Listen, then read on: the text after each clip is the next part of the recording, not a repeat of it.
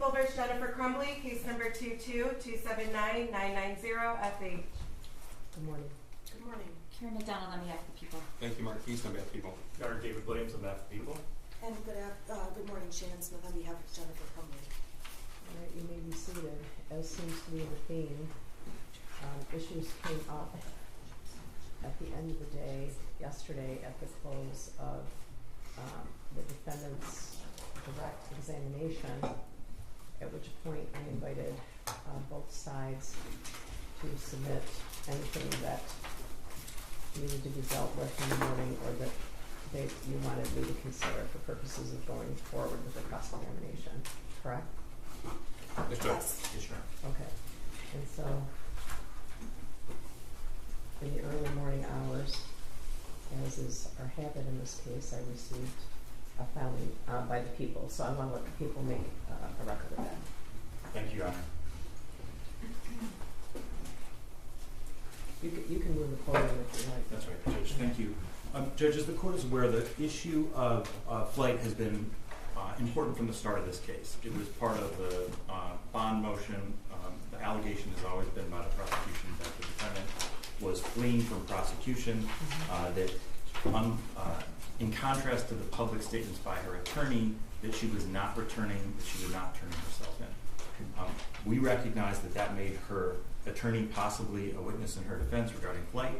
We pointed that out. We pointed out repeatedly. We asked the court to include that as part of a waiver. She consistently waived her right to have her attorney act as a witness on her behalf. Yesterday, she testified that essentially her defense to flight is, I was in touch with my attorney. I was taking the advice that we were going to turn ourselves in, and I was just waiting on direction from you. Speaking about Ms. Smith. Judge, under the case law in Michigan, and particularly I think how is helpful, she's waived the privilege. She cannot use that as a sword to present in her case as a defense to flight and then say, you can't see those messages. We're entitled to see if those messages are in fact consistent with her attorney's public statements and her testimony.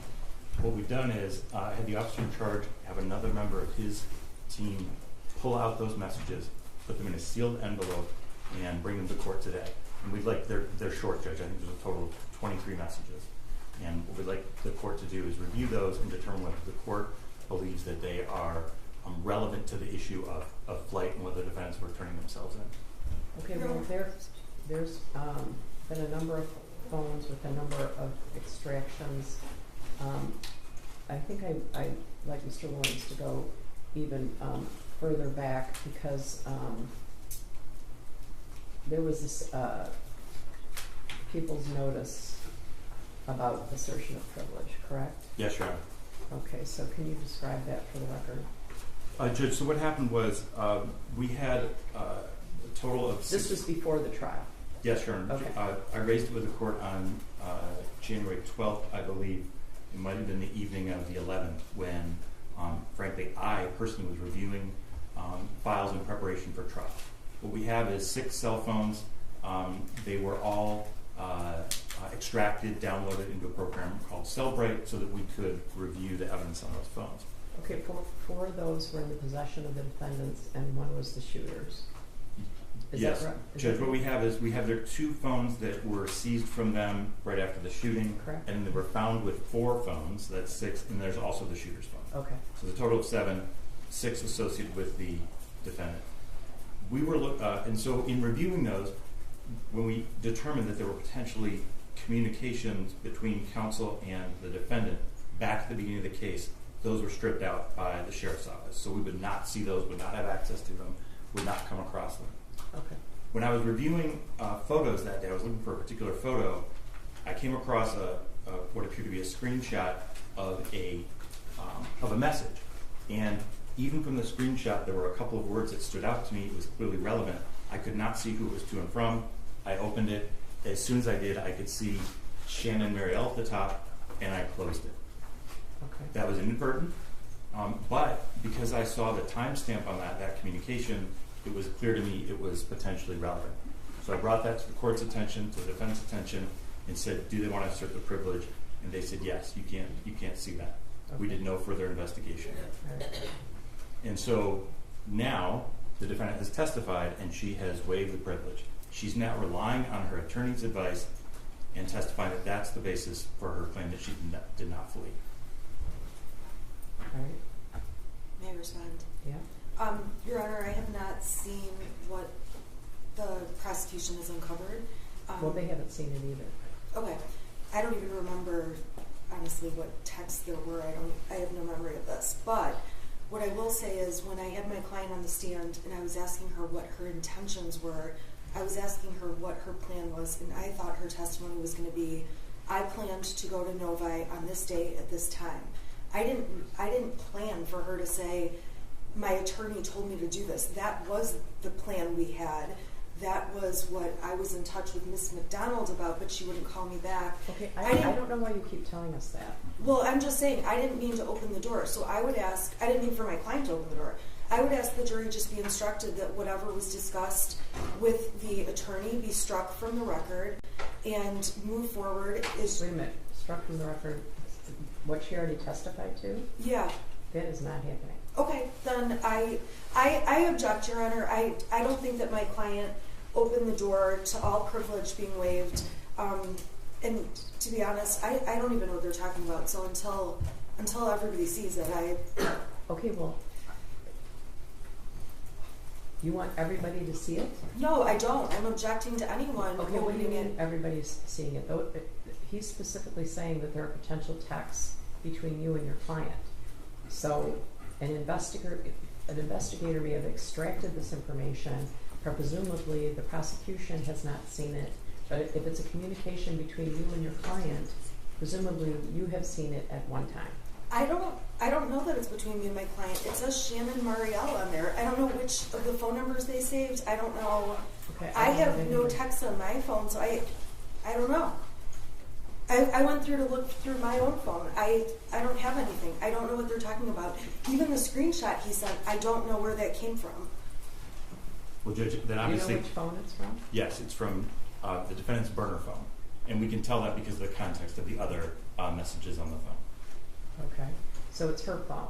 That's Her phone, but I don't know who. At that time, Marielle and I were both in touch with Mrs. Crumbley, and that's It doesn't matter who it is. yeah. I'm just saying I don't know if Marielle sent texts. I don't know if they were. I don't know who the phone number is that's called Shannon Marielle. Okay, but I guess the thing we're grappling with here is whether or not your client, obviously the privilege belongs to her. The privilege is like the theme of this trial, right? So the privilege belonged to her. So really the question is whether or not she waived the privilege. I would have to say that this would be a dangerous precedent. To be honest, Mr. Williams, when we ended the day, as we do every day, with a upheaval, I assumed that your concerns were the fact that she testified that she went to bed at 11 o'clock, took 4 Xanax, and then was later asked when the police came into the room, were you, this is an exact quote, were you aware there was anything going on? No, we were not. And and that would have been at 1:30 in the morning per the body cam. So I thought that's what your concerns were directed at. So, Judge, I think the testimony was there were a swarm of officers on scene by 11:16 a.m. And then, in fact, if the Was there? Okay. PM, So, I'm sorry, PM. okay, we were, I'm put in a difficult position because some of these transcripts are not immediately available. But I had my staff, who's probably on the verge of resigning, based on my requests of them, pull testimony of David Shaw. Didn't David Shaw say he was there before midnight, got the call at 11:30, was on call, lives 20 to 25 minutes away, was at the building an hour and a half to 2 hours before entered where the defendant was at 1:33. So, Judge, Mr. Kirtley testified that he called 911. That was at 10:43 p.m. Okay. That there were officers on the scene within 5 to 10 minutes. And then as soon as they found the license plate, there were swarms of officers. That is what happened. I'm not sure about the other testimony. What time was the first officer on the scene? was It before was 11. it was someone before Mr. Shaw. Yes. Oh, okay, so I told the wrong officer. What's his name? Kirkley? May I just, so Corporal Shaw was a member of the Detroit SWAT team, so he was a recalled. SWAT. Okay. That's right, Judge. So he was recalled once officers were already on scene and set up a perimeter. Okay. The testimony that came in through Mr. Kirkley, the individual who called 911, was that he called 911 at 10:43. Then we watched the video where he walked into the building. At the end of the video, you see the two Detroit police officers pulling up on scene shortly before 11 o'clock. His testimony was that he met with them, and then there were swarms and swarms of officers. Okay.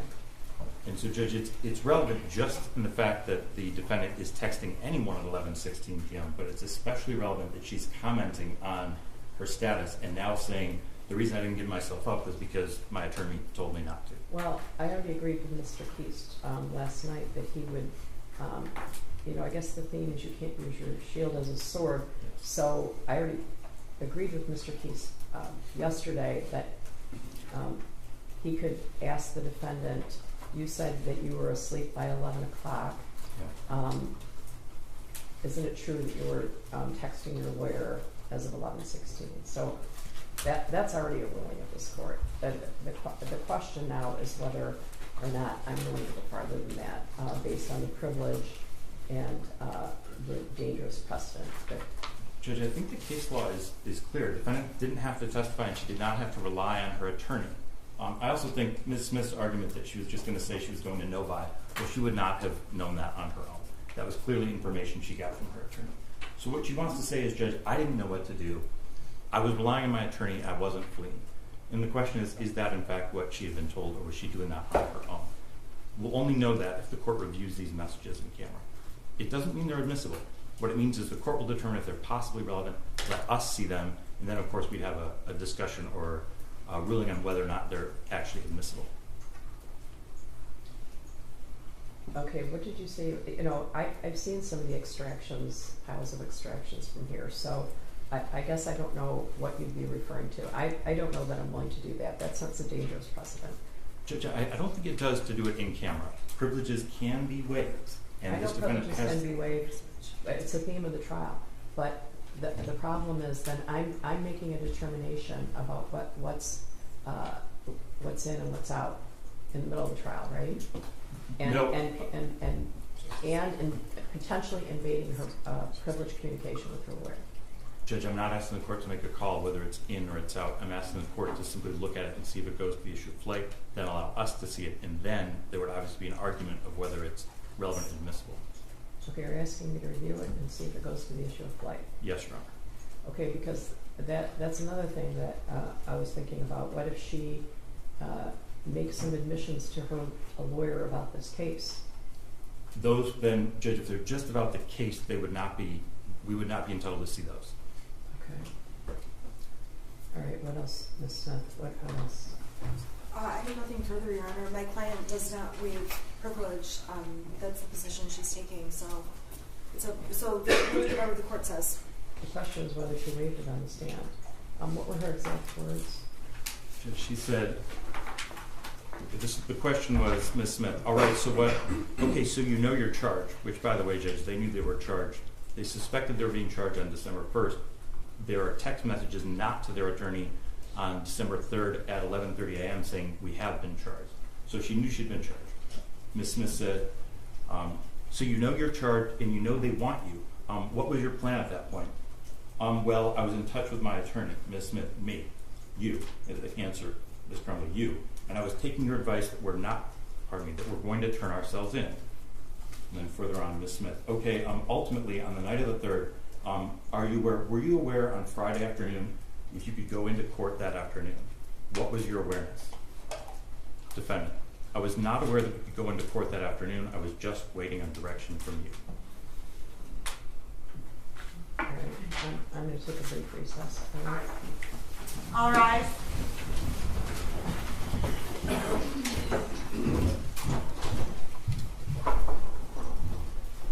You may be seated.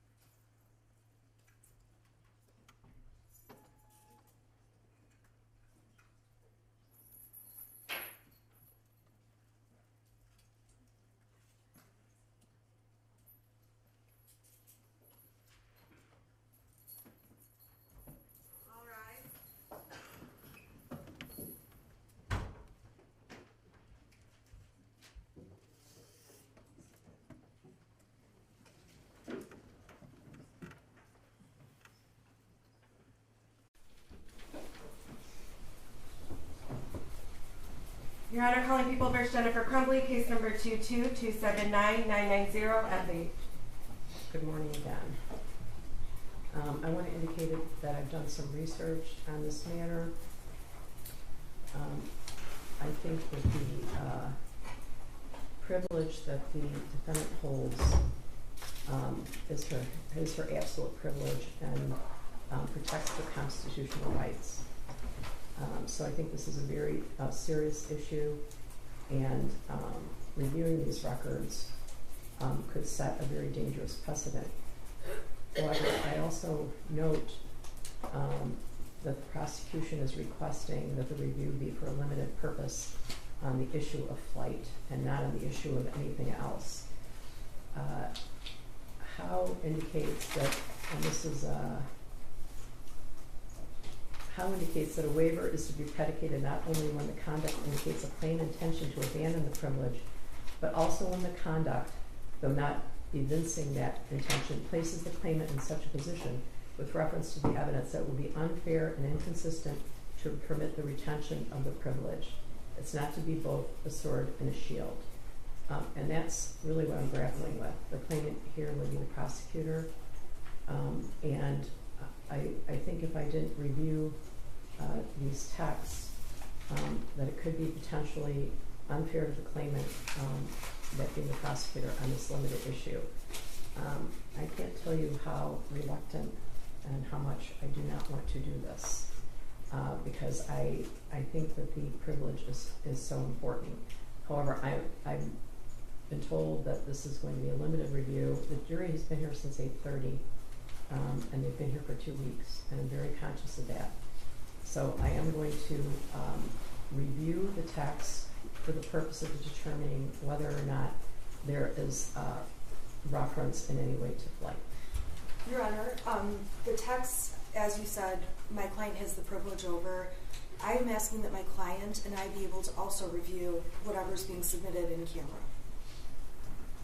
Okay, well, here's the difficulty I have. If you go through my phone right now, you can find texts back to when the earth cooled. It's really hard to believe that you don't have texts from 2021 between you and your client. Your Honor, I don't. After a year, all of my texts delete it automatically, and I have it set to that because otherwise I get so many. I use my phone for personal and business, so Okay, they delete after a what's your year. position on her receiving an unredacted copy of these texts? The other thing is, I don't know if those were even sent to my phone. It says Shannon Muriel. I don't know whose phone it went to. Okay, here's the problem. Her testimony is, I was waiting for instructions from you. Okay, She but said at you. the time, both of us were representing Mrs. Crumbley. So, Judge, if I may, if they're not to counsel, then they're definitely not privileged. So that's one of the reasons. I have a screenshot, one screenshot I saw. If that's a fake for some other person, a friend, boyfriend, whatever it is, then absolutely it's not privileged. well, at that time, If my it is phone with was counsel, here. I don't it know. needs to be reviewed. One other issue, Judge, this is a very narrow time frame. This is after noon on December 3rd, up to the point when they're taken into custody at 1:30 a.m. on December 4th. I haven't seen these, but I know it's a total of 23 messages, and I know how thick this is. So this is a very, very limited number of messages. What is your position on Ms. Smith receiving an unredacted copy? I have no problem with that. I think, Judge, she probably got it in the Cellbrate reports before they were stripped out for us, yeah. but I don't know for sure. I have no problem with her getting a copy But when the court. that's a good point. Even though they extracted any privileged communication between the defendants and their counsel from these texts, you and Ms. Lehman did receive an extraction that included attorney-client communication. So I believe you are in receipt of these and have been for 2 years. I don't believe that's true. I've never seen these, but I don't believe that's true. I believe I received the Cellbrate data that the prosecution has been using throughout this case. I don't believe I received a copy that included my communications. I believe they were stripped out before I got them. Judge, it is possible that they were stripped out before they were brought. I want to be careful that I don't misrepresent. Okay. I do know that the screenshot would have been in there because that's what we saw in our version. Okay, so at a minimum, the screenshot Yes. would have been provided. Okay, to me, the screenshot is now on the table for sure. Yeah. Because I guess I should say that because of what happened the week before the trial, they're aware that the prosecution is aware of that communication. So at a minimum, the 2-word Thank you, Judge. text is coming in. Okay, so I'm going to have a copy made from Ms. Smith of these texts. You don't have any objection? I to that? don't, Judge. All right, and I'm going to review them and determine whether or not any of those texts are relevant on the issue of flight alone. Thank you, Judge. May I approach your clerk? Yes, all right. Okay, and if you're correct that they're brief, I will be brief. The jury's waiting for us, okay? All right. Okay. Okay, that's fine. That's all right. Can she stay? They say that she can't. Captain's willing to take her down downstairs. Okay. Thank you. You may be seated.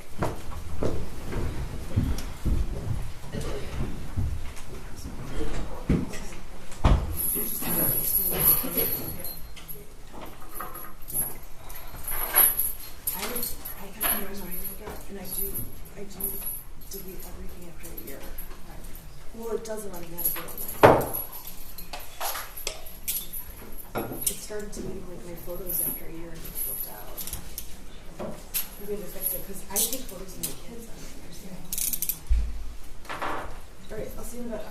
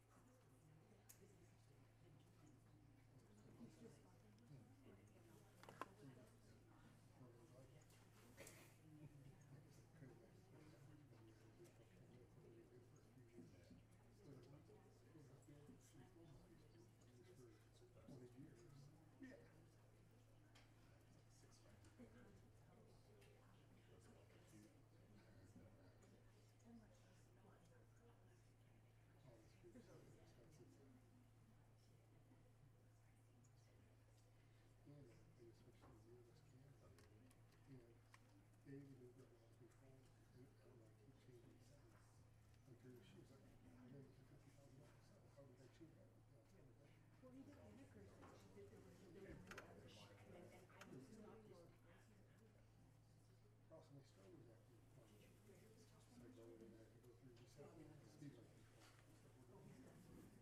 He wouldn't have been able to have it. There's no situations like this where people send each other.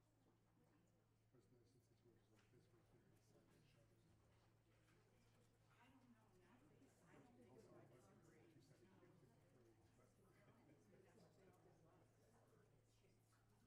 this.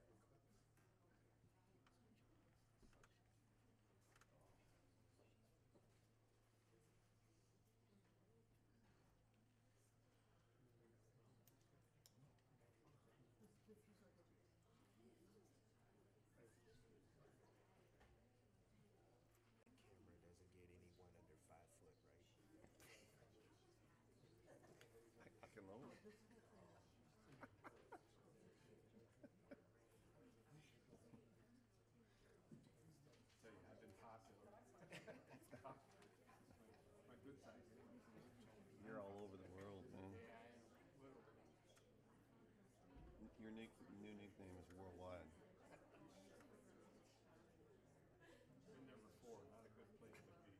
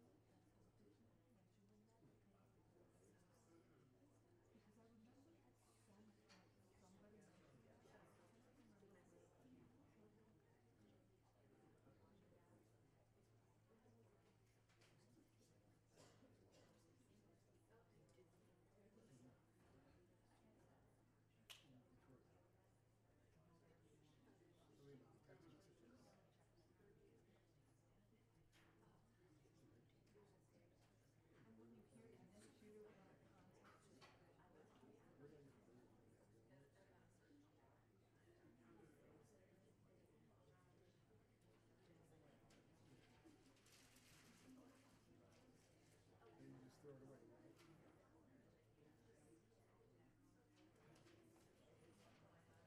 Vertical, that's the name of that catch tool system.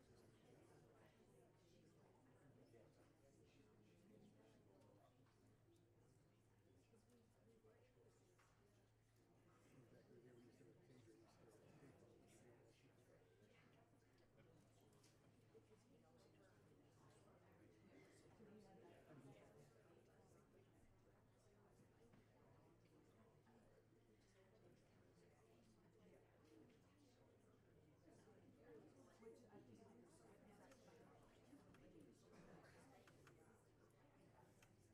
When the new gun, they used to have the 800s out there, we could call it the tape.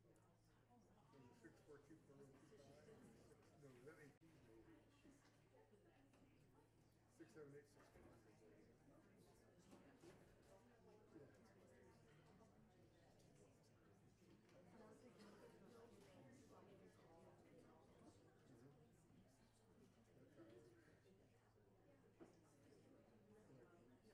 The other ran from the alley back up in the car. But you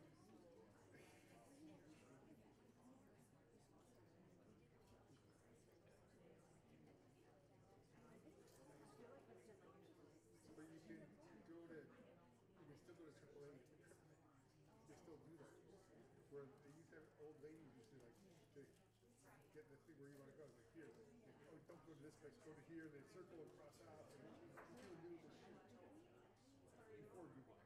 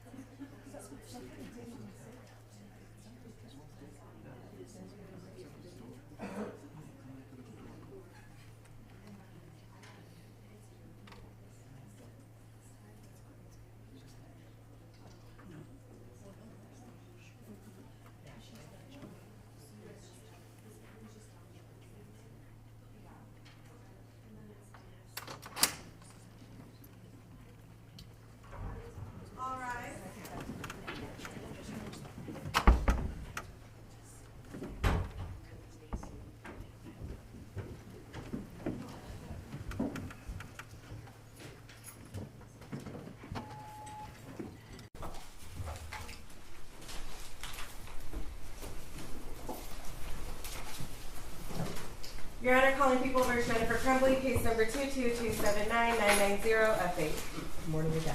Morning. Good morning.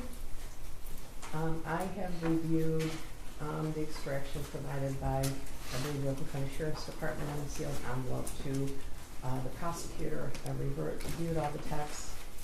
I made a copy for Ms. Smith, and Ms. Smith, do you have an objection to anything in the text chain? No, I don't. I would ask that if the text chain is used, that it just be admitted as well. Yeah, okay, so I am going to maintain a copy of the text chain in my own personal file, all right? And I'm handing a copy over to the prosecution, Okay. all right? So, Thank you, Judge. can we continue the trial? What do you think? Absolutely. Can we have just a minute to look at it? Okay, yeah, it won't take you more than a minute, but Okay. yes.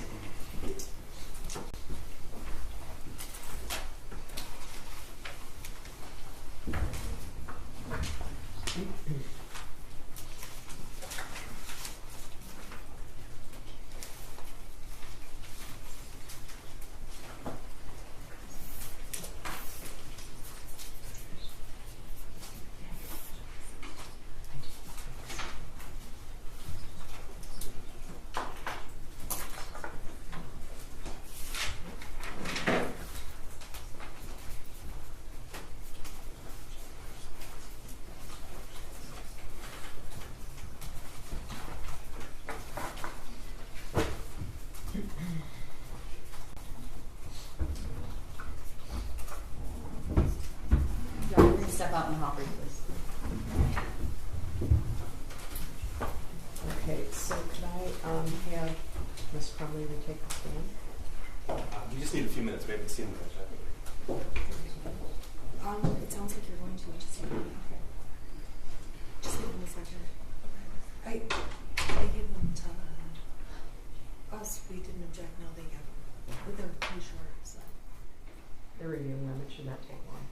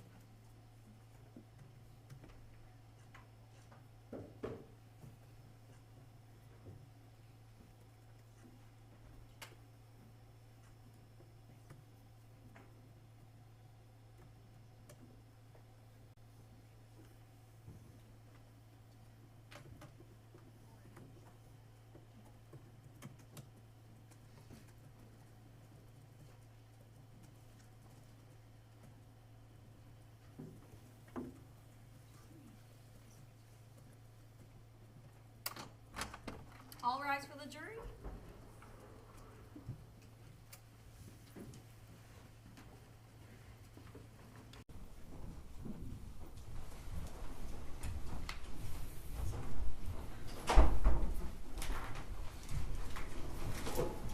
Good morning, you may be seated.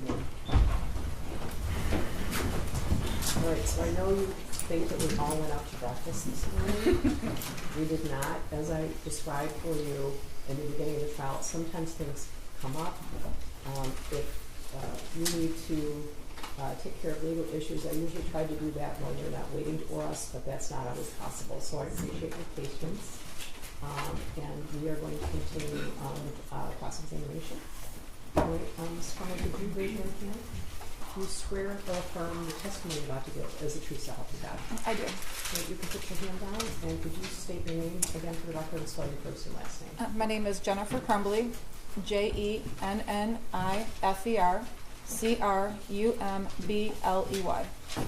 Go ahead, prosecutor. Thank you. Mrs. Crumbley, I'd like to talk to you about your vigilance as a parent. But before I do, I want to make sure that you understood the oath that you just took. I do. Okay, you understand that you took the stand under oath and you have to tell the truth? I do. You understand that was the rules yesterday as well? Correct. All right, we're going to come back to that. Now, you have been described by your attorney as a hyper-vigilant parent. Correct. Okay, do you agree with that? I do. In fact, you called yourself a helicopter parent before. Yes, I was. So you told us that you spent a lot of family time together. We did. Now, I'd like to talk to you about what your digital footprint shows. Okay. What the evidence on your phone shows. Okay. Now, it's true, you agree with me, that having horses is quite a time-consuming hobby. It can be. Okay? It was for you. It can be. And that's what you said yesterday? Yes. Okay. And you were at the barn for between 3 and 5 times a week? More like 3 times a week. 3 times a week Yeah. for a couple hours a trip? Correct. Okay. It's also an expensive hobby. It is. So your banking records show that in the year of 2021, you spent over $20,000 on the horses. Is that correct? Probably. Okay. And that's not including cash. That's just from Capital One and Flagstar Bank. Correct. In fact, you told a coworker that half of your salary basically goes to the horses. I might have, yes. Now, except on rare occasion, you didn't bring your son with you to the barn.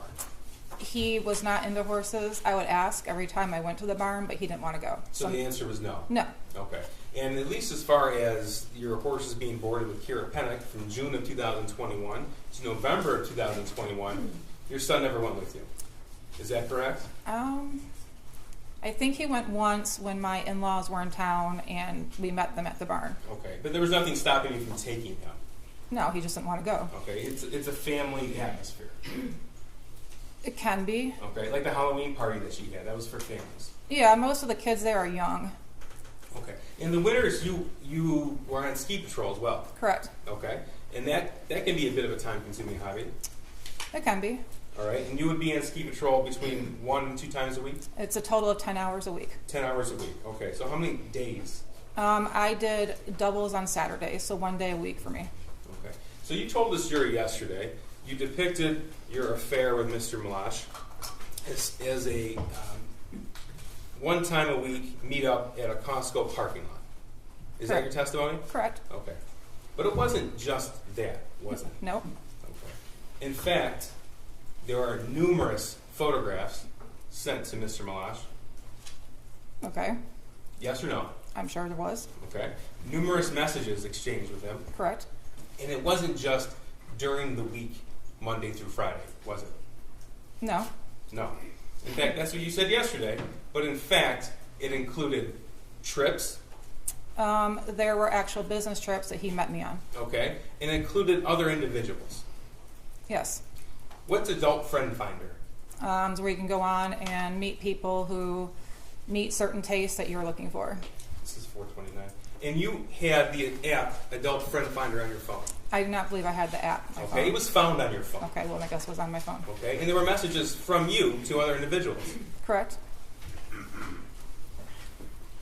Your Honor, I would object that this is going outside of the scope of the affair with Brian, but I don't think the court's ruling on opening the door was confined to just her extramarital affair with Brian Walsh. Well, I guess,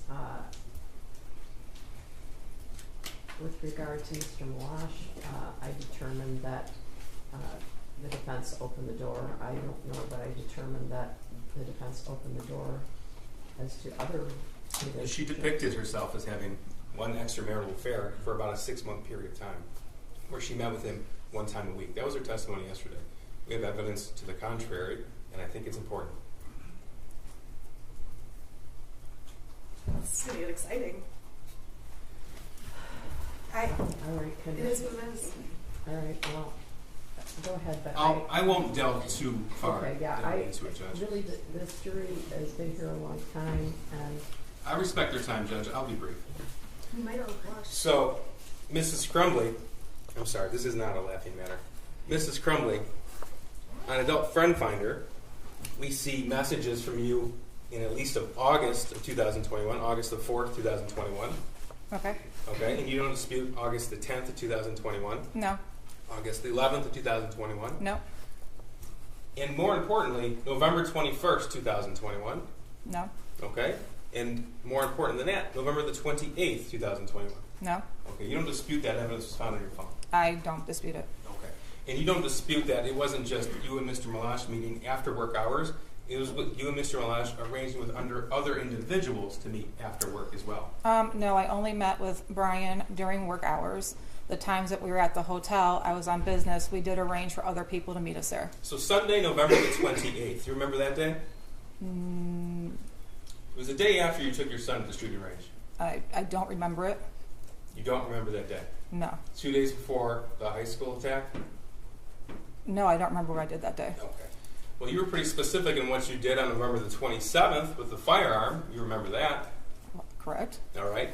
Now, on November the 28th, 2021, you spent your time arranging a meetup with somebody on Adult Friend Finder. I never met anybody on Adult Friend Finder that day. Arranging a meetup. Oh, okay. I'm not just talking about the time that you spent physically with somebody. I'm talking about the time that you spent and devoted your energy to setting that up. Okay. And you'll agree with me, it's not just the time period at the Costco parking lot or the time period at the hotel or the time period on the trip, correct? That's the only time I met with people. Right. But that's not the only time that you devoted your own personal time and energy and focus to that, is it? I guess I don't understand what you're asking. Okay. Well, these meetups didn't just happen by themselves. You had to set them up. Correct. You weren't driven there. You weren't dropped off there. You set them up with somebody else. Correct. And that took your time and your energy and your focus to do so. I don't believe it took too much time and energy, no. Now, you told this jury that when your son texted you that he was seeing demons and bowls flying off the shelves, that was in the spring of 2021. You recall that evidence, right? Correct. You don't dispute that that was on your phone. No. You don't dispute that at some point you read those messages. No. And you don't dispute that your son said at least one time, "Can you please text me back?" Correct. Okay. You don't dispute that when you're at the barn, your other messages show that you can take pictures, send pictures, and receive pictures. Usually I'm at the barn. If I take pictures and I try to send them, they don't go through right away, or I won't send them until I hit a spot where I actually have service. So in Exhibit 423, the Facebook message chat between you and James, the chat that you deleted, there are a number of pictures that James sent to you from the barn of a horse in a conversation about that particular horse. Do you dispute that? No. Okay. And in fact, dozens and dozens of pictures of the like. I'm sure, yes. You're sure, okay. And those pictures were sent to you with a timestamp on that Facebook message chat. Okay. Do you dispute that? No. No. Okay. And then you responded in that same time frame. Do you dispute that? No. No. So that conversation with that picture that was taken at the barn was occurring while one of you were at the barn. I'm sure it was. Okay. Now, you don't deny that your son wrote in his journal that he asked his parents for help. You don't deny that evidence that was admitted. No, I don't. Okay. And you don't deny that he wrote in his journal that he now had access to the 6-hour 9mm handgun. I do not deny that. And you don't deny that the 6-hour 9mm handgun was in fact the murder weapon. I don't deny that. And you also don't deny that that gun was gifted by you and your husband to your son on November the 26th. Describe gifted. How about when you posted on Instagram his new Christmas gift? Correct. And I explained yesterday that it was for him to use at the shooting range. We didn't just hand him a gun as a here you go, son. It was something he could use when we went to the range as a family together. You don't deny that in April of 2021, you described your son as being depressed. I didn't describe him as being depressed. I noticed that he was acting depressed. You used the word depressed. Yes, he was acting sad. He was acting depressed. Okay. And you know what depressed means? It means a lot of different things. Well, to you, it meant depressed, and you wrote that. Right. You don't deny in April of 2021, the evidence shows, that your son told his only friend that he had asked you for help. No, I don't deny that. Okay. And you also don't deny that he told his only friend that you laughed at him. I do not deny that.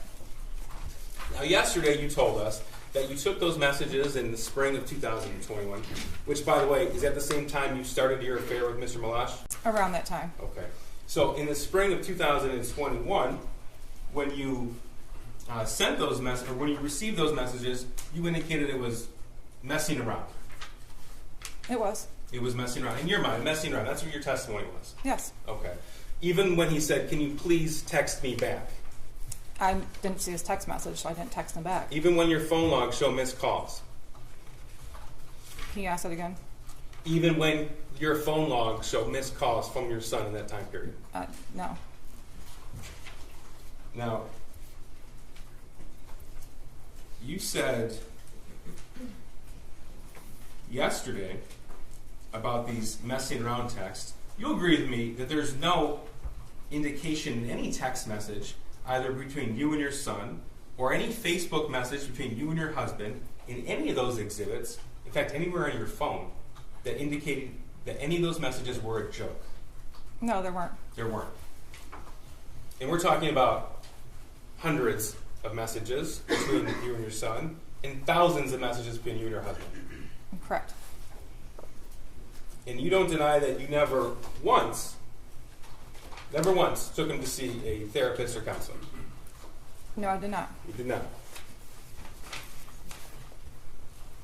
Now, you testified that, actually, Mr. Moss testified that you would meet during work hours, and we've established that it wasn't just confined to work hours, but you were permitted to leave as you pleased. Correct. Okay.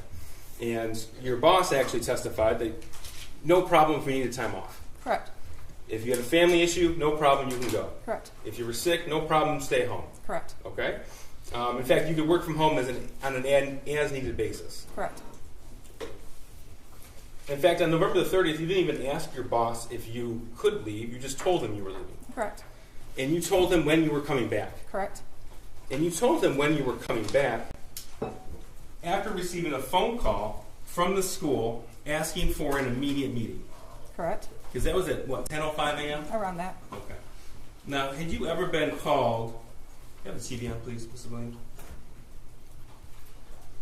Had you ever been called... It takes some time for all three of them. Sure, Judge. I have a few more questions I can ask before we get to these. Okay, go ahead. Have you ever been called to the school on an immediate basis before? No. Have you ever been told that your son had suicidal ideation before? I was never told he had suicidal ideation before. Okay, that's your testimony. But you've never been called to the school once for a meeting, I need to see you now. No. Correct? Okay. So even before you had made it to the school, you had told your boss when you were coming back. Correct. So you could already put a limit on that meeting.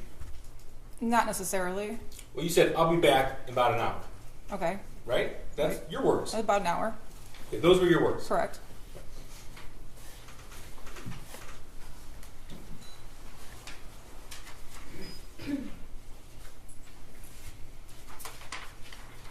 This is Exhibit 74. Do you see it? No, she doesn't. Oh. It's not on here. That's... Yeah, it takes a minute. Okay. Is it? Yeah. Can you see it? Yeah. Okay. This was sent to you. So Sean Hawkins called you at 9:24 in the morning, correct? Correct. Okay. You called him back at 9:27. Correct. You had a 5-minute phone call. Correct. And then in that phone call, he texted you the picture with with it was drawn out, and he emailed you this original picture. Yeah, he texted me the modified one, and then later emailed me this one. Later as a 932. Yeah, like after I asked him for it. You looked at it. I did. Okay. You told us yesterday you found it, I think your quote was, a little concerning. What struck you about this? Originally, when I saw the modified one, I was kind of angry at my son because we just talked about his missing assignments in geometry and his E the night before. Then when I got this one and opened it, it was concerning. I honestly thought the guy on there was a poor drawing of Batman, the way the thing in the cat. I thought it was a cape. I didn't know. You thought that was a cape? I did. I didn't look at that closely. What did you think of the gun? I thought it was a gun. Yeah. What about the fact that it is identical to the gun that you got him for Christmas a couple days before? I mean, honestly, it looks like a gun to me. I didn't even notice. Well, you took a picture of the gun. You posted it on Instagram. You know what it looks like. I do, but I didn't analyze it. You saw Special Agent Brandon's testimony. He described how it's identical. And you told us yesterday how your son was a good drawer. He's a very good drawer. Okay. What about the thoughts won't stop, help me? Did that ring out to you? Yes, that was what was concerning to me. Blood everywhere, and there's a bullet. And actually, you were the one who bought the bullets on November the 27th. Correct. You later came to learn that those bullets were used in the shooting. I did. Okay. So you said yesterday it was a little concerning, yet you told your husband emergency in all caps. Correct. That's why I left to go to the school, and I texted him. And he wrote back, "My God, WTF." Correct. And then you told him he was distraught about last night. Correct. Distraught's an intentional word you chose. Correct. Not sad. It's not a little anxious about school or his future. It's not talking about a video game. Distraught has a meaning. Correct. And you chose that word to send to him. Correct. So you went to that meeting. And this was November the 30th of 2021. And at that point, you'll agree with me that you knew prior to that day, the November 26th purchase day, that your son was wanting to get a 9mm. That's what you said yesterday. Yes, I knew that they were talking about getting one because they had rented it in the past. And you knew that he had shot one in the past. Yeah. Okay, and you knew that a 9mm is significantly more powerful than a .22. I did not know that until I actually shot it. Okay, well, your dad took your son with James to the shooting range when they visited in July of 2021. Correct. And they talked about how powerful the 9mm was because they rented one then. Okay. I don't know if Yes I was, or no? I don't know if I was part of that conversation, but if it was, it didn't register to me. It registered. Okay. You knew at the November 30, 2021 date that your son's friend had been taken without notice to your son. Incorrect. You said, I'm sorry, incorrect or correct? I said correct. Correct. And you knew that when your son's friend was taken, your son was extremely upset. He was upset, yes. He didn't go to school for a few days. I don't remember that. Okay. Well, if the school records show that he was absent for a few days after that, would you deny that? I wouldn't. Okay. And would you deny that he missed school because he was so upset? I don't know if he missed school because he was so upset or maybe he was sick. I don't know. Now, you told us yesterday and you acknowledged that that individual, that child, was like a second son to you. Correct. So he was the only one that your son hung out with? Outside of school, correct. Okay. Well, who did he hang out with inside of school? He named some names to me. I've never met them before, but he told me some group of kids that he sits and eats lunch with and he talks to in class. Did he ever visit their houses? No. Did they ever visit your house? No. The only other peer to visit your house was this student who left the state around Halloween 2021. At that time, correct. We're talking about that time in October, in September, in at least August, July, June, May, all of 2021, correct. 2021, thank you. Now, he left on Halloween, and you knew that your son was planning to hang out with him on Halloween. Yes. Okay? But his friend didn't show. I had texted his friend's mom the day before trying to confirm if he was still coming over, and that's when we found out that he was driven to Wisconsin and taken to that school. Okay, so you're telling us you found out the day before Halloween? Yeah. Okay. But that didn't stop you and James from going to a Halloween party at the barn. I don't believe it was on Halloween. Well, that's what Kira testified It was to. it was the Friday before Halloween. If there was a picture with a date stamp on it, would you deny it? No, Okay. And it didn't stop you from after you left that party without your son. You went to another Halloween party. we did. And your son was home alone at that point. Yes. So you talked to us a little bit about your son's hobbies in 2021. But in November of 2021, so we'll start with November the 1st, 2021, you know that those hobbies were non-existent. And I'll go one by one. Okay. So you told us about bowling. Correct.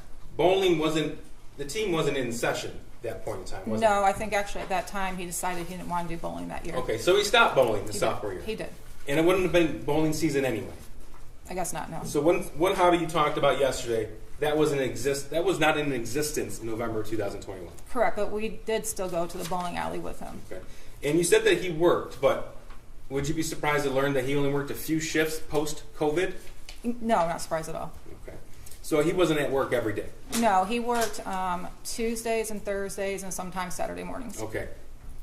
But not very often. No, not very often. A handful of shifts post-COVID, which of course March 2020 is when things shut down. He was working on a weekly basis. And you knew that he didn't have any friends. That's not the right way to put it. I knew he had friends, but no, he did not have many friends. You had never met another peer his age who he refers to as a friend. He actually had friends that used to come over prior to 2021 that he was still in contact We with. went through defense exhibits yesterday from 2019 to 2020. I'm talking about 2021, at least from the time period where he sent you a message that he saw demons in the house. Right. In 2021, the only friend that came to our house was the one that was Right. on the thing. So you knew to be true in November of 2021 that he had no peer support. I don't know what he had in school. He had told me he had friends in school that he talks to. Okay. You never met him though? No. Okay. And he didn't have any clubs at school he was a part of? No, not that year. So you told us yesterday that your son wanted to design video games. Correct. Okay. He wasn't in a robotics club or a coding club at the high school. He did take a coding class prior to 2021, and he was in a robotics after-school activity in middle school. Talking about in 2020. I'm just telling you, he's been in that before. Yeah. Now, despite what you have called yourself as a vigilant parent and a helicopter mom, you never decided in at least November of 2021 to look at his phone. No. No. Okay. That's despite what happened in the spring of 2021, right? What happened in the spring of 2021 did not concern me. Okay. Now, the one thing that seemed consistent with your son, to you at least, is his desire to obtain a weapon. Is that right? I wouldn't say that, no. He had a consistent desire to obtain a weapon. Not to me, he did not. Okay. You didn't know about the 9mm? Oh, I knew about it. Okay. You didn't know about the 22s? I knew about them. And in fact, you posted on Instagram that he got himself a 22 Correct. in June of 2021. Correct. And from that time up until the November 26, 21 purchase, he was wanting to get a 9mm. I know him and my husband had discussed getting a 9mm. I'm not part of those conversations. But you knew about it. I knew, but not that he was so, however you described it. I said he consistently had a desire to obtain a weapon. I know they consistently talked about it, correct. Okay. They didn't just talk about this is a gun, he talked about how he wanted the gun. You don't deny that. Oh, no. In November 26, you said you weren't there for the gun purchase. No, it's not. Okay. But are you telling us you didn't know it was going to happen? I did not know they were going to the gun store that day, no. Okay. But you knew that you were going to eventually get him a 9mm. No, I did not know that. Okay, so you're telling us that that was a surprise purchase to you? It was a surprise to me that they went to the gun store that day. Okay. It was not surprising to me that they purchased a gun that day. And it didn't upset you that they bought a gun? No, it did not. It upset you that they cut into your Christmas tree shopping time, but it didn't upset you that they bought a gun? Correct. Okay. And you told us that it was, in your words, James's responsibility to take care of that gun. Correct. Okay. Now, you don't deny that, at least according to the cell phone evidence, the photographic and video evidence, you're the last adult to have possession of that gun. Correct. Okay. You were with him at the range on November the 27th. Correct. You saw your son shoot the weapon. Correct. You saw him shoot the last practice round before the shooting on November 30th. At the range? Yeah. Yes, correct. You saw how he stood. Honestly, that didn't mean anything to me at that time until this whole case came about, and I've learned what a shooter's stance is. So, He knew how to use the gun. yes, he did. Okay. He's used one before. In fact, he showed you how to use the gun. Correct. Okay. And the stance he took, you saw from the Oxford High School video, was the same. You saw that, right? I don't know. I can't compare it. I don't know.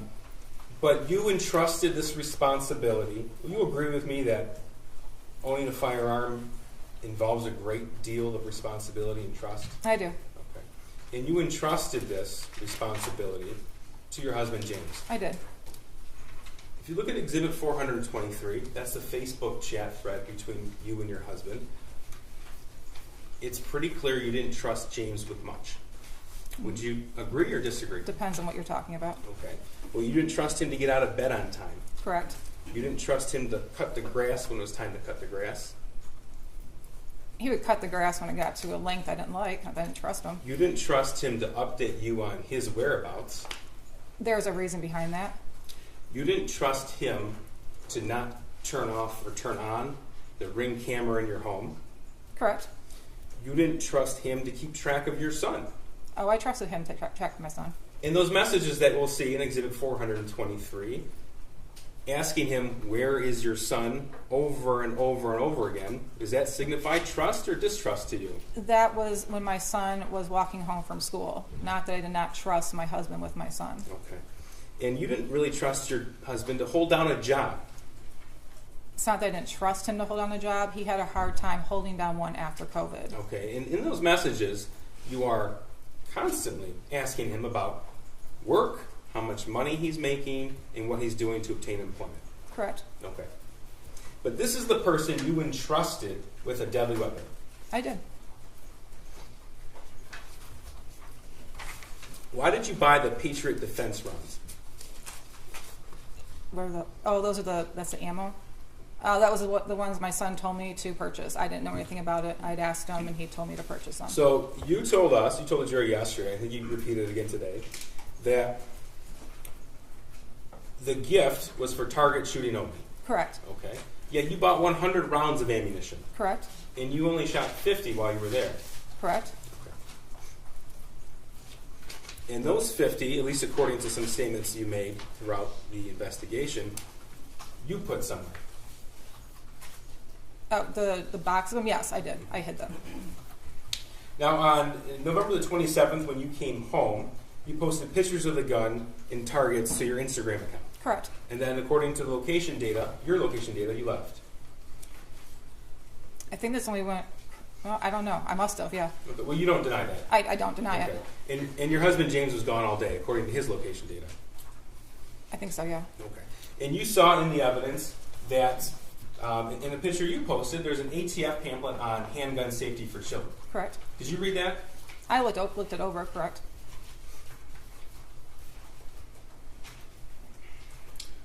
Now, on Exhibit 74 here, I want to get back to this meeting for a minute. Exhibit 74, you don't deny that you could have left work for the day. No, I don't deny that. Okay. And you don't deny that you didn't tell the school officials, Mr. Hopkins and EJAC, about the gun purchase on the 26th. No, we had stated that we went to the shooting range. I went to the shooting range with my son on Saturday. You didn't tell them that you had gotten him that Christmas gift. I didn't think it was relevant. No. You acknowledge that you never told Mr. Hopkins and EJAC that it wasn't just a friend, but it was the only peer that you had ever met and left. I had probably said his best friend. You acknowledge that you didn't go home to look for that firearm after the meeting at the school. We wouldn't have a reason to. So that the answer is then you acknowledge that? No, I acknowledge that. Okay. And you acknowledge that you had already made plans for the night to go to the barn? Yes, I do. Okay. And you acknowledge that you had the time to stop at your house before you went back to work? I would have, but I didn't have a reason to. Now, you had told us that you had never taken your son to any sort of mental health professional. No. Okay. But you know how to obtain that help. Correct. In fact, you have prescriptions related to that. I do. So it's not that you didn't know who to call or how to call. You didn't. Correct. Correct. Okay. Yesterday you talked a little bit about how you express emotion. Correct. And in fact, the counsel asked you about your nerves when you testified. But you're capable of emotion. Yes, I am. Right? Okay. And in fact, you had some explosive emotional fights with your husband. What we did. And that was in the home that you shared. Correct. Okay. And with your son. Correct. We saw pictures of that home. Correct. And you told us that your son was at an age where he wouldn't text you back, I love you. It wasn't a text me back, I love you. It's like in passing, like, hey, Ethan, good night, I love you. Well, yesterday you told us that your son was at the age where he wouldn't text you back, I love you. Those were your words yesterday. Yeah, but more or less like just saying it in passing. He didn't. He wouldn't say it back. I say good night, Ethan, love you, and he did good night. Okay. For him to text me that he loved me was abnormal. Abnormal. Correct. Okay. But you didn't respond to that text until 44 minutes later? No, I was in a meeting at work. Okay.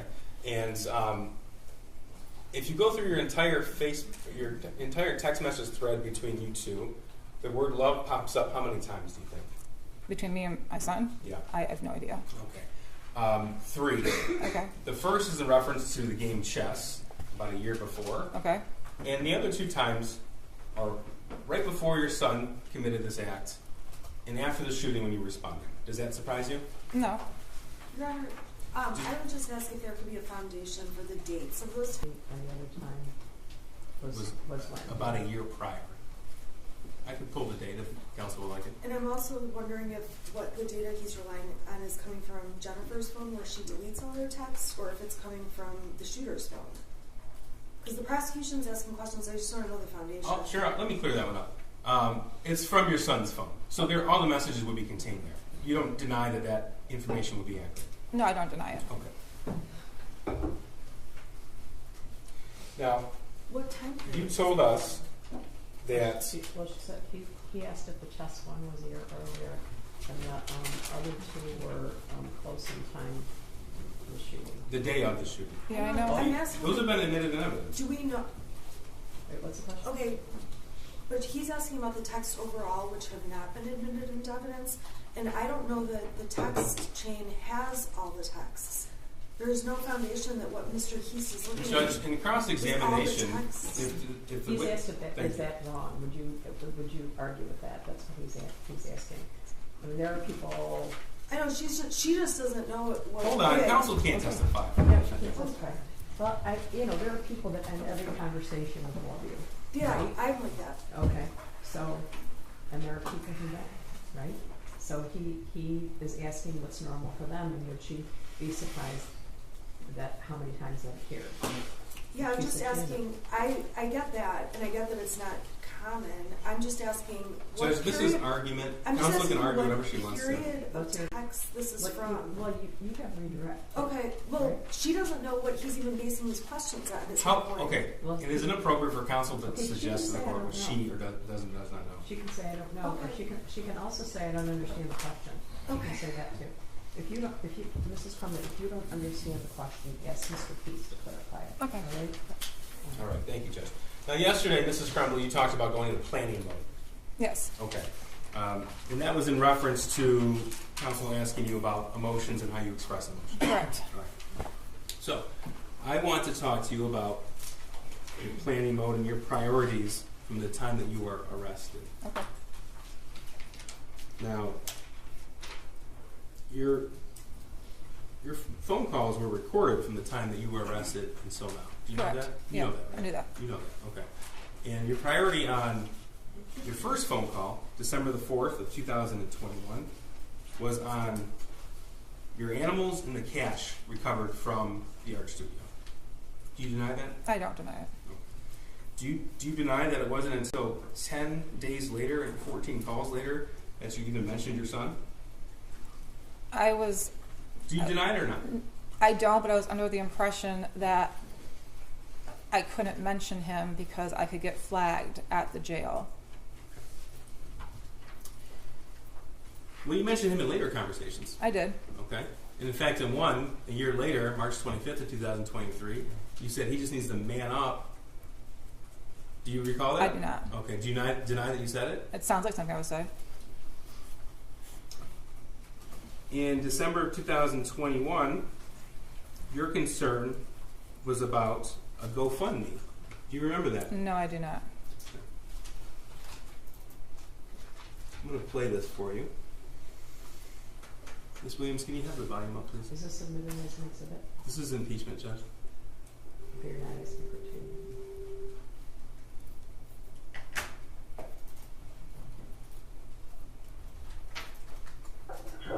Hey, can you have a GoFundMe to help, like, pay for my horse's work?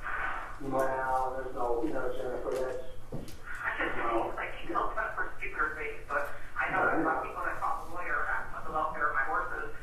So, I mean, I'm throwing shit against the wall to see what's fixed. what's that? I'm just throwing shit against the wall to see what's Oh, fixed. I know. Okay, that was between you and your dad. Correct. Okay. And you asked him to set up a GoFundMe to pay for the board of your horses? I did, yes. You were concerned about other things related to yourself around that time, weren't you? Is Yeah, this still planning mode? I believe so. Okay. And you were arrested December the 4th. This is going to be December the 22nd. Okay. Oh, I have a project for Mom. Yeah, okay. Can you have her Google how many calories are in a bologna sandwich with white bread? How many calories in a bologna sandwich with white bread? Yeah, that's American cheese. And what with American cheese? Yeah. You get some mayonnaise on it? No, just mustard. No, there's not beef mustard. And then peanut butter and jelly on white bread. And peanut butter and jelly white bread, okay, so he's looking up bologna right now. Is that what your lunch and dinner is? For the most part, yeah. There's the other stuff, like my cereal is now comes in an actual Well, container. American cheese, yeah, American cheese. And an apple and a banana. Because they really Okay. just carb loading me, and I want to make sure I stay at like 1,000 to 1,200 calories. No, I know bananas 100 calories. Is it okay? What about an apple? Yeah. So the sandwich is 140 calories. Oh, 240. Okay, that's 300, so that it takes Yeah. 60 Yeah. calories a day. And then peanut butter and jelly and white bread. Yeah. Still planning mode? Well, I wasn't planning there, no. Okay. Now we're talking about how you describe planning mode. You described that in context to statements you made to the police on November the 30th, 2021. Right? That's the context you used the words planning mode in relation to. Correct. Okay. So you told us that the last phone call on December 31st, that was still you in planning mode. I want to make sure we can accurate depiction of what that is. Now here's one from January 15th, 2022. No, it's not an issue of that. It's an issue of, that bank seemed to be always, they had issues with their online stuff, and they had issues with, just all kinds of stuff. I go, geez, how can they like bank these people? It's like, so. This is that child deposit thing. So what? Am I still going to get a deposit of $300? That child thing the government does? I just got, because I lost access. For some reason, I don't know if I told you that. Yeah. I had access. Well, I had access basically to view only, and it's hard to see everything on there. And then also I lost access, and then it took me. I lost access like a couple days before Christmas. Yeah. Okay.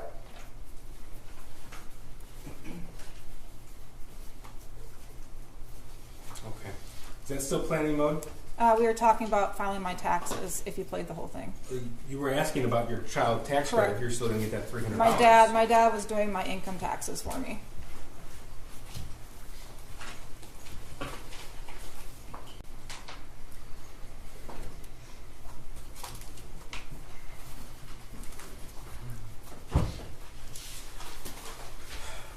Now, when we started,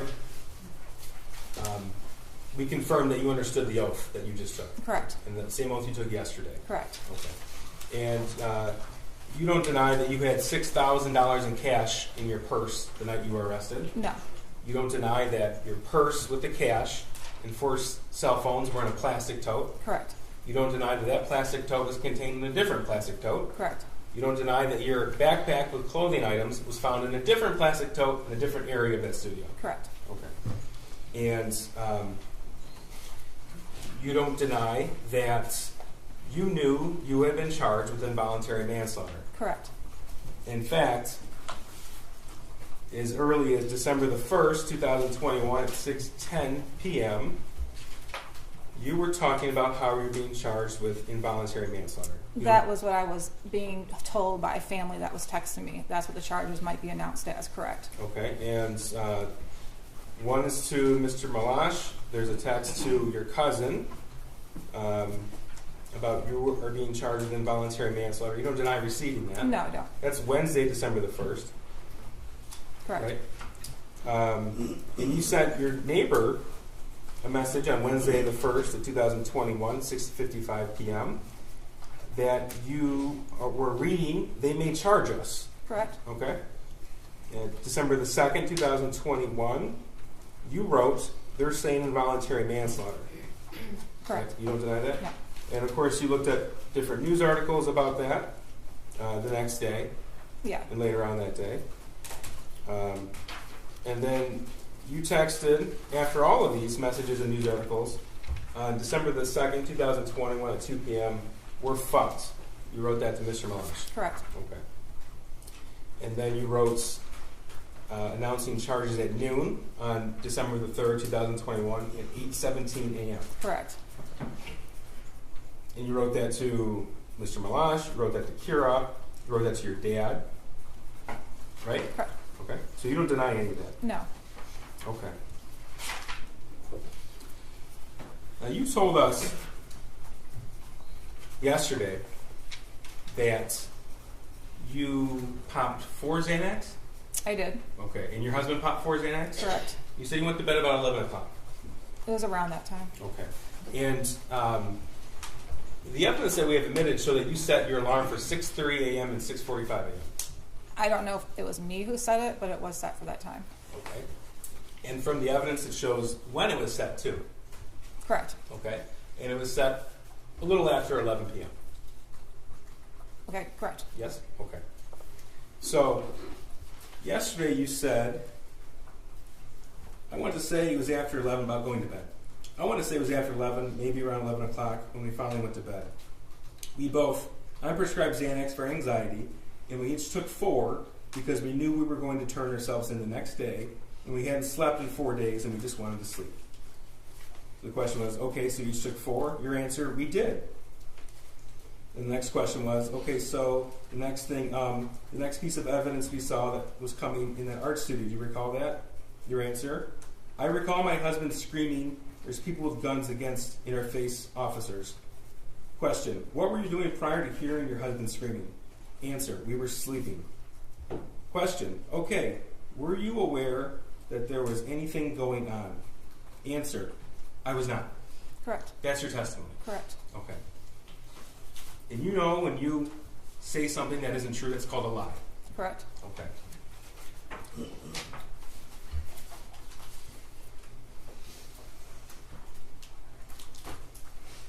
This is going to be Exhibit 430. Council does have a copy. Is it The entire thread. perfect? No There you objection. go. Oh, thank you. Judges of the court have a copy? Is this today's? Yes, Judge. Okay. Any objection? No. Okay. Mrs. Crumbley, you knew the police were there. 430 is admitted. Thank you, Judge. Not until I woke up, no. Not until you woke up. Correct. Okay. Now, we heard testimony yesterday, or throughout the trial, that 911 was called at 10:43 p.m. You recall that? Yeah, I saw in the video, correct. Okay, and on the video, the first officers arrived before 11 p.m. Correct. Okay. And either you or your husband, we couldn't tell from the video, but you tell me, is it you or your husband out there smoking? That was my husband. Okay. So your husband walks in shortly after the 911 caller walks in the building to call 911. Correct. That was on the video. Correct. Okay. And officers arrived. And then we've heard testimony from Mr. Kirtley, who had a studio there. We heard testimony from Sergeant Hendrick, who was in the fugitive apprehension team, as well as Corporal Shaw with the Detroit Police SWAT team, about the amount of officers there. Correct. You recall that? I do.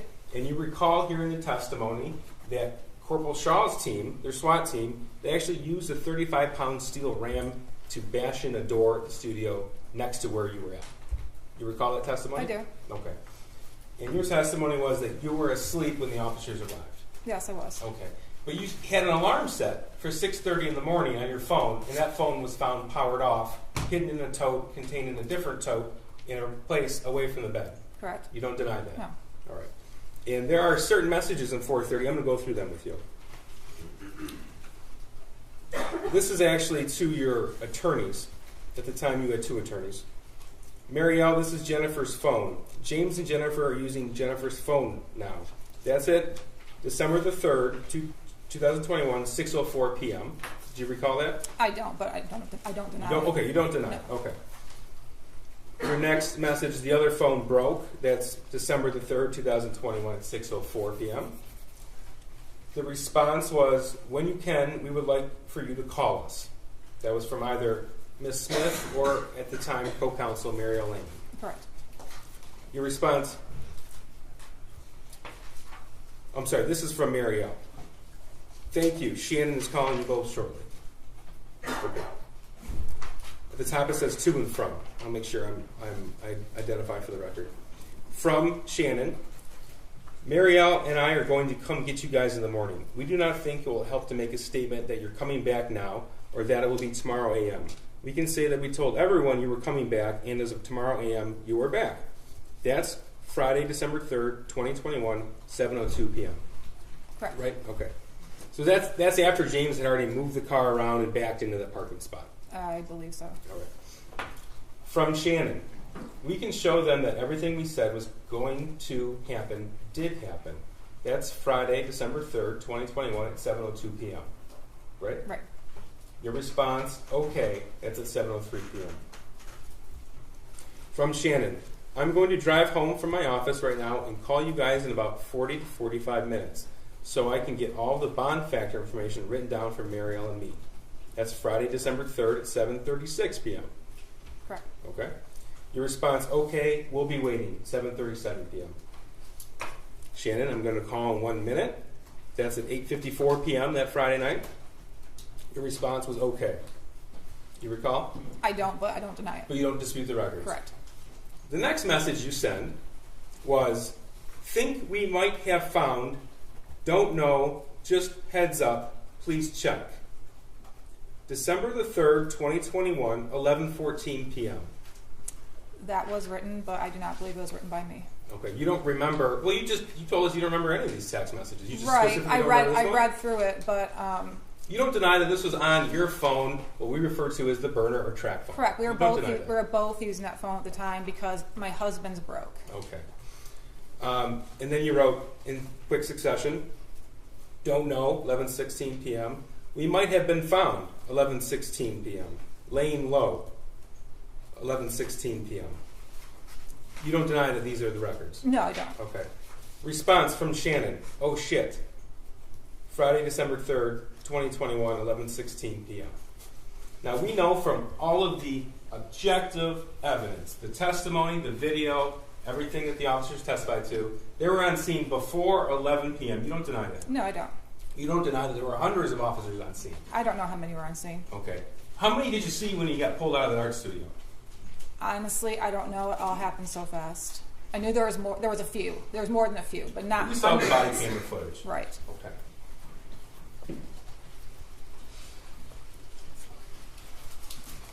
I do want to make a point so everyone's aware. This exhibit was just made admissible this morning. Correct. Okay. So we actually just received it this morning, and when you testified yesterday, you didn't know this exhibit was going to come into evidence. Correct. Okay. I want to talk to you now about the night before the shooting. Okay. November the 29th, 2021. You had testified that you got into a fight about grades with your son. Correct. Is that because you checked Power School? Yes. Okay. During that fight, did you lock your son out of the house? We did not. You don't deny that he was outside of the house? He did walk out of the house. He was upset. Okay. You told us that you took his phone. We did. That's not true, is it? That is true. On we took November the 29th, 2021, your son filmed a 19-minute video while he was outside describing what he was going to do the next day. What time was that taken? 10 o'clock. I don't know if he got it back. I know we took the shooting range away and we took his gun away, so I don't know if he got it back. Okay.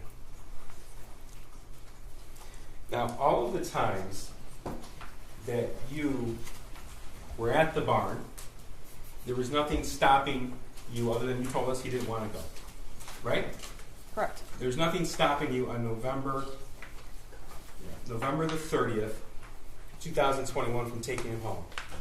Correct. Nothing stopping you. You know, actually, I want to go back to what you just said. You took his gun away. We took the shooting range away. You said you took his gun away. No, I said we took the shooting range away.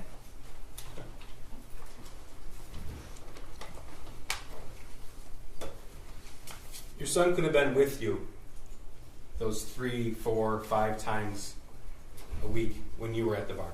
He could have, yes. Your son could have been with you on those times when you were with either Mr. Malash or somebody else. No. In the weeknights, he could have been with you after school, after work. I wasn't with Mr. Malash at those times. Okay, the other individuals then. I wasn't with them either at those times. According to the I friend finder, might have messaged people at those times, but I was not with anybody at those times. he could have been with you on the Halloween party. He did not want to go. It was a bunch of little kids. And on November the 30th of 2021 at 12:51 p.m., you could have been with him. I could have, yes. And you didn't. No. Nothing further. Redirect. Thank you.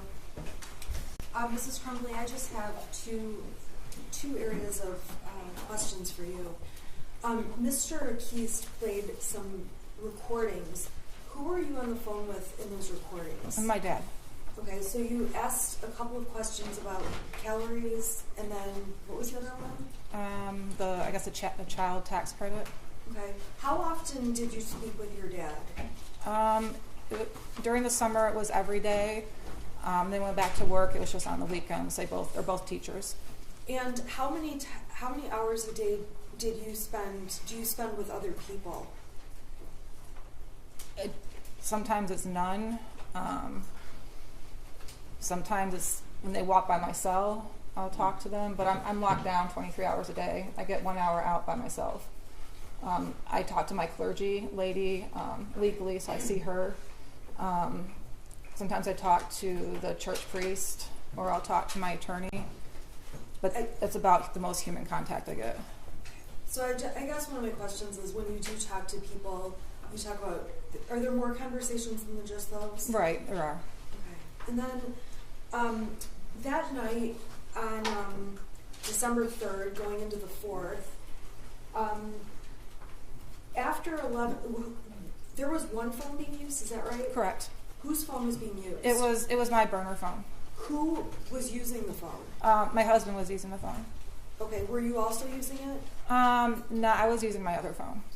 So he started using my burner phone. I used the one with our regular phone number to do anything on. Okay, so these messages are from the burner phone. Correct. To myself and Mario. Correct. So the ones after 11 o'clock, so at 11:17 or whenever these texts came in, what were you doing? When I saw the video of my husband going to the car and having a cigarette, I knew I was probably sleeping at that time, because I did not like us not being together after what happened to us on the 30th when the police came to our house. So if he went out to have a cigarette, it was without me, it was most likely because I was asleep. Okay, when guns were in your face and we saw that on the video, before that, had you been asleep? Yes. Are you absolutely sure about that? I'm positive. Okay, I have no further questions. Thank you. I'm going to excuse you for about 10 minutes and we'll see where we're headed. Okay? All rise for the jury.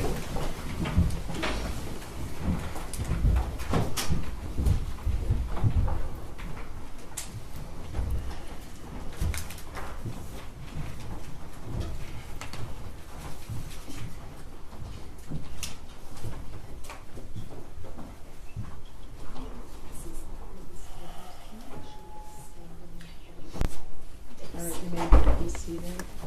You can rejoin your attorney. Okay, so tell me what's happening now. Can I have just a moment with my client? Sure.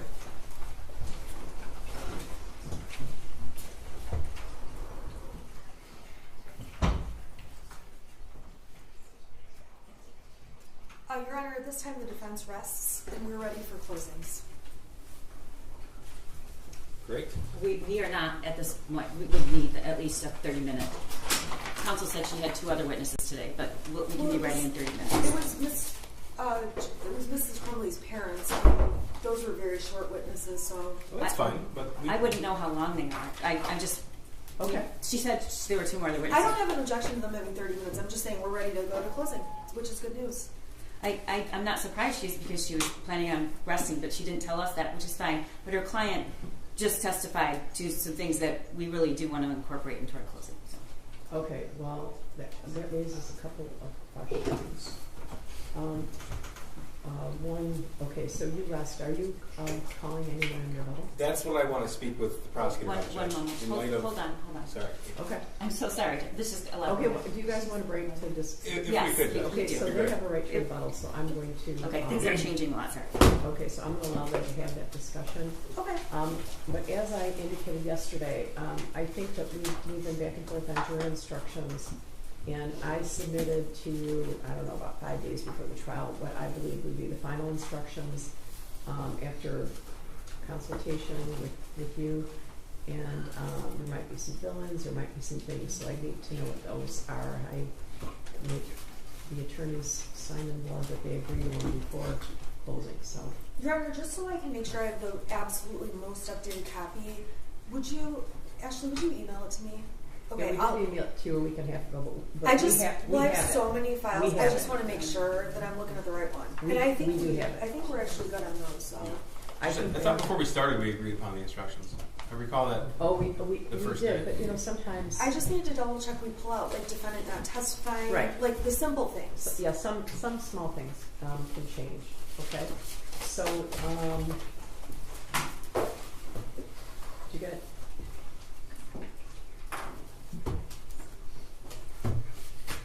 Do you want to get back to me shortly and let me know if you're going to have rebuttal? Yes. Yes, Judge. Okay, because that will determine what we do next and when we do it. Sounds good. Thanks, Ron. All right. All Thank you, right. Judge.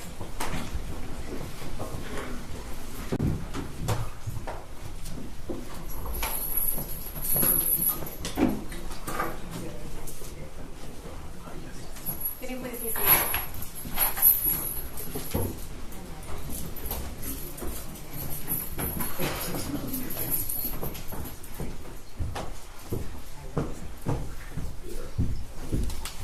You guys have the jury instructions, right? Yes.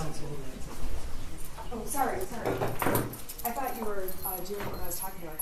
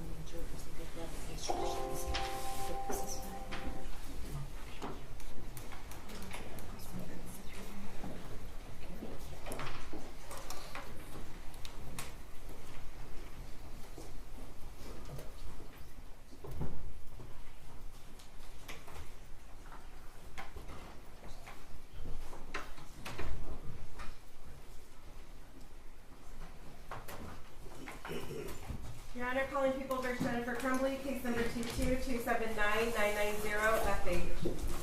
Karen McDonald on behalf of the people. Thank you, Mark Easton, back to people. Thank you. I'm Shannon Smith on behalf of Jennifer Crumbley. All right. We previously drafted jury instructions, and there was briefing and comment on the jury instructions.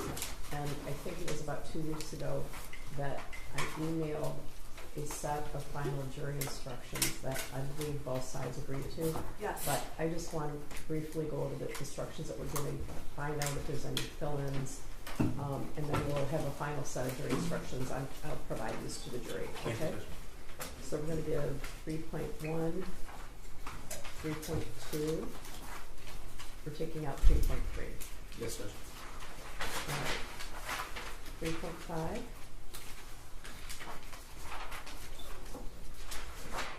3.6.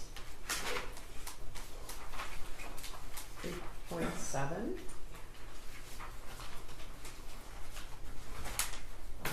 3.10. 4.1. 4.3. 4.4. 4.5. We don't need any fill-ins there, that's general, Yes, right? Okay. 4.5, 4.7. We have not read the stipulations to the jury. You I don't guys- know if we plan to. On the keeper of record stuff, do we need to? The things that were the subject of stipulations have been admitted. They've already been admitted, so I don't believe it's necessary, Judge. Yeah. I didn't know if the court wanted them on the record or. It doesn't matter to me. Normally, it's advantageous for stipulations to be read into the record, for example, in civil cases with large amounts of exhibits. But if the exhibits that were the subject of the stipulation are admitted anyway, it's probably not necessary. Can you Yeah, give these are just keeper of records, chain of custody. I don't think we need to. If there's anything that was not admitted as an exhibit, there's no stipulation that doesn't involve an unadmitted exhibit, right? Correct. Let me Actually, confirm. I'm not sure about Okay. that. Okay, so anyway, 4.7, 5.2, 5.3. What about 5.8A? I don't think that was No. used Out? at all. Out, right? Yeah. Thank you, Judge. Okay, 5.8A is out. 5.10 needs to be amended. Oh, okay. Detective Wagrowski was an expert, but I don't believe there were any other experts admitted, were there? No, the two medical examiners did not testify. Sean and Brian, Pacris and Brian are Yes, out. Judge. We stipulated to their autopsy Right. reports. So it's just Wagrowski, correct? Yes, Judge. All right. 5.11, 16.10. There's several of those. As to count 1, 16.10 as to count 2. That's involuntary manslaughter. Instruction 16.10 as to count 3. 16.10 as to count 4. There's a unanimity instruction that is based on and adapted from 20.30A non-standard civil jury instructions, and the parties agree to that instruction. Yes, Judge. Correct? Yes, Judge. Yes. Okay. 16.13 involuntary manslaughter, failure to perform legal duty. As to count 1, 16.13 as to count 2. 16.13 as to count 3, 16.13 as to count 4, 16.15 as to count 16.15. Just one instruction for 1615. Say it again. Just one instruction for Yeah. 1615. I was trying to see. I think there were some things added. There was a foreseeability excerpt. Yes, that was Judge. agreed upon. Yes, Judge. Yes. Okay. Yep, yeah. That's non-standard, but agreed to by both sides. 16.18, gross negligence. There's an instruction about not using the shooter's name. Maybe I should get rid of that one. 3.11, deliberations and verdict. Yes. 3.13, which is possible penalty. 3.14, communication with the court. 3.15, exhibits. 3.16, written or electronically recorded instructions in the jury room. 3.20, city defendant multiple counts, more than one wrongful act. 3.23 with regard to the verdict form, and then there's the verdict form that's standard, right? Yes, Judge. We have obtained a computer that would accommodate the thumb drives that's going to be in the jury room. Anything else you can think of? I don't think so. Your Honor, I don't have a thumb drive with mine. I just have mine. I just have a Okay. hard copy. Oh, that's good. We'll send it all in. Okay. Thanks. Thank you. Anything else? We're going to make those minor amendments. Anything else at this time? No, Judge. I don't think so, Judge. Okay, so we'll be back in about, well, we're going to take her back down, aren't they? Okay. I'm going to take her back down, and I'm going to ask her to bring her right back up, right? It won't take long to do. Okay, yeah, the jury instructions are ready. I think I'm going to give you each copy of the jury instructions just to be sure that we've done it accurately, all right? And these will be the instructions that go in with the jury as well. Thank you, Judge. Okay. At the moment, after closings, I'm going to eventually instruct them. I am going to have all 17 come back Monday, right? Does that make sense to you? I think we'll get through closings and they could start deliberating. I'm concerned about that. Are you not concerned about that? No, Judge. You want to approach?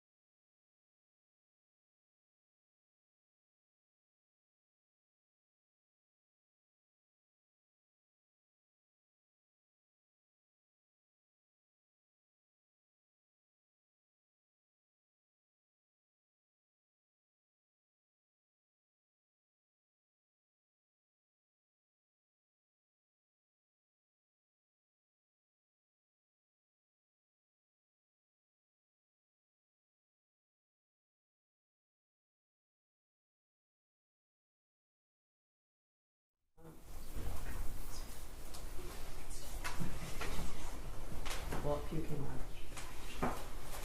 All right, do you want me to bring the jury in now? Sure. Yes, please. One moment, we're just waiting, having some. I'll just take 1 second to set things up, Judge. Right. Ms. Williams is going to print a copy of the jury instructions for you, just to be sure. Okay. What's that? We're going to print a set of the jury Oh, sure. instructions, and then can review those just to be sure that they're accurate before I send them in. 5.88 comes out. 3.3 comes out. Yeah. And then the expert witness is only one philosophy, the other two methods come out. Yeah.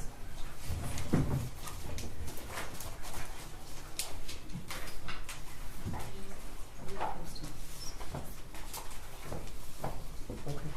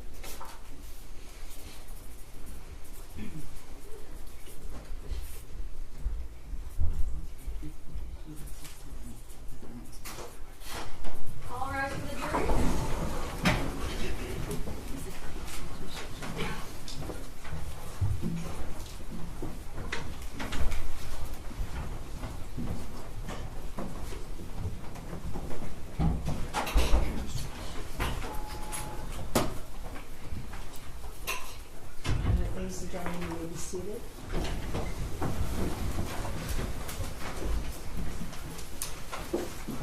Ms. Smith, am I correct that you rest? Yes, thank you. Prosecutor, any rebuttal? No rebuttal. All right. Ladies and gentlemen, the evidence in this matter has been concluded, and now you're going to hear closings. I want to remind you that closing arguments are just that. They are how each side sees the evidence in the case. The closings themselves are not evidence. Because the prosecutor has a burden of proof, the prosecutor also has a right to rebuttal after the defendant's closing. All right? I think you're going to hear certain elements, again, of the crime charged, the crimes charged, and I'm going to be giving you written jury instructions that list those, just so you know. All right? Prosecutor. Just 1 minute.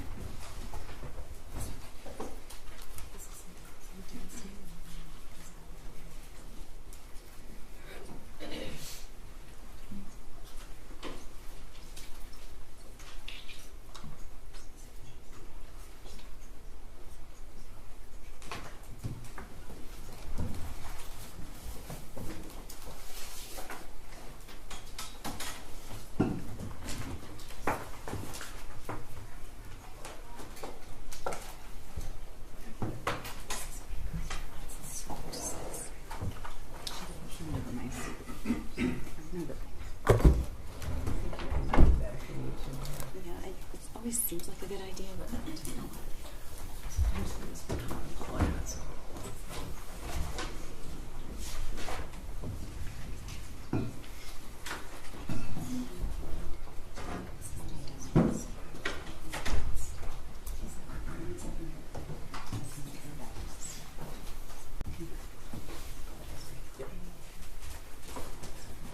Sorry, changing my mind. Just like right here. This Go is good. forward pretty far.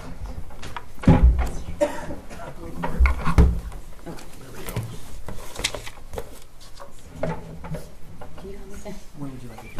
Just that way.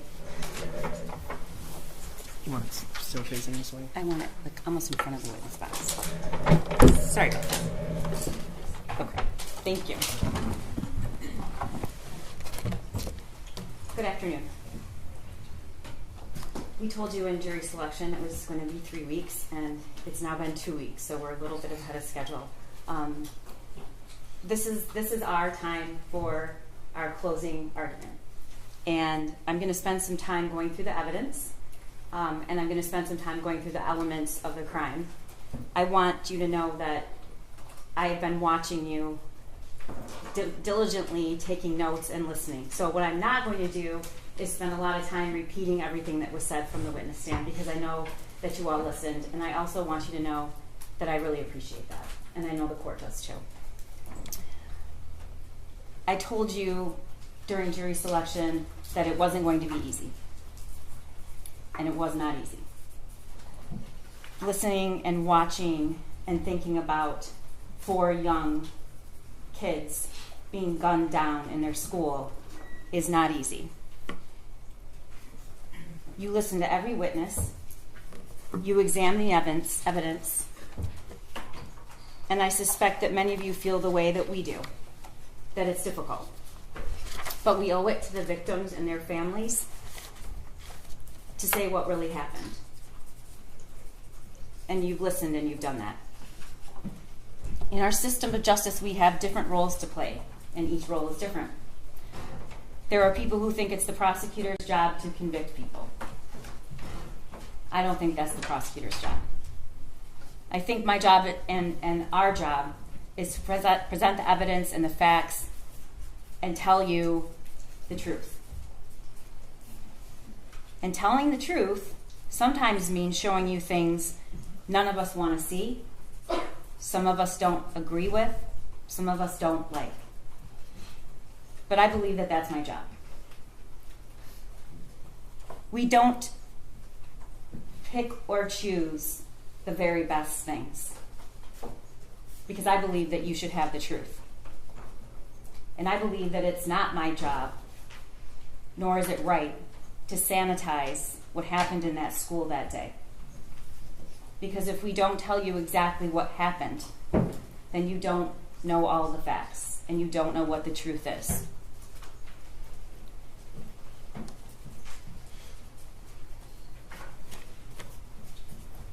My job here, our job, that I believe we have done, is to meet our burden to prove that Jennifer Crumbley is guilty of 4 counts of involuntary manslaughter. The burden is high. I told you that during jury selection, but we embrace it. And I believe that we have met that burden.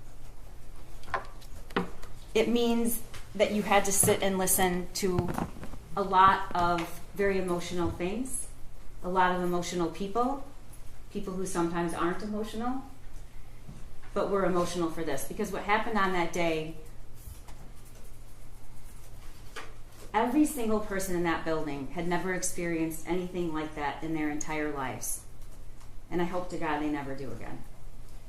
So you did see a lot of people, including law enforcement, become overwhelmed with the emotion of it all. That's not a show. That's just how that was. That's how it felt that day and every day after. So I want you to know that there was no picking and choosing the very best evidence to give you. There was no filtering things out that didn't help our case. I showed you everything. And I called witnesses to the stand to say things I knew you probably wouldn't like. But my job is to give you all the facts. But my job is also to prove beyond a reasonable doubt that Jennifer Crumbley is guilty, and I believe we've done that. The defense also has an important job, to advocate and argue for their client, and they decide how they want to do that. And of course, the judge plays an important role. Her job is to call balls and strikes when 2 sides disagree to make a ruling, and then to tell you what the law is. And she's going to do that as soon as we conclude here. And then there's your job. Your job is to decide what the truth is, what really happened, what are the facts, and then take those facts and find the truth and apply the law. The judge is going to give you instructions about the law, but I want you to go over what you now know, and I want you to think about it. And we're going to go over some of the evidence. But I also want to remind you that you're allowed to use your own observations and your own insight. And if there's something that you notice from the witness stand that I didn't say, you should rely on that. We can't possibly tell you every single little thing. And sometimes, ladies and gentlemen, the most important things are the things that don't get said. The most important things are the way the victim or the witness spoke, the way they answered a question. And I encourage you to rely on your own perceptions of that. I want to start out by talking to you about the elements of the crime. Involuntary manslaughter, she is charged with. This case is based on 2 theories. You're going to have all this in their jury room, but hopefully I'm going to explain it so well you will have no questions. These are dependent on 2 specific theories. One is the gross negligence in the performance of a lawful act, and that gross negligence caused death, and in doing so, the act that caused death, defendant acted in a grossly negligent manner. The second is the gross negligence in failing to perform a legal duty. One, I have to prove that she had a legal duty to the victims. 2, she knew of the facts that gave rise to the duty. 3, she willfully neglected or refused to perform that duty, and her failure to perform it was grossly negligent to human life. And then 4, the death of the victims was directly caused by defendant's failure to perform this duty. Causation. The judge is going to instruct you, maybe more than once, and I'm going to say it, that there may be more than one cause of death. And it's not enough that the defendant's acts made it possible for the death to occur. In order to find the deaths of Madison Baldwin, Tate Meir, Hannah St. Juliana, and Justin Schilling were caused by the defendant, you must find beyond a reasonable doubt that the deaths were the natural or necessary result of the defendant's actions. You heard the evidence that the defendant's son shot Madison Baldwin, Tate Meir, Hannah, and Justin. And as previously noted, there may be more than one cause of death. And defendant's acts or inactions need not be the sole cause of the harm. In order to find that the death of Madison, Tate, Hannah, and Justin was caused by the defendant, you must also find beyond a reasonable doubt that her son's act of shooting these four individuals was reasonably foreseeable. Now you look at that, all of that I have to prove. And it seems a lot. It seems like it's going to take a pretty strong case to prove that. It's going to take some pretty egregious facts. Some unique, egregious, incomprehensible facts. And that's what we have here. Gross negligence means more than just careless. It means willful disregard of results to others that might follow from an act or failure to act. In order to find that the defendant was grossly negligent, you have to find the following three things. One, that she knew of the danger to another. She knew there was a situation that required her to take ordinary care to avoid injuring others. And second, that she could have avoided injuring another by using ordinary care. Third, that she failed to use ordinary care to prevent injury, and to a reasonable person, it would have been apparent that the result was likely to be serious injury. I told you I have two theories. We're prosecuting and charging based on two theories. They're both based on a legal duty. What's a legal duty? In Michigan, a parent has a legal duty to exercise reasonable care to control their minor child, to prevent that child from intentionally harming others, or prevent that child from conducting themselves in a way that creates an unreasonable risk of bodily harm to others. We talked about there's two alternate theories. Both of those theories, if proven, are sufficient to establish the crime of involuntary manslaughter. It's not necessary that you all agree on which theory has been proven, and as long as you all agree that we've proved at least one of those theories beyond a reasonable doubt, you can find her guilty. I want to take you through the testimony. I'm not going to get into every single detail of each of these witnesses' testimony, because I know that you were listening and you were writing. You heard from Molly Darnell. Molly was a teacher in the school that day. She was in room 224. And she saw the firearm when it was raised, shoulder height, pointed directly at her. And what she noticed was there was no orange tip. You also heard her say that she locked eyes with Jennifer Crumbley's son as he was taking that stance. You heard her testify that she jumped to the right, thank God, just in time, because the shot in her shoulder that she sustained was only inches from her heart. The next witness you heard from was Christy Gibson Marshall, who's an assistant principal at Oxford High School. I don't think there's one of us that would disagree that Christy Gibson Marshall did the most dangerous thing she could do. And she did not follow the protocol.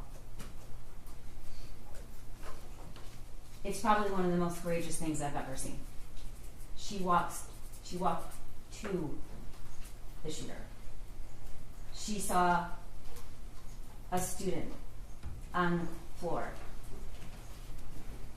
And then, when she finally came face to face with the person who had shot this student, she didn't move. She just stared at him. And he didn't shoot her. She testified that she knew him. She was his principal in middle school. And she just couldn't believe that he would do something like that, because she knew him when he was in middle school. You saw the video of that day and what happened. And he just kept going. And even after he left and she had no idea where he was going, she didn't go hide anywhere. She didn't keep herself safe. She bent down to render aid and assistance to that student. And when she rolled him over, she realized it was Tamir. We all know that she didn't and wasn't able to save Tamir.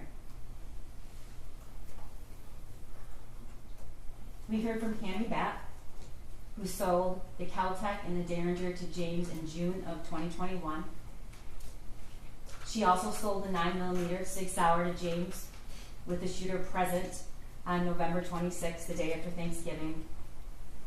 She testified that James came in and pointed right at the Sig and said he's had his eye on it. She walked us through the process of purchasing a firearm. She talked about the trigger lock statement provided to James upon purchase and the cable lock provided with November 2021 on that gun purchase. Next, we heard from Special Agent Brett Brandon, who's sitting right here. You heard that when he was informed about the Oxford shooting, he left so quickly that when his partner came back, his chair was still spinning. And he raced and drove up there as fast as he possibly could because it was very much his own community. You heard he went right in and he found Lieutenant Willis, and he said, do you know where the gun is, and do you know where it came from, and do you need help? And so he was responsible for finding out where that gun came from, which he did.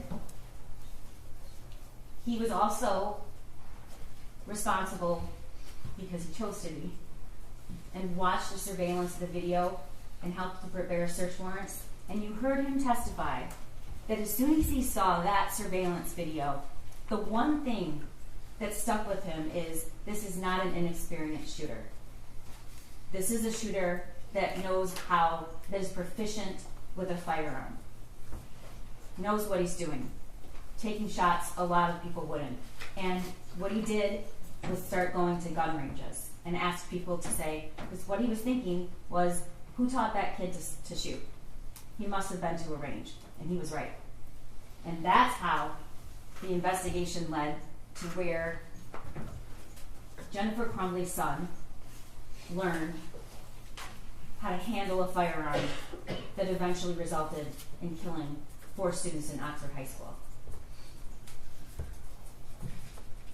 Can you go back to that? Special Agent Brandon also testified that and showed the purchase, and we showed you each one of those guns. He testified that there is a distinction between a Derringer, a Caltech, and then the 9mm. And what we really heard from him was that 9mm is a much more dangerous gun. It causes more damage to whatever it hits. The bullets are a larger caliber, and it's a very dangerous weapon. He showed you what comes with every gun purchase, which is the ATF pamphlet. He read to you about the warnings. There's a reason they put it in every single gun purchase. And its sole purpose is to protect kids from gun violence deaths. He talked to you about what a trigger lock is and the trigger lock statement. He showed you the Instagram post that's unforgettable. We don't have to really argue about whose gun that was. Jennifer Crumbley told us whose gun that was. She told us when she posted on social media it was his Christmas present, and she told you in this trial. That weapon is not just that weapon. It is the defendant's son's gun. It was gifted to him. And not only was it gifted to him, she bragged about it on social media before the shooting. Special Agent Brandon also introduced all of the surveillance and the videos of the shooting range. And you got to see with your very own eyes the training and the preparation that the shooter ultimately used to kill 4 of his classmates. We all saw that. We actually saw the last day he was practicing to kill 4 of his classmates. And there was only one person with him, ladies and gentlemen, and her name is Jennifer Crumbley. And I want you to remember that video. And I want you to remember the look on his face when that target comes back in and he looks at it and he's smiling. Special Agent Brandon also introduced the worksheet. You've seen the worksheet a lot. I bet you that worksheet's burned in your memory and I wouldn't even have to show it to you. But what Special Agent Brandon testified to and showed you is that that wasn't just a picture of any gun. It was a picture of his gun, which was the murder weapon. And he showed you the details, and we're going to talk about that later. And next we heard from Ed Wygrowski. We now just call him Ed because he works for the Secret Service. And he testified for an entire day, and he had a lot of information. But he also really couldn't help himself from becoming emotional. And I know that you're going to remember this, but what an extraordinary thing that's just not seen very often. He sat right there, and he took you through every single action of the shooter and every single death from his memory. And he told you that he could do that because it's burned in his brain. These are seasoned law enforcement. This isn't an act. They hate showing emotion. He probably will never forgive me. Lieutenant Willis tells me all the time how much he really hates me for that. I would object. It's my opening. It's my closing. To what a witness tells her all the time. That's not evidence. Okay. I'll move on. Okay.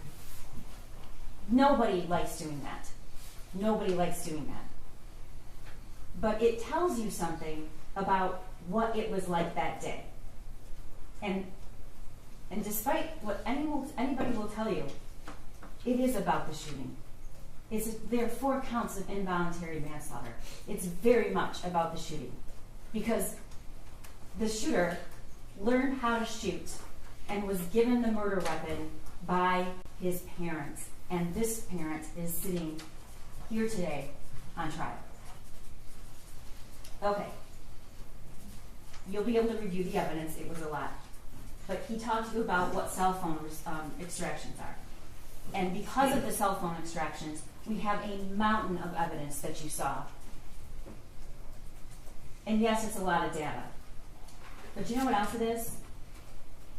It's telling you exactly where the defendant was, who she was talking to, what she did, what she didn't do. And you can't hide from that. She tried.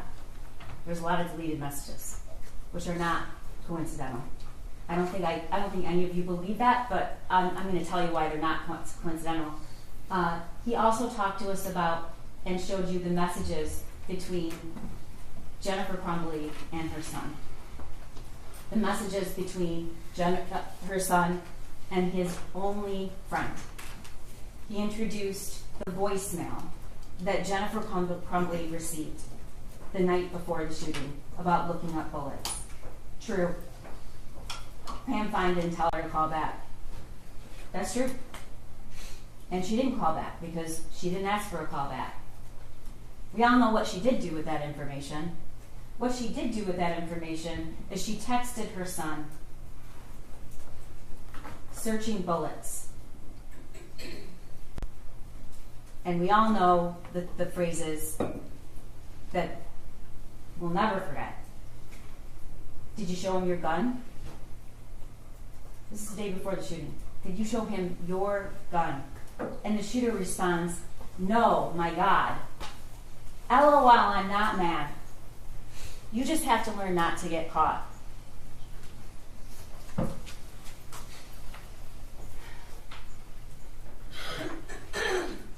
Kira Kennett testified that she knew Jennifer Crumbley.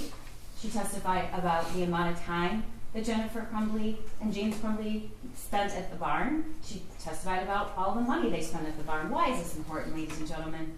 It's not to show you that somebody's a bad person for liking horses or spending a lot of money on horses. It isn't. And it's not to say that somebody should spend every waking hour that they're not at work at home with their teenager. That's not the purpose of this evidence. The purpose of this evidence is to show you what Jennifer Crumbley cared about the most and what she was doing and where she was when her son learned to be a killer. Kira will tell you that she referred to her son as an oopsie baby and said he was weird. She rarely saw him. And that even after the one friend was taken away abruptly with no notice, they still went to the barn, even at night, and left him by himself. Which is absolutely normal to leave teenagers at home by themselves. Unless that teenager is showing signs of mental crisis and that teenager has lost the only person in the world that he has. And then she told us that when she got the worksheet texted to her that day by Jennifer Crumbley, she was very concerned. She was alarmed. And in fact, she said, bring him to the barn. And you also saw from the text messages that Jennifer Crumbley said, he can't be alone. We know now that decision, that statement, she knew he couldn't be alone. She didn't decide to stay home with her son. That wasn't an option. She'd have to take him to the barn, where she herself testified he didn't want to go.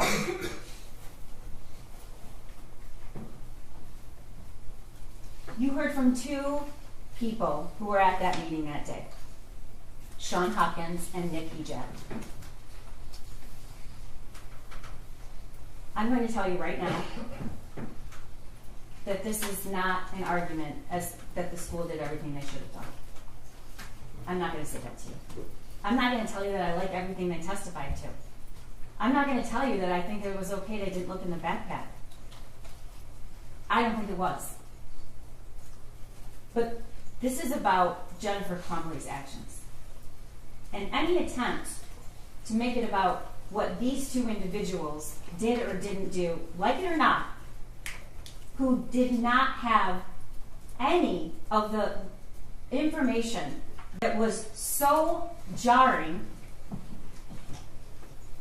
it's about what she knew and what she didn't say. Sean Hawkins testified that he was concerned enough that he called Jennifer Crumbley. And her first response is, can you call his dad? Eventually, he emails her both copies of the worksheet, the original worksheet and the worksheet that was scribbled on. And she eventually comes to the school. But before she comes to the school, she texts her husband, emergency. Emergency. Along with, I'm very concerned. And James texts back, WTF. They're concerned. For the first time she testified ever, they're called to the school in the middle of the day, and they have that worksheet. Sean Hopkins is going to tell you that calling parents in the middle of the day and asking them to get a kid help is a pretty drastic action. And that he did in fact do that, and he gave them the list of places to call. He testified that when they entered the room, Jennifer Crumbley didn't greet her son. Jennifer Crumbley didn't hug her son. Jennifer Crumbley didn't engage with her son at all in the entire 11 minutes she was there. And we know she wasn't going to be in that school very long because she'd already told her boss she'll be back by 12 or 12:30. Doesn't leave a lot of time for the meeting at the school. It's a 20-minute drive. Sean Hopkins will tell you that what he felt mostly in that room for the shooter was compassion. He didn't want him to be alone, and he felt really bad. And he also knew Mom and Dad decided, no, we can't take him. We have to go to work. They said that in front of their kid. He knows very well what they do. He knows his dad works for DoorDash. He knows his mom and her ability to work flexible hours. She worked at home. But they left. She did not hug him goodbye. She did not greet, touch, or even acknowledge him. And we know now from her testimony, we know why. She was mad. She was mad at him. She did not think that he should have done that, and she thought this was a discipline thing, and she was very angry. We heard from Nick Ejek. He's the Dean of Students.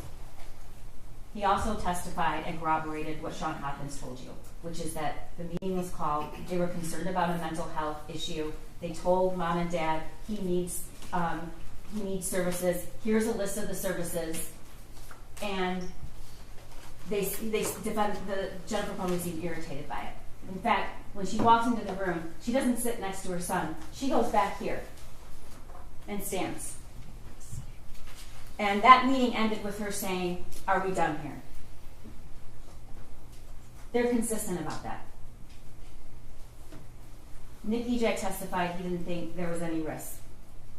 I don't like what he said, and I knew he was going to say it. But it's not my job to put witnesses up here and only say things that I want them to say that helps my case. It's my job to present evidence that's the truth, because you have to know the truth.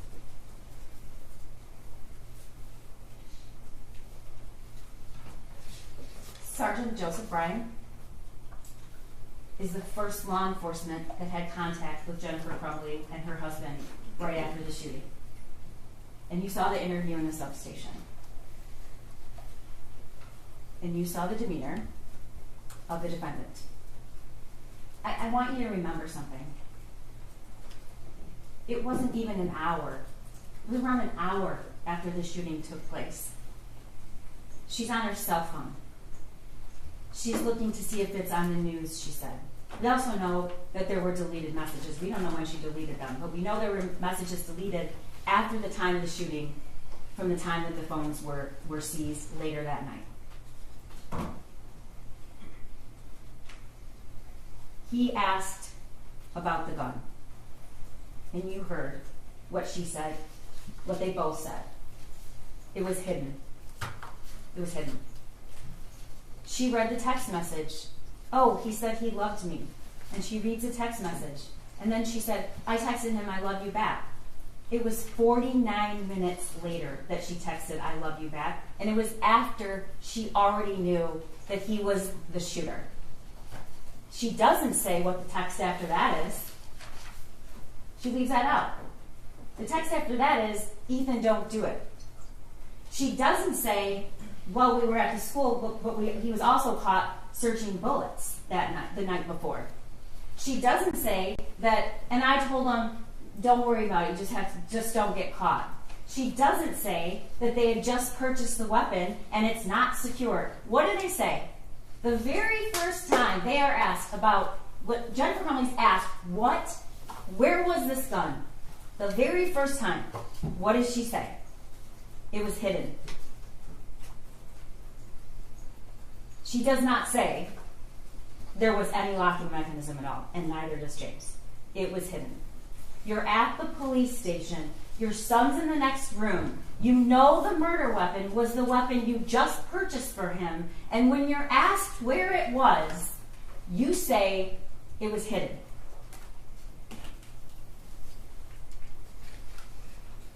We also heard from Andy Smith, who was Jennifer's boss. He testified she could have absolutely gone home. She works from home, and there's flexibility, that they have kids that come to work, that the meeting that she wanted to get to was not in any way mandatory, and he testified about some very bizarre communications. He testified that as soon as she left, he got a text saying, my son, the bullets are gone, the gun is gone, he must be the shooter. Oh my God. Those were deleted by Jennifer Crumbley. We don't know why. I think there's a lot of circumstantial evidence to suggest why, which is those are statements you don't want on your phone.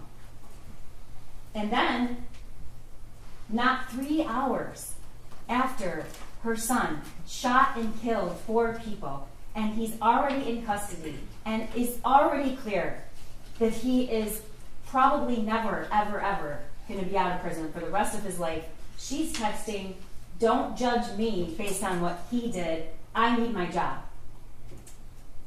Her explanation for that, she was in planning mode. The next witness is Amanda Holland, who testified that she came back to the work that day. She had the worksheet. Andy Smith also said she before the shooting occurred, she was down, she was sad. I feel like a failure as a parent. I feel like a failure as a parent. This is before the shooting. And she also tells Amanda about this, and she tells Amanda he can't be alone. So I'm just going to take him to the barn tonight. We can get to it a little bit later. I guess what's really hard to comprehend is how, before the shooting, just based on the meeting and what she knows and the drawing, she thinks she's a failure of a parent. But she sat right here and said, after all, she doesn't really think she was a failure as a parent. And that's after she knows everything that happened.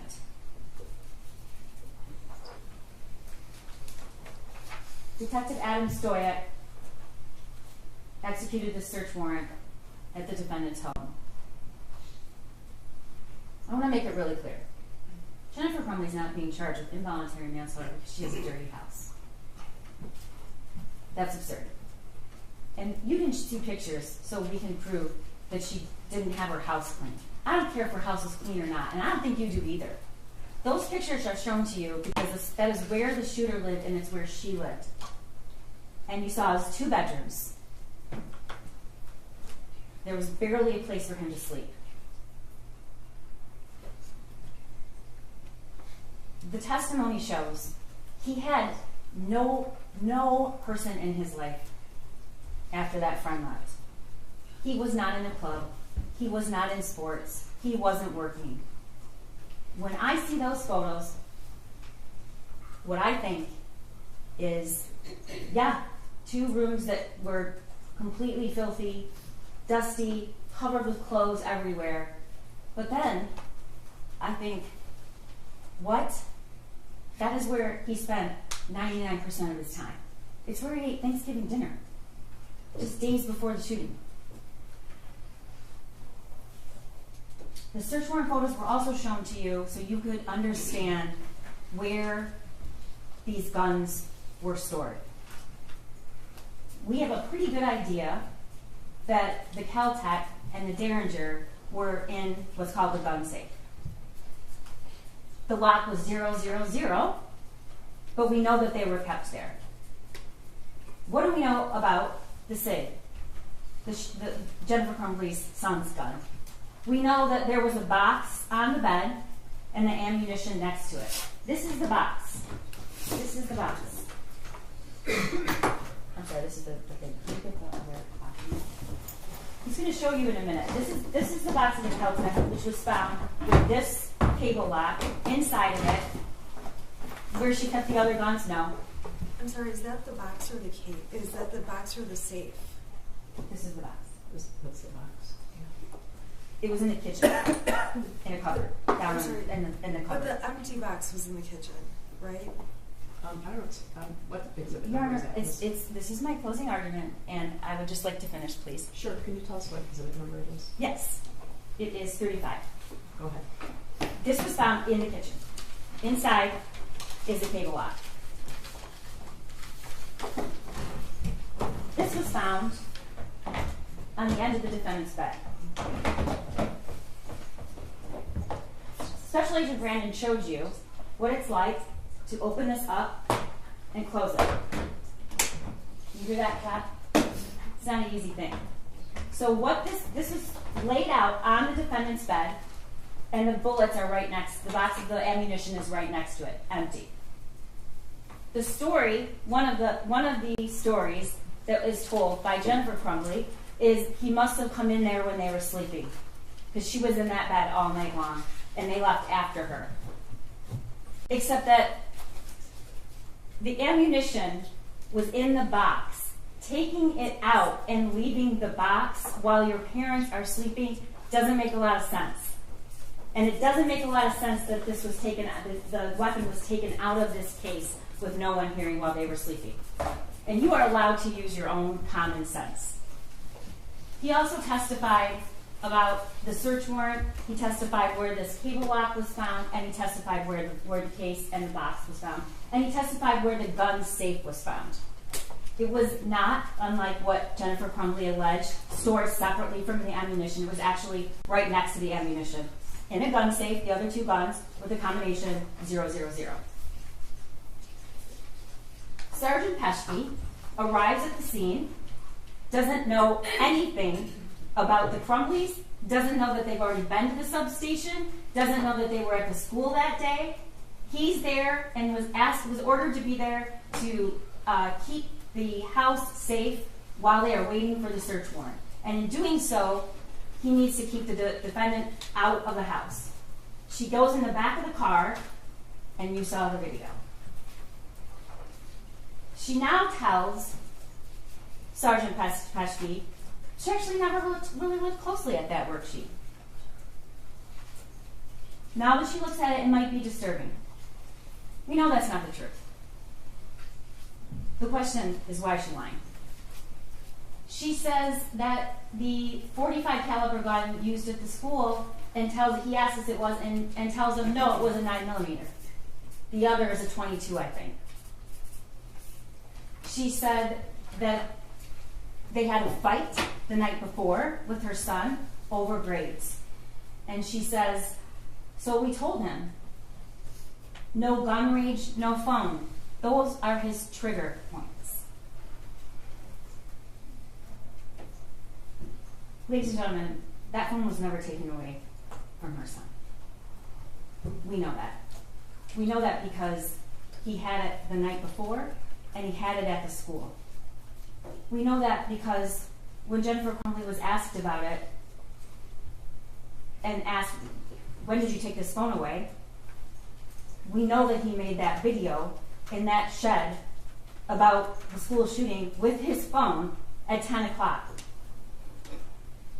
The phone was never taken away. Why is she saying that? I don't know. Then she says, my biggest fear was that he turned the gun on himself. And when he asked her, do you ever keep guns in your car? Here's what she did. Shook her head. It's not what she says here today.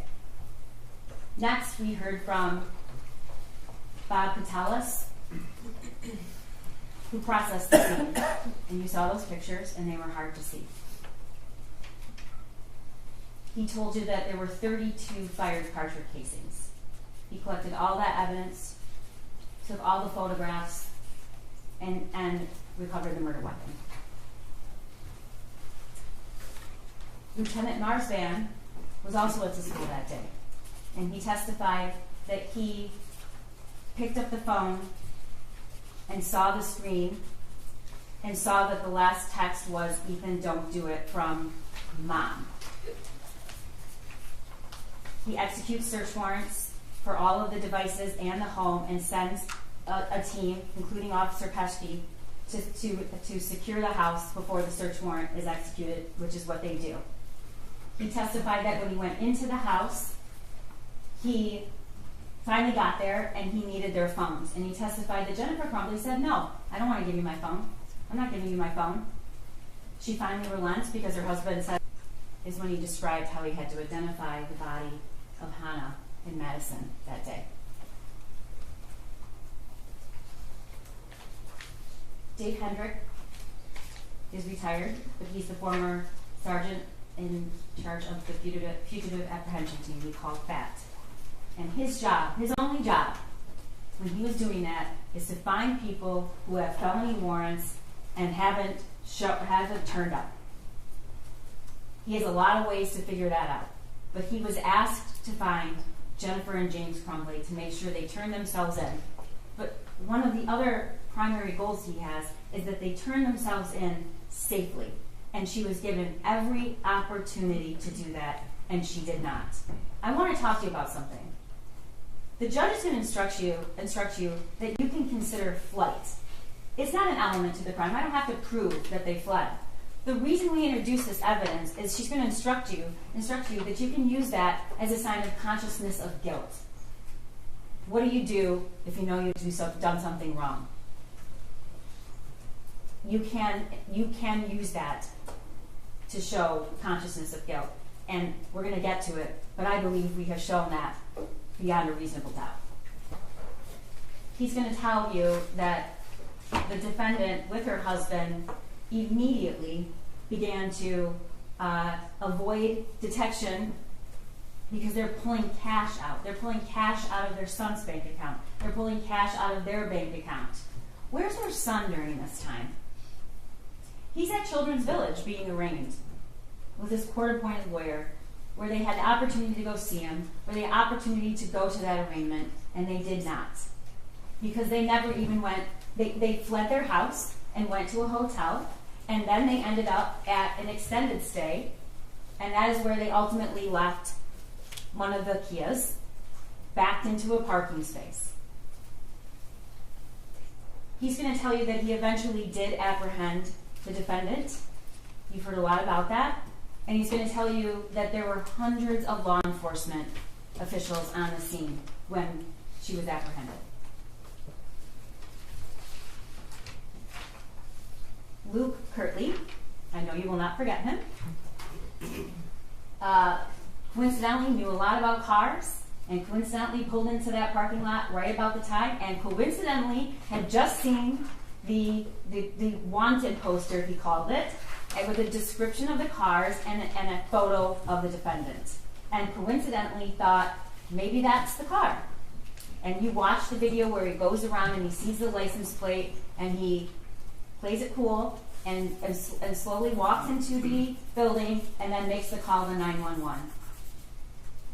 He describes to you how within minutes police officers arrived, and then swarms of law enforcement arrived. SWAT, the marshals, ATF, the Sheriff's Department, Detroit PD, all sorts of law enforcement show up immediately. He also testified that the unit where Jennifer Crumbley was actually found was very close to his, and it faced the parking lot, and the whole wall was windows, and it was on the first floor. And he's going to tell you that the whole parking lot was lit up with law enforcement, lights, sirens, all kinds of things. Next, we heard from Corporal David Shaw, and he testified that once he got there, they took a 35-pound ram to breach the door, which was right outside the unit where the defendant was found.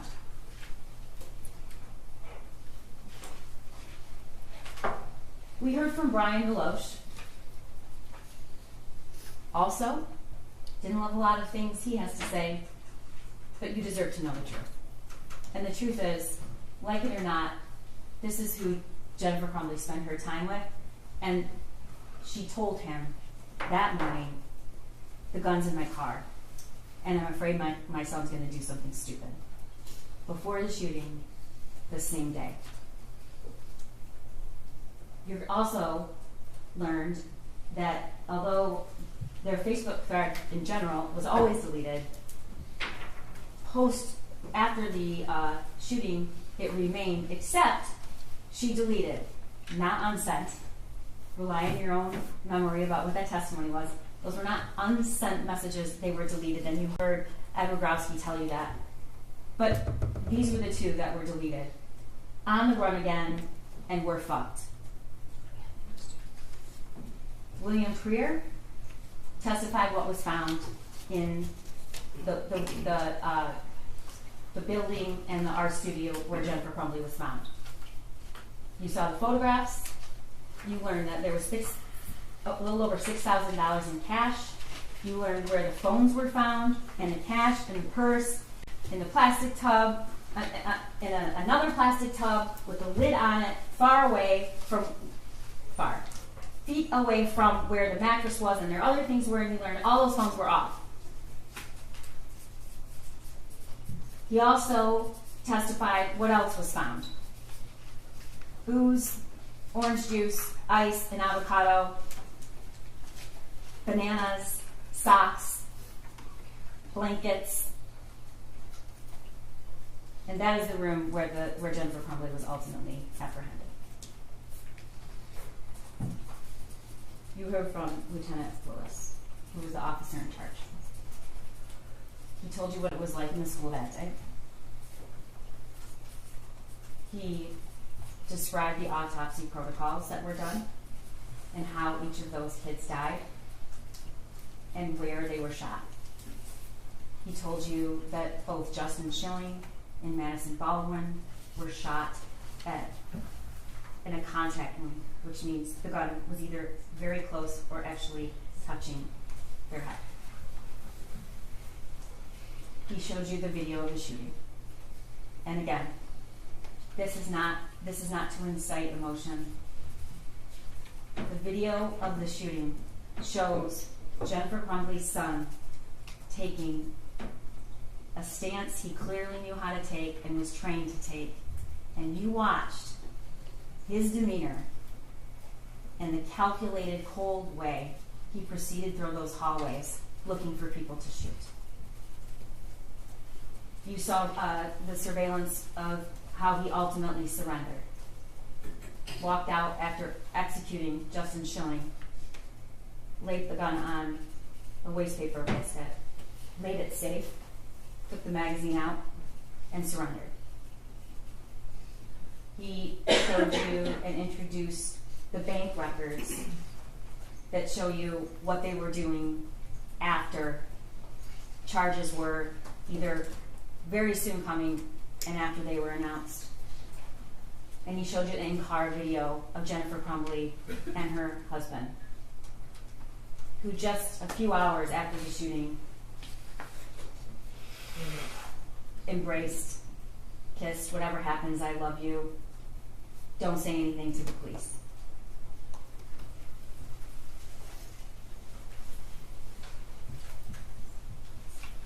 One of the elements we have to prove is what a person using ordinary care would have known about whether or not there was a situation that they needed to exercise ordinary care. So the defendant's knowledge about her son matters. But it's two different stories. It's what she knew before the shooting, and it's what she said she knew after. Before the shooting, she tells Kira, my son's weird. She always refers to him as an oopsie baby. She tells Amanda Holland he's lonely. He's hearing things around the house sometimes. She says, I'm a failure as a parent. The message to her son's friend's mother, he's kind of depressed in April. She texts that. And then the messages from her son. The messages in March about he's seeing things. Things are flying off the table.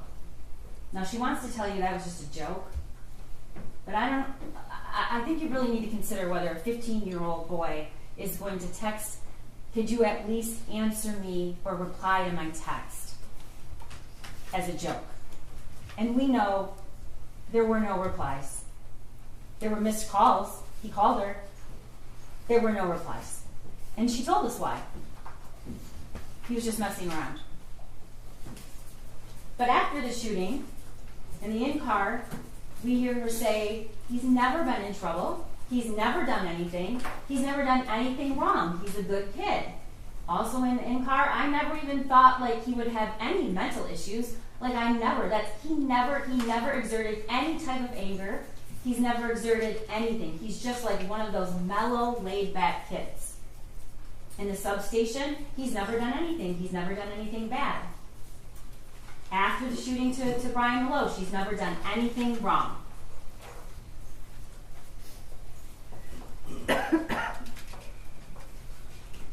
Jennifer Crumbley has said a lot of things about that drawing and that meeting at the school.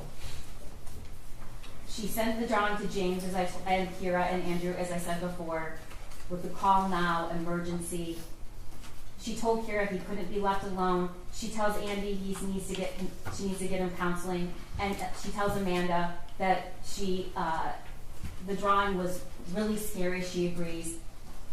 After, this is what she says in the substation. Nobody didn't seem worried about it, and he said that my son's more than welcome to stay at the school, or he could go home. And I really wish we had taken him home. In the in-car, she said, I didn't even look at that closely. Now that I do, when I was at the substation, I looked at it closely, which we know is not true. I looked at them closely, and they're a little disturbing. Well, they're very disturbing, because look what he just fucking did. And then to Meloche, she says, the school was very nonchalant, but the paper they showed me had all of the things scratched out. That's just not true. It's just not true.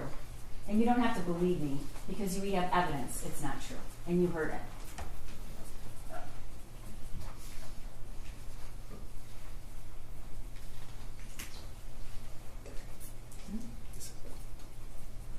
The statements about the gun are also numerous. She said, we've heard her testify the gun was in her car. We know that she's acknowledged that she drove to the gun range. There was no lock on the gun when she drove there. She returned with the gun. There was no lock on it, but she said James locked the gun when he got home. She didn't see him do it. She testifies at trial. James is responsible for the gun. In the substation, though, when asked where the gun was, hidden. In the in-car interview, James flew home and he's like, I had the gun hidden and I told him where I hid the bullets. He asked whether she kept the gun in her car. She shakes her head no.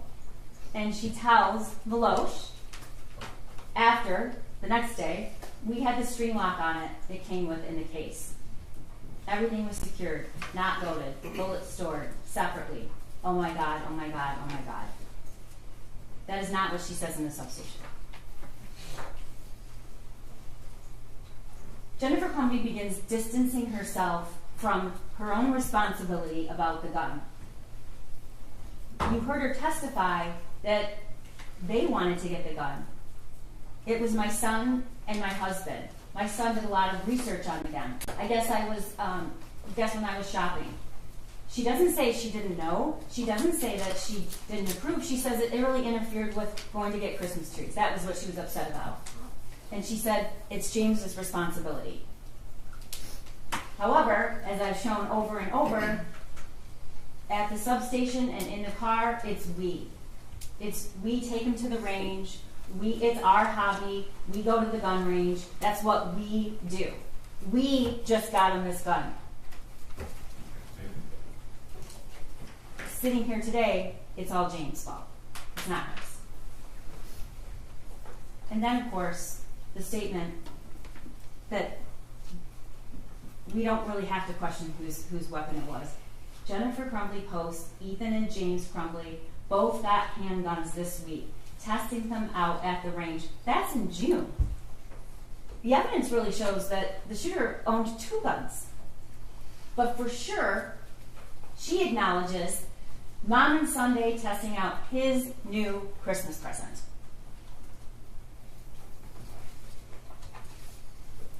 You heard evidence that was presented to you about the journal that was found in the bathroom by the shooter's backpack, right before the bathroom that he exited and started shooting. I have 0 help from my mental problems, and it's causing me to shoot up the fucking school. Next slide. First off, I got my gun. It's an SP 2022 Sig Sauer 9mm. The shooting is tomorrow. I have access to the gun and the ammo.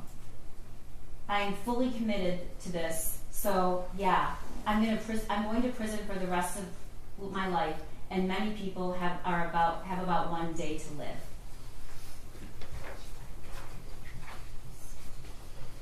One of the things I want you to ask yourself when you go back in that room is why? Why, after hearing that there's an active shooter situation and knowing that your son is involved, you are taking the time to delete text messages? And look at the messages that were deleted. We're on the run again. Helicopters, not sure where to. I'll message you. And we're fucked. Deletes. The gun is gone and so are the bullets. Oh my God, Andy, he's going to kill himself. He must be the shooter. Ethan did it. Those were deleted from her phone. She deletes all the things she says about the drawing to Kira,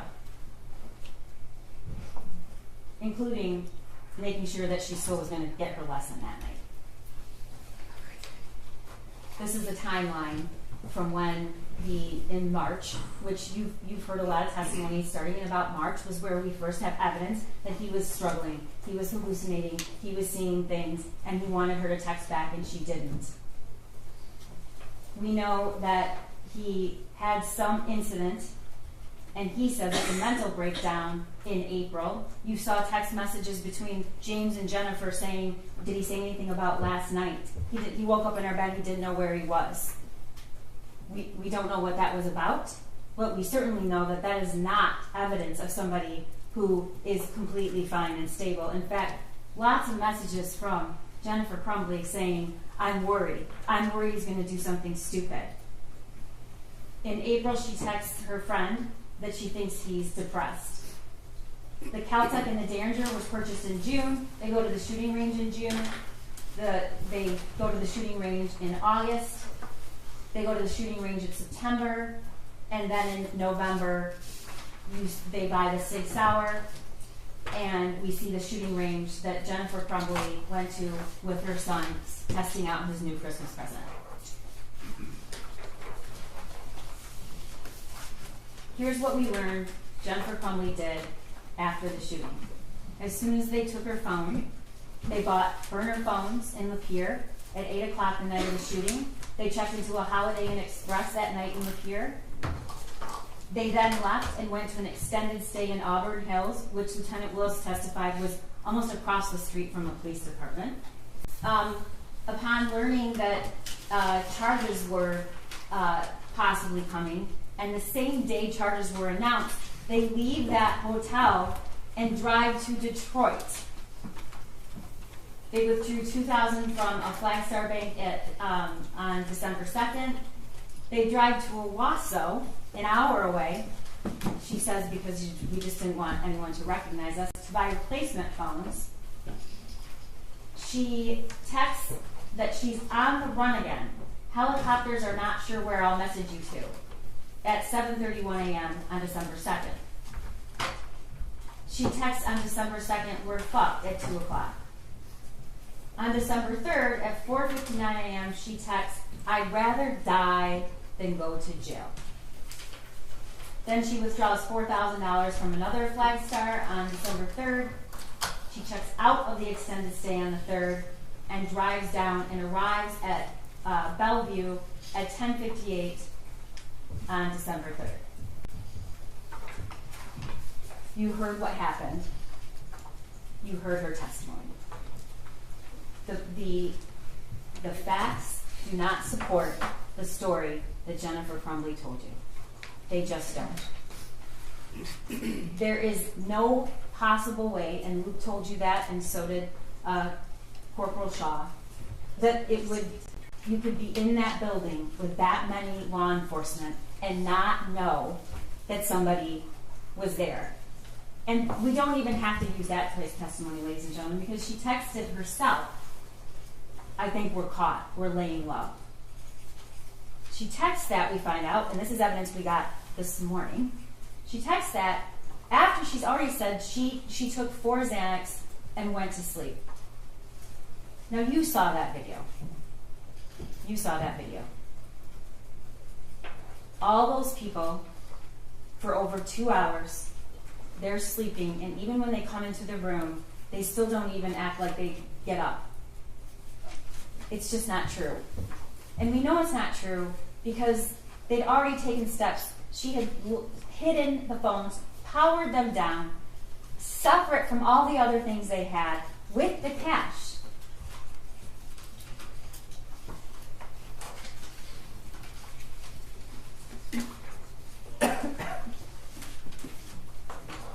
Jennifer Crumbley wants you to believe that if only the school had done something different, we wouldn't be here.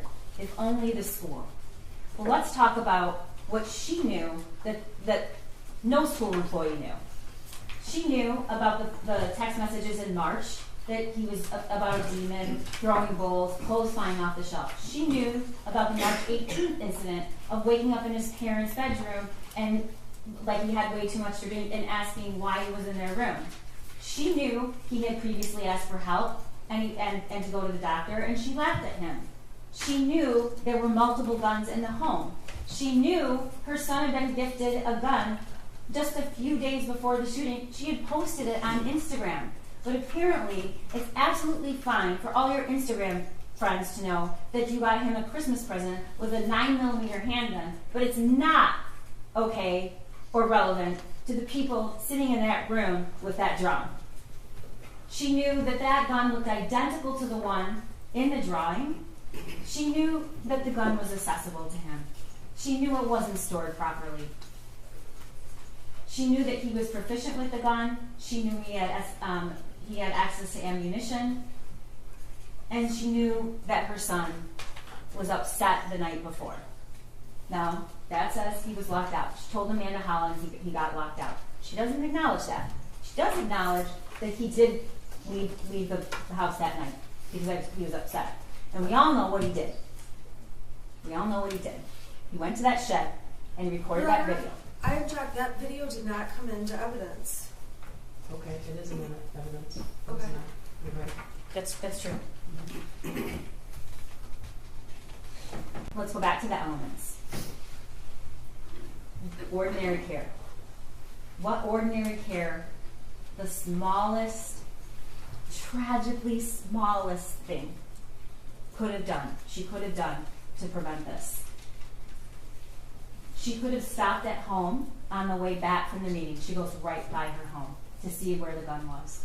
She could have stopped on the way back to work. She could have searched the backpack. She could have asked her son where the gun was. She could have locked the ammunition. She could have locked the gun. She could have taken him home. She could have taken him to work. He could have gone with Dad. He was door dashing. She could have told the school that they just gifted him a gun. She could have embraced her son. She could have said, can we talk to him for a minute alone? She could have looked at him and said, I care about you, I love you. She could have at least acknowledged he was in the room. She could have told the school about her son being in crisis previously and asking for help.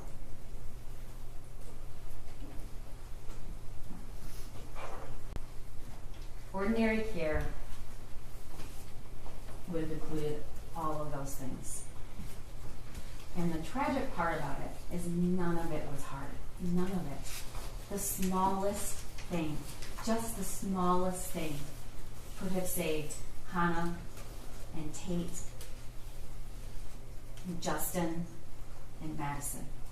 The smallest of things. I have to prove that there's reasonable foreseeability. And that worksheet right there that Jennifer Crumbley saw just hours before the shooting is reasonable foreseeability. And we're going to show you in the next slide. That's the picture of the gun. It's not just any gun, ladies and gentlemen. It's the gun that they just gave him. Blood everywhere. That's what he wrote with ammunition. I didn't show you the picture with the blood because I don't think you need to see it again. But we know what happened in that school and in that hallway. Here's a picture with 2 bullet holes and blood coming out of the figure's head. And look at that. That is where those shots went. Those are from the shooter's gun. The thoughts won't stop. Help me. These are all of the things that were texted to Jennifer Crumbley. This was in March. But he's writing it on a piece of paper and he's showing it to her. That is foreseeability. He's telling in that drawing, this is the gun that was purchased for me. Help me. Blood everywhere.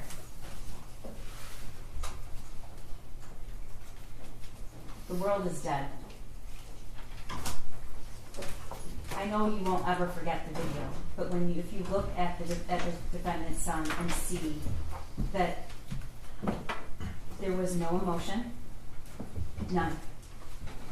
He was only concerned in a very calm manner for finding as many people as he could to kill, and he did.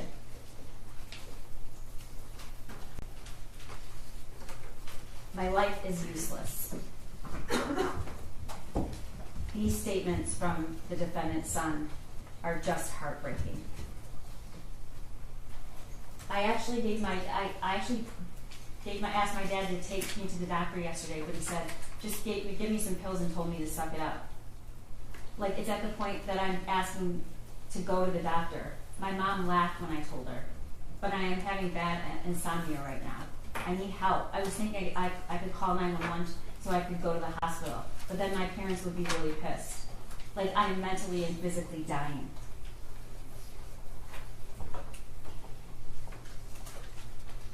Let's talk about the cable lock.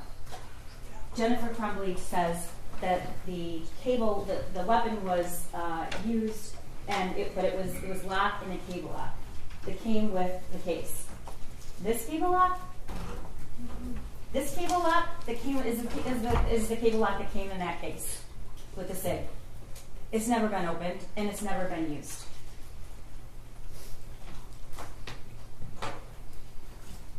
This is the last picture that we have of that gun until we see it murder 4 kids on November 30th. And the person holding it is Jennifer Crumbley.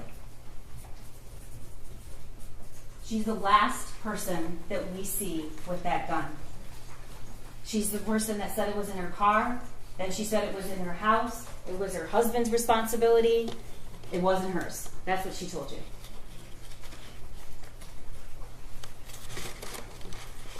She knew he was distraught the night before. He texted her, I love you. She told you that's never happened before. She did think it was abnormal or odd. She knew he was looking up bullets in the school. She knew he was watching violent videos. She knew he was proficient with guns. She knew he was previously in crisis. She knew his only friend that he talked to was just gone. She knew all those things.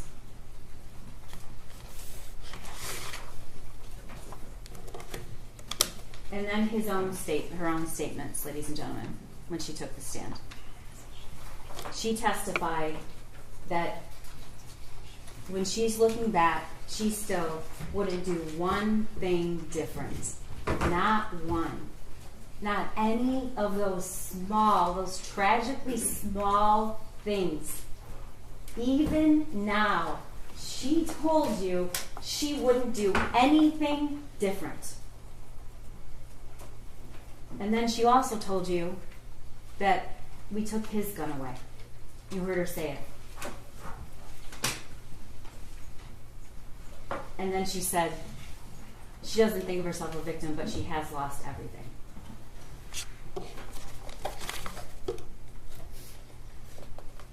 You're going to hear the instructions from the judge, and you're going to take the facts and the witnesses and the evidence and use what you promised to use, which is impartial, honest assessment, and find what you believe the facts are in this case.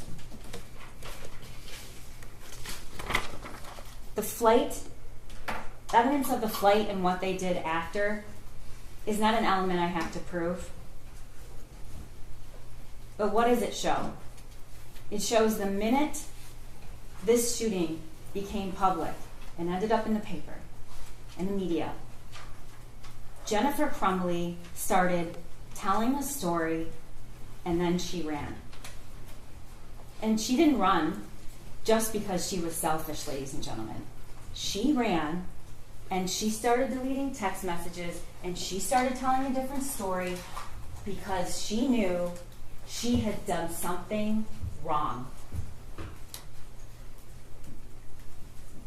That's the only reason you start deleting text messages. It's the only reason that you start saying something that isn't true.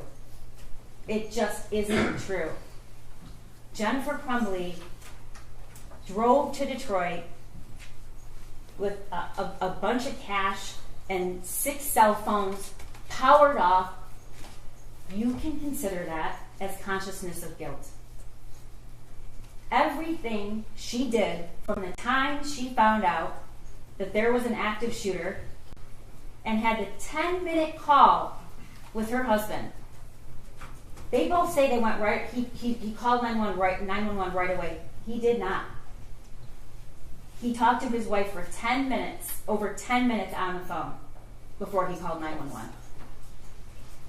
But the facts changed because it was an immediate attempt to misrepresent what actually happened. Why is a mother whose son just killed 4 people thinking about deleting her text messages? Why is she saying things that are not true about her son?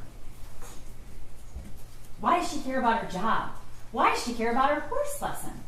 Why does she care about any of these things?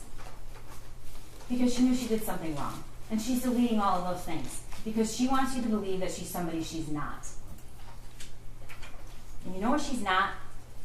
She is not somebody that used ordinary care to prevent what was foreseeable, reasonably foreseeable, that could have happened. Injury or death. And it did. It did. Those words on that paper helped me. She walked out of that school within 11 minutes, didn't so much even address her son. She did not give him the help that he wanted. And you can argue about the months before and the weeks before, but if you just even look at what happened that day, she walked out of that school and she knew something bad might happen. What does she do when she gets back to work?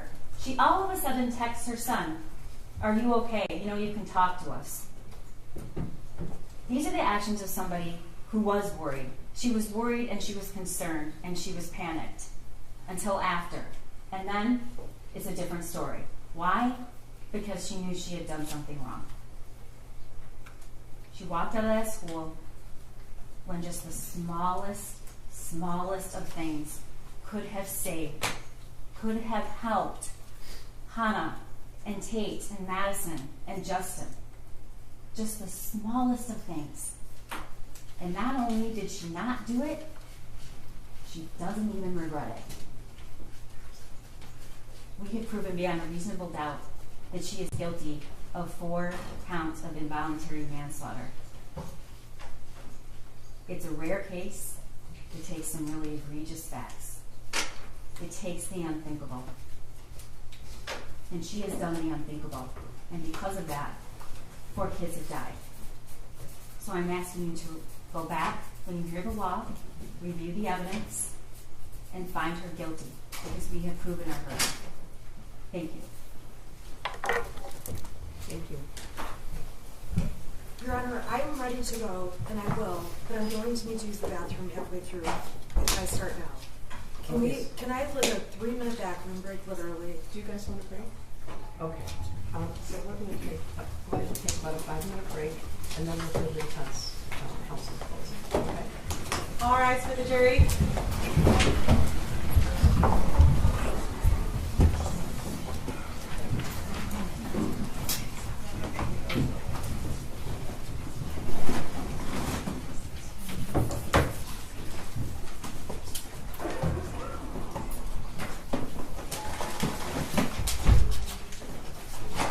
You may be seated.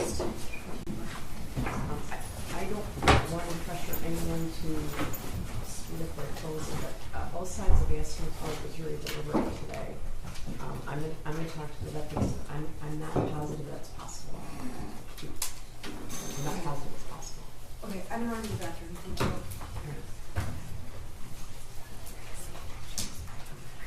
You have to take it out? Okay, we're gonna take it out. Okay.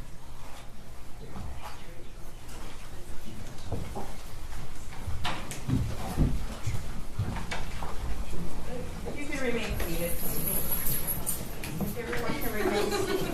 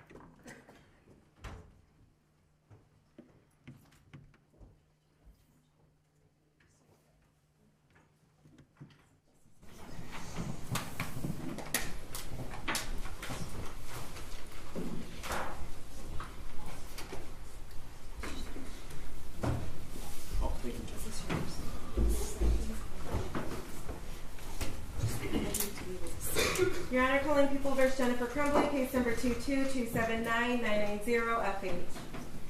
All right, one thing I wanted to tell you, I've been using up all my brownie points with the captain who has told me that we can stay later than we need to, if that's what you want to do. I'm concerned about sequestration and all that.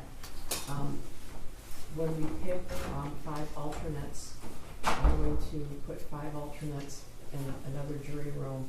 I know they remain sequestered in the same way that the 12 are. So 5 are going to sit in another jury room. If we come back Monday, I'm still bringing the 5 sequestered jurors back here. All right? I think that's smart. Yeah, oh, well. Okay. I know it's I awful hope so. for them, but if one of them goes down. Okay, yeah, no, I'm concerned about that, so that's what we're gonna do. All right? I just wanna let you know, because when they go out to the jury room before I pick the 5, I'm gonna have them bring their personal things out here, because then they'll be separated. Right? Okay. All right, so I'm gonna bring that. All right? Thank you, guys.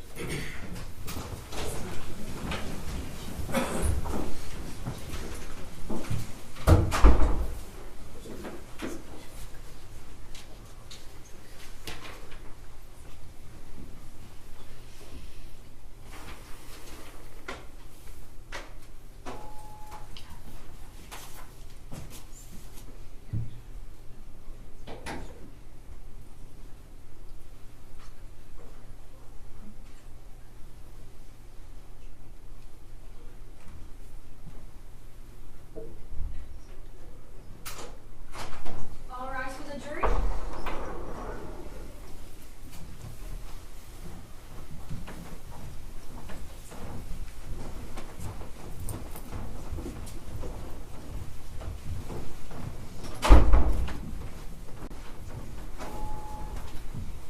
right, you may be seated. You're not going to hear good appendix, please. Right? Ms. Smith? Yes, thank you. As the prosecutor finished, she said, "This is shocking, unthinkable." I believe there were other words used throughout trial. Unbelievable. Obviously, unbelievable, unthinkable, unfathomable. And the reason that's the case is because it was unforeseeable. No one expected this. No one could have expected this, including Mrs. Crumbley. Now, the first thing I want to do very quickly is talk to you about the burden of proof. In the state of Michigan, there are different burden of proofs depending on what kind of a case it is. When people sue for money and say, "I've been injured," or "I was failed by the school even," there will be civil lawsuits, and the burden of proof is a preponderance of evidence. That means it's about a 50-50 standard. And if you have 50% of the evidence, that's the burden of proof for civil. When the state thinks it's important to take away a person's children, the burden goes up.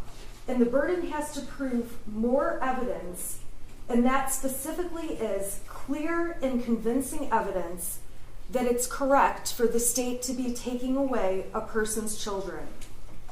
Now, the highest burden in this country is in a criminal case, and that is beyond a reasonable doubt. And the reason I'm telling you about the differences in the burdens is because in a criminal case, if you have just one reasonable doubt about the case, you must vote not guilty. And so this is my poster just showing beyond a reasonable doubt is guilty, but there's many, many other options. If you think it's likely, probable, possible, not likely, those are all not guilties. You have to be sure beyond a reasonable doubt. And later, as I go through my closing, I am going to tell you the reasonable doubts that the defense believes exist in this case for you to look at.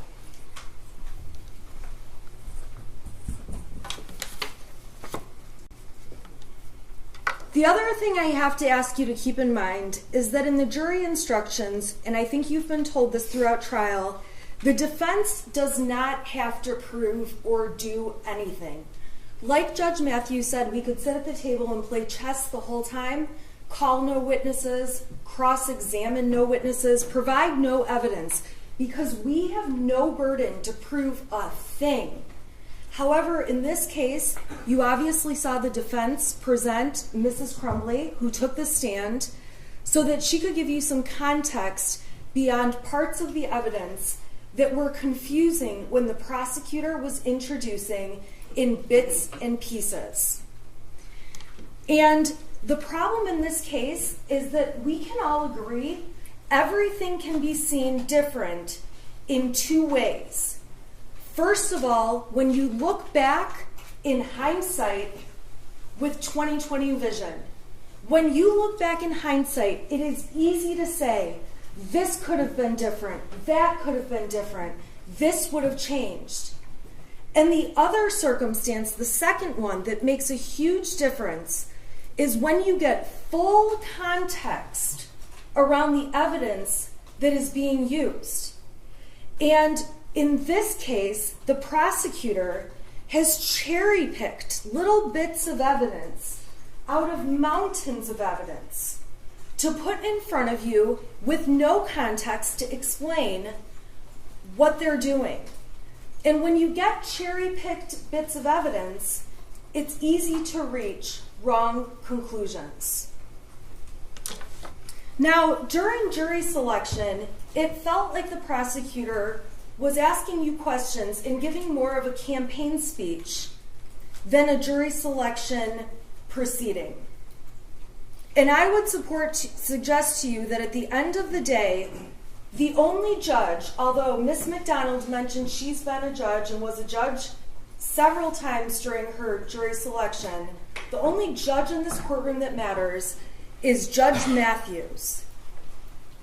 And the only other people whose judgment matters are the 12 of you who will collectively decide this case.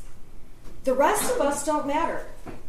My opinion doesn't matter. Ms. McDonald's doesn't matter. The opinions of everyone in this audience doesn't matter. The media and all of the people who think they know everything behind keyboards at home commenting about what they think the evidence in this case has shown.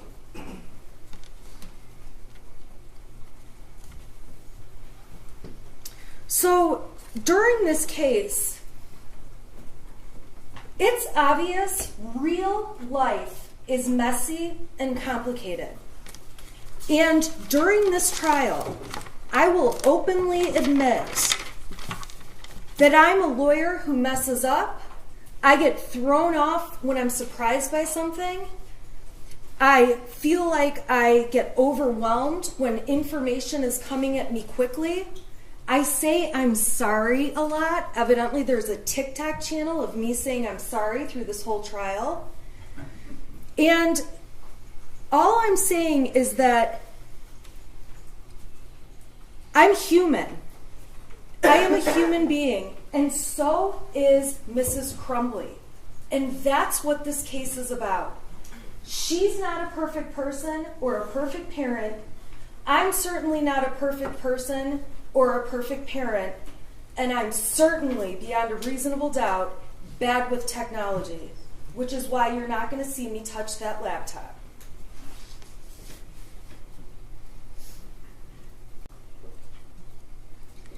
So during this trial, I have stood before you and shown you all my flaws, and I embrace them, and they are a part of what makes me human. And so has Jennifer Crumbley. She got on the stand and talked about every nook and cranny of her life, things no one else in the world knew, in her family, among her friends. And she wanted you to see the whole truth, the entire truth, and nothing but the truth on everything, where she had to show you that she has made immoral decisions to have an affair, that she has made decisions you might not make to have another person involved in the affair. Now, we didn't get too far into the details, but it was enough for you to know that Mrs. Crumbley got up there and literally stripped off her armor, let the prosecution cross-examine her, and show you what happened in her messy life. And I say that with all kindness because I'm a mess too. I saw a meme about a week ago that said, I'm trying to be a mom, trying to get exercised, stay hydrated, get enough sleep, text everyone back, and not lose my shit. And I've got to be honest, as a mom, a working mom, on most days, I'm lucky if I'm fit for human contact. I'm lucky if I've taken a true shower and didn't just grab a handful of wipes and scrub off the best I can on my way running out the door, putting on my makeup as I drive to court in my car. Because my life is not perfect and no one's is.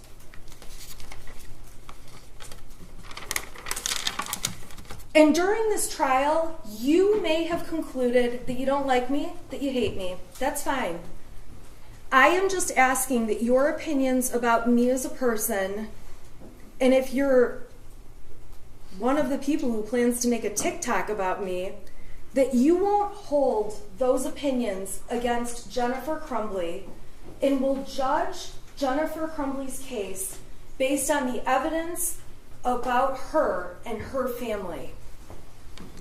And if you hate her or don't like her or agree with things she's done, that's okay too. You don't have to like her. You are not expected to go hang out with her when this is all over. After trial, you don't have to decide if you want to go to her house. You don't have to have Thanksgiving with her. But when you're looking at the evidence in this case, it's important to set aside your opinions of her or take your opinions of me and supplant them on Mrs. Crumbley. Now, when I took on this case pretty early on, I realized I am Jennifer Crumbley, and I could be here accused and sitting in her spot very easily. Now, in my house, we don't have guns. I don't have guns, but I do have children. And actually, I have an oopsie baby, my fourth one. I did not want 4 in 4 years, but that's what I was blessed with. I say I'm abundantly blessed.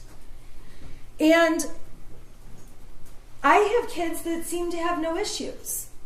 And at the end of the day, they're good kids. They go to school. We have no discipline problems. We have arguments here and there, just like every family does.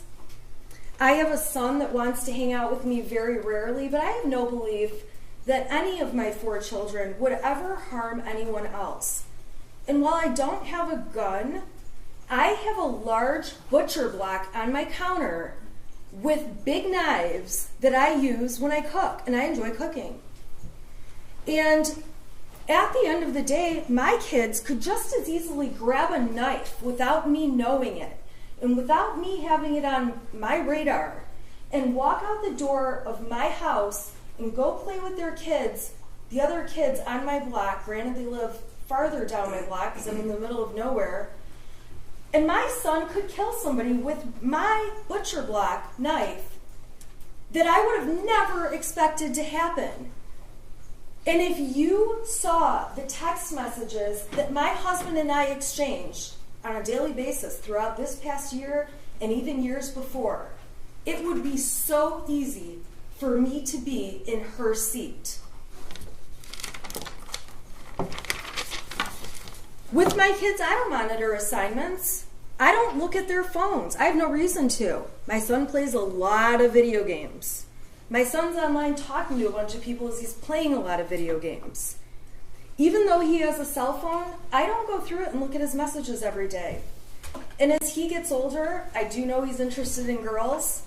If he starts receiving nude pictures of a girl on the cell phone I owned but let him use and gave him for his birthday when he turned 11, should I be held accountable for receiving child pornography if a girl sexts him over some inappropriate pictures?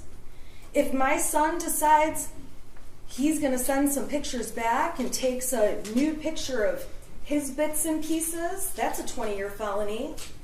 Am I then responsible because he sent a picture of his penis over to some girl?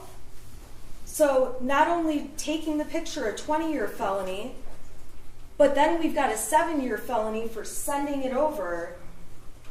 Can every parent really be responsible for everything their children do? Especially when it's not foreseeable. And this clearly was not foreseeable to Mrs. Crumbley. Because there's no one in the world, including Mrs. Crumbley, who would have let a school shooting happen and let what happened on November 30th take place. Not only ruining the lives of so many families and victims and taking the lives of 4 young people, but also ruining her own son's life and ripping his life right from her as well. She would be the first person on the planet who would have never let that happen in a million years.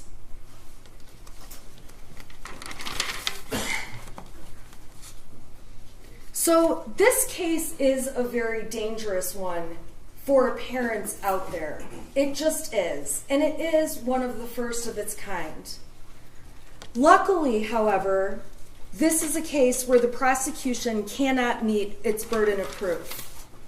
And thankfully, it's a case where truly Mrs. Crumbley does have a defense.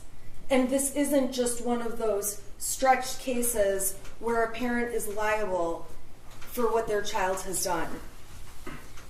Now, the judge is going to tell you that you have to, if you find reasonable doubt in this case, you must find the defendant not guilty. And the law says you must have a reasonable doubt, not 3 reasonable doubts, not 5 reasonable doubts, not 10. If you have a single reasonable doubt, you must vote not guilty for Mrs. Crumbley. And when it comes to reasonable doubt, each of you can have a separate reason to have doubt in this case. You don't have to agree on what the doubt is.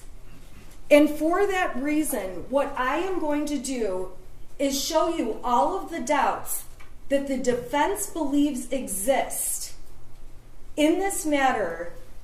Some of them may speak to one juror, some of them may speak to another, but at the end of the day, if you have just one, your vote in this case must be not guilty. So the first place the defense finds reasonable doubt is in the fact that the prosecution is so desperate to prosecute this case that they admitted a mountain of evidence that, quite frankly, was unnecessary. Now, they say to you they needed to show you, they needed to prove the manner of death. We stipulated that 4 people died. We stipulated that it was the most horrific set of facts you could ever imagine. We stipulated that what happened to Molly Darnell and Christy Gibson Marshall was horrible. But this prosecution, putting that evidence on, was designed to inflame you and make you emotional, strike your sympathy, and get you to hate Mrs. Crumbley, which, by the way, has been very effective for most of the media, most of the public, and for anyone who has seen information put out by this prosecutor in this case. A second reasonable doubt comes from the fact that we know, and the evidence in this case showed, context is key. And that was clear when Detective Wagrowski took the stand and said, you get better decisions when you have more evidence, and testified that in a former hearing, he messed up because he didn't have the video from before the one he saw, so he believed the parents arrived at the school together, and subsequently, when given more context, showing more video from further beforehand, he could see they actually arrived in different cars, met, and walked in the building together. And at the end of the day, the more context you have, the more accurate you can be. When Brian Maloche testified, another example came about where the prosecution had him testify that Mrs. Crumbley said to delete his messages, clear your cache. And I'm so thankful that the rest of the world sent me emails that I don't know how to pronounce cache, because now I do. And when Brian ended up seeing the messages before clear your cache and after clear your cache, he realized, oh, she wasn't asking me to delete messages. She wanted me to refresh my web browser to see if the Facebook had actually deactivated. And so that was proof again that when you have more context, you're more accurate. And the problem the prosecutor has in this case is they have very little context for the very little evidence they've submitted. There's also no context around some of this little bits and pieces of useless evidence, like Jennifer Crumbley saying that her son was an oopsie baby. I call my son that, so what? Does that mean I hate my son? Does that mean I would be okay if he went and killed a bunch of people and or if he committed suicide? No! Calling your child an oopsie baby was designed to try to make her look bad with no context. Having Amanda Holland come in, a coworker who's not a friend to Jennifer Crumbley and has been interviewed by law enforcement to tell you her advice on she should go have a mother-son day with her teenager, so irrelevant when she's faced with raising toddlers every day. When I heard her advice, I thought, yeah, right. I have 3 teenagers. I almost have a 4th.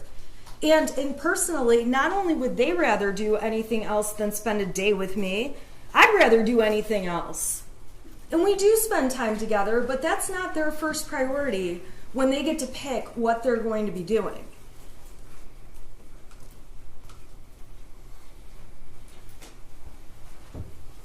It does not mean she loved her son any less if she ever told a witness, my son is weird. And part of what made me realize I could be in Mrs. Crumbley's shoes is I've sent texts to my husband saying, our daughter is a psycho today. On the way to school last week, she's crying she doesn't have people to sit with at lunch. I texted him, she's a nutcase. I don't know what to do. I don't know how to handle this. I don't have time for this.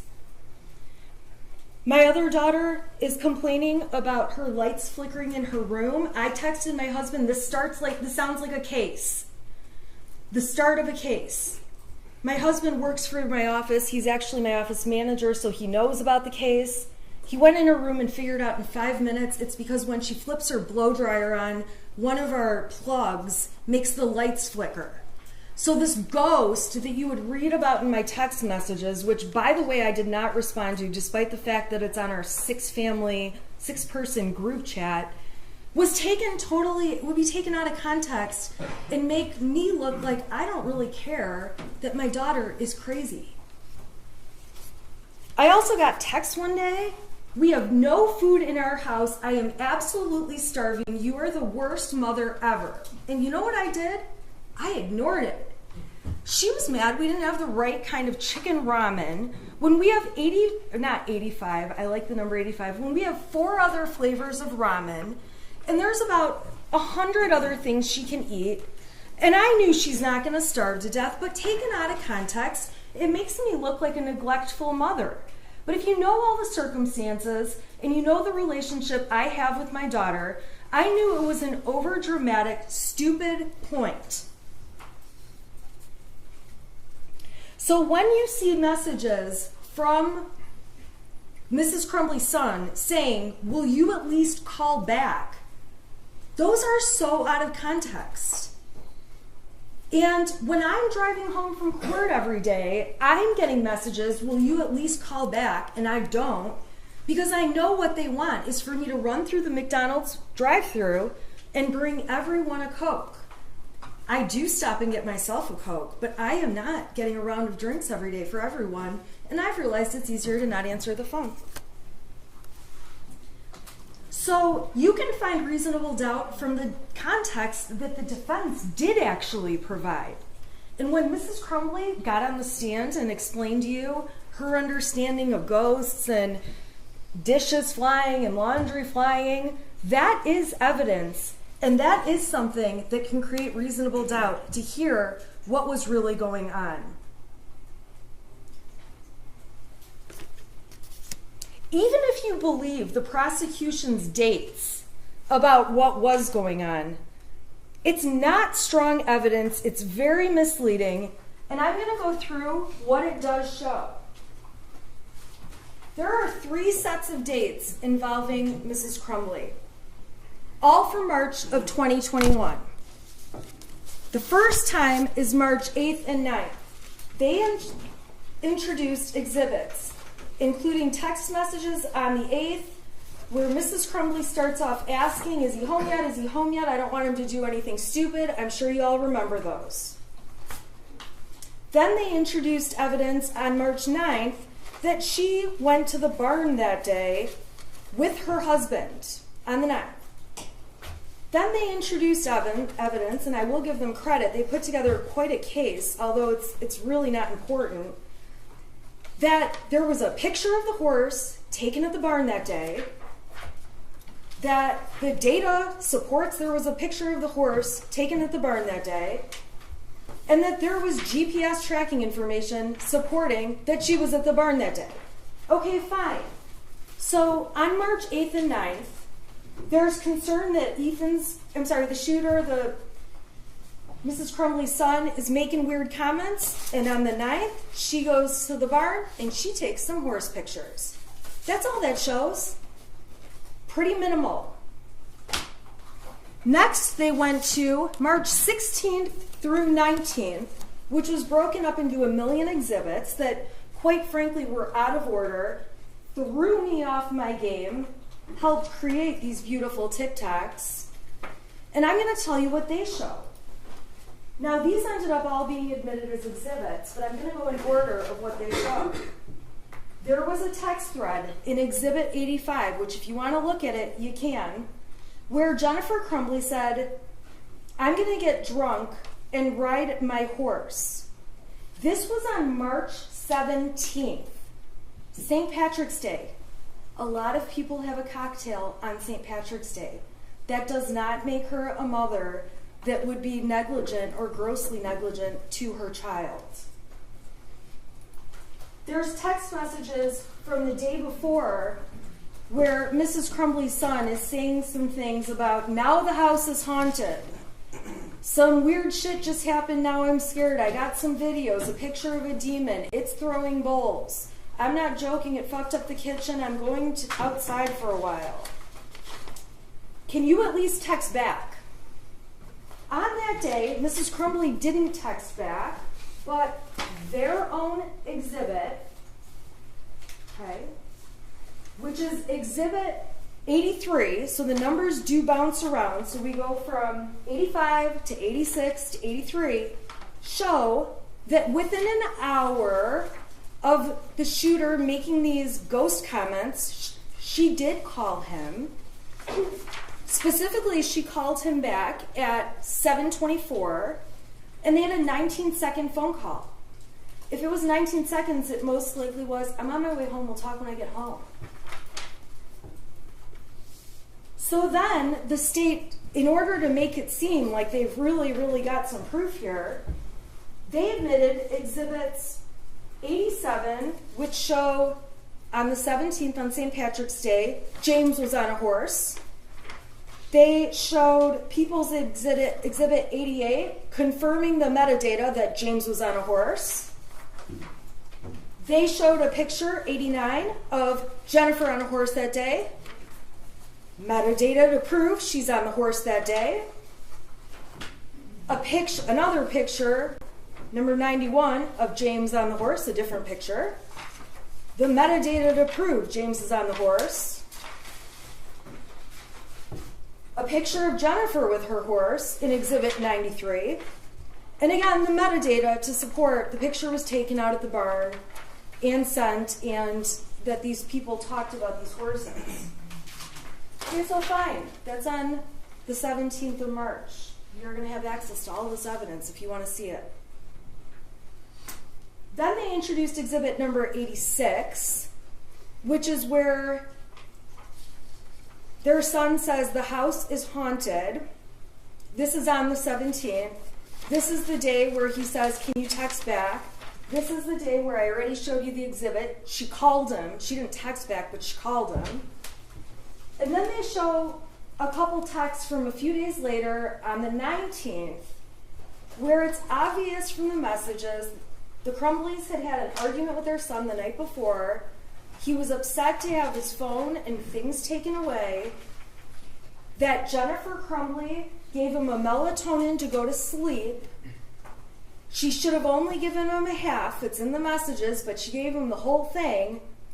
And it knocked him out, and he slept in their bed that night. And when he woke up the next morning, James described him in the text messages as he woke up looking like he had way too much to drink last night, complaining about a headache. Jennifer says, well, he was really worked up and out of control, so I can see why, talking about his behavior during the fight. All I know, Jennifer says, he needs to eat, go to work hard, not complain, and he can get his stuff back. She testified that getting his stuff taken away is his trigger. It's what makes him get upset. She says, you respond, and I didn't get it. James says, Jesus, yes. He said, let me ask you a question. Why am I in your room? That's when they talk about the melatonin. She says, oh my God. James says, I really thought you were giving him a Xanax last night. Jennifer says, does he seem better? No, melatonin. James says, I know. So obviously he's joking. Jennifer writes, but he hasn't had one before, so I should have only given him half. James writes, well, he's doing his school, says his head's hurt, so he took Tylenol. Jennifer asks, is he okay to work? James says, yeah. Does he remember what he did? James finally says, dude, I'm working. I'm on a demo right now. I haven't talked to him. He's doing school. And that's really the extent of the conversation. So fine. So one day, they get in an argument. And I'll tell you what, those kind of arguments in a heartbeat could have me sitting in her chair. The final date that the state claims Mrs. Crumbley had knowledge about back from March of 2021 are exhibits 96 through 100. And 96 starts off with their son saying, I'm picking up the room. I cleaned until the clothes started flying off the wall. This stuff only happens when I'm home alone. I pick the clothes back up, though. And that's the important part of those texts on the 20th. We know on that date, because the people proved it, no pun intended, but they beat a dead horse, that at 97, it's a picture of Jennifer at the barn. We've got the metadata showing Jennifer was at the barn. We've got another picture on 99 showing Jennifer was at the barn. And exhibit 100, Jennifer was at the barn. Big deal. Jennifer's at the barn. Their son is saying goofy stuff. Jennifer gave you the context. They had an Ouija board for a couple months after Christmas of 2020. He and his friend are playing with the Ouija board. They ultimately lost interest. They stopped doing it. Jennifer admitted to you one day to mess with them. She turned the power off in the house, turned the circuit off to mess with them. She mentioned a time where James pretended he was getting electrocuted. She didn't know what to do. She's screaming, trying to kick him, see if he's electrocuted. Ethan is laughing, taking a video of the whole thing. This family played together. They had fun. They did what families do. The prosecution just had zero context because they had tunnel vision that she was doing something wrong and was grossly negligent, and they were hell-bent on convincing you that was the case.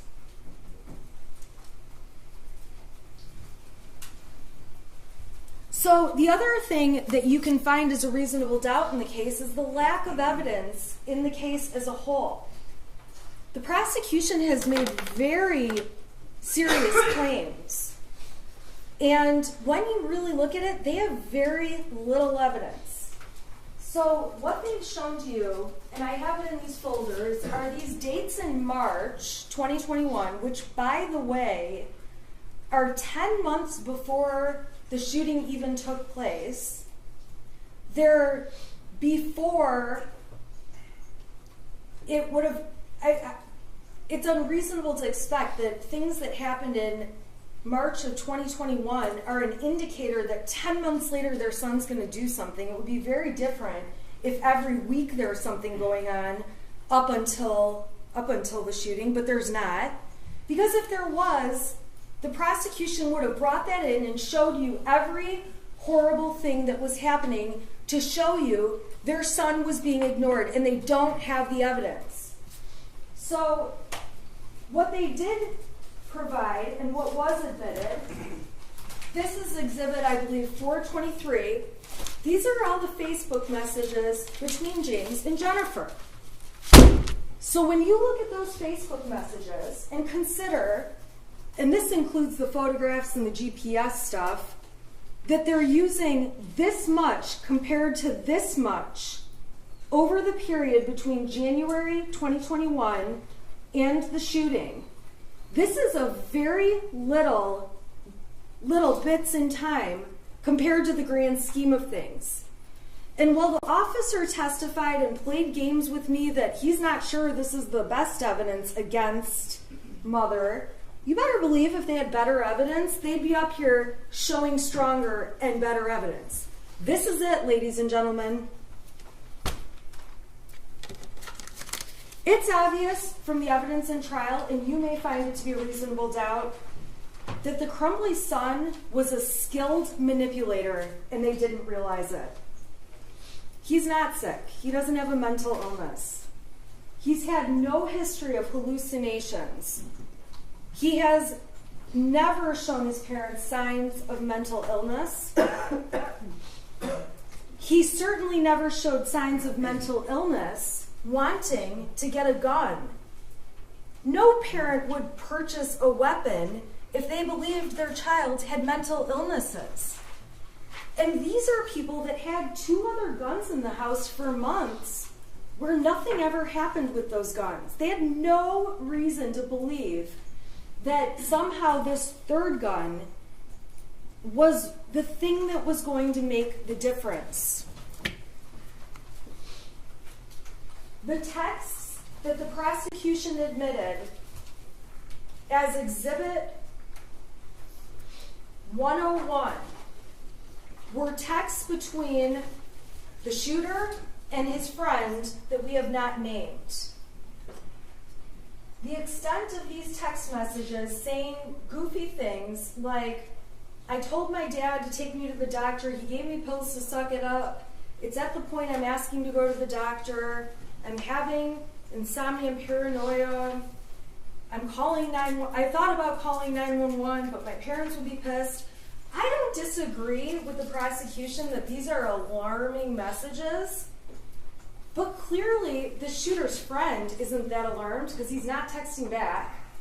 The shooter's friend knows there must be more going on because he doesn't tell Mrs. Crumbley, who is like, and he's like a second child to her. And we have no other context about these messages, and if anything, the evidence does not show that Mrs. Crumbley ever saw these messages. Now, when she sees them now, she thinks, that's crazy. She'd like to know more context. But you also have to know, and another reasonable doubt you may find in this case, is created when you compare these text messages that were sent that have alarming things between Ethan and his friend to all of the messages between them, which are over 20,000. And what you would have to believe, and what I would believe, is that if the state had stronger evidence, they would have paraded it up and we would have been seeing a lot more of these. But instead, they were admitted, and you haven't heard the friend testify, you haven't heard any context about these, And all you can see, and really all the evidence shows, is that there's no reason to believe Mrs. Crumbley ever saw that.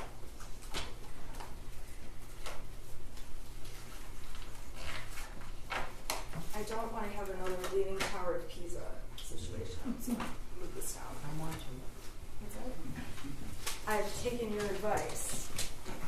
Now, the other evidence the state has shown are little bits and pieces from the shooter's journal that are quite alarming and disturbing. But again, Mrs. Crumbley says the information in there about my parents won't listen to me for help is not true. And there is no evidence to show she ever saw that 22-page handwritten document. She never saw the little bits of evidence that the prosecution admitted. To evaluate this case, you have to look at it from the perspective of what she knew. So the journal information and the small amount of text compared to all the text with his friend are things she didn't know about. There's also 2 times where the state says that they have proof that Mrs. Crumbley's son was showing signs of depression or being sad or lonely. All right, those come from April 29th, 2001. This is when Jennifer Crumbley emails the friend, his mother, and all she says is that her son has been acting kind of depressed. She doesn't know what's going on. She's trying to find out what's going on, but he won't really tell her much. She's trying to find out if there's an issue between the 2 boys she should be aware of. She's trying to get down to the bottom of it. If anything, she's doing what a good mom does to try to figure it out. But the worst of what she says is that he's stressed by school. I don't want to get this wrong. He's been acting kind of depressed. And she's happy to hear it's not an issue between them. Then they go on to make plans for their son. This was admitted as Exhibit 104. If you put my texts up there and showed every time I told my mom that one of my kids was acting depressed or weird, I guess my favorite word is moody these days, it would look like my kids were complete lunatics. I'm actually shocked Jennifer Crumbley doesn't have more texts about her son acting like a typical teenager.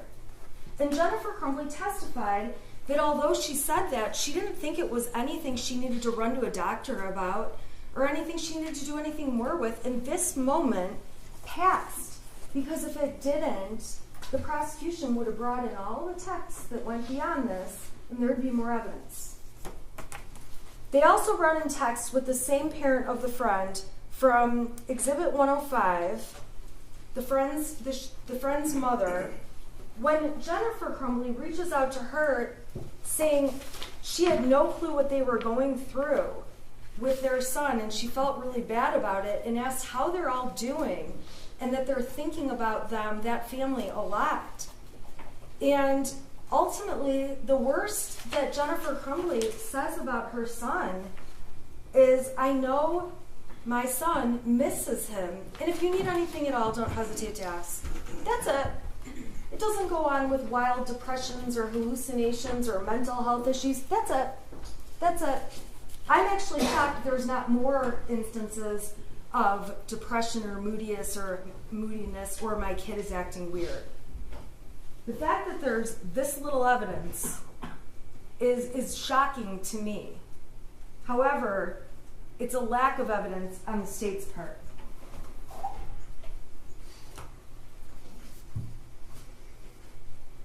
There's also a lack of evidence in Mrs. Crumbley saying he's depressed to really anyone else. Even after the shooting, when she's when she's talking to her friend Kira, to other people, to Brian, all she keeps saying over and over is, I wish there had been signs. I wish there had been something. He's a normal kid. There's a complete lack of evidence of mental health concerns specifically. if you want to really spend some time digging into this, you can read all the messages between James and Jennifer Crumbley, all of them, and you will find that there are not texts that go on and on that their son was exhibiting anything close to a mental health concern. And again, my text would read worse because I say things like, I think my daughter's psychotic.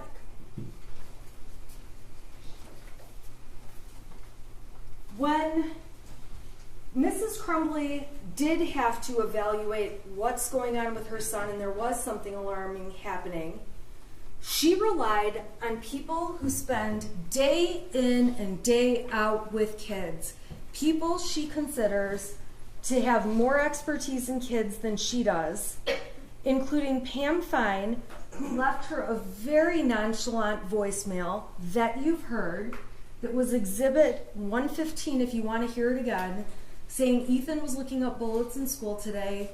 It's not illegal, it's not wrong, he's not in any trouble. It's just like how teachers can't look up hops for beer. You don't need to call me back. She was relying on the representations by the school counselor, Sean Hopkins, who took the stand and has had a lot of training, hundreds of hours of training, and made it very clear this was just an issue where he needed some kind of therapy and didn't think it was necessary to suggest to the Crumbleys, go to Common Ground today, or serious enough that he called 911. And she relied on the assistant dean, who also has an abundance of experience Mrs. Crumbley doesn't have. And quite frankly, my kids didn't come with a handbook, and my guess is her son didn't either. And the assistant dean said the same thing in the meeting with Mr. Hopkins, that Ethan Crumbley that the son could remain in school that day, that he would probably be better off, according to Mr. Hopkins, around peers versus being alone, and that as long as they got him an appointment within 48 hours for some kind of counseling or therapist, that was sufficient.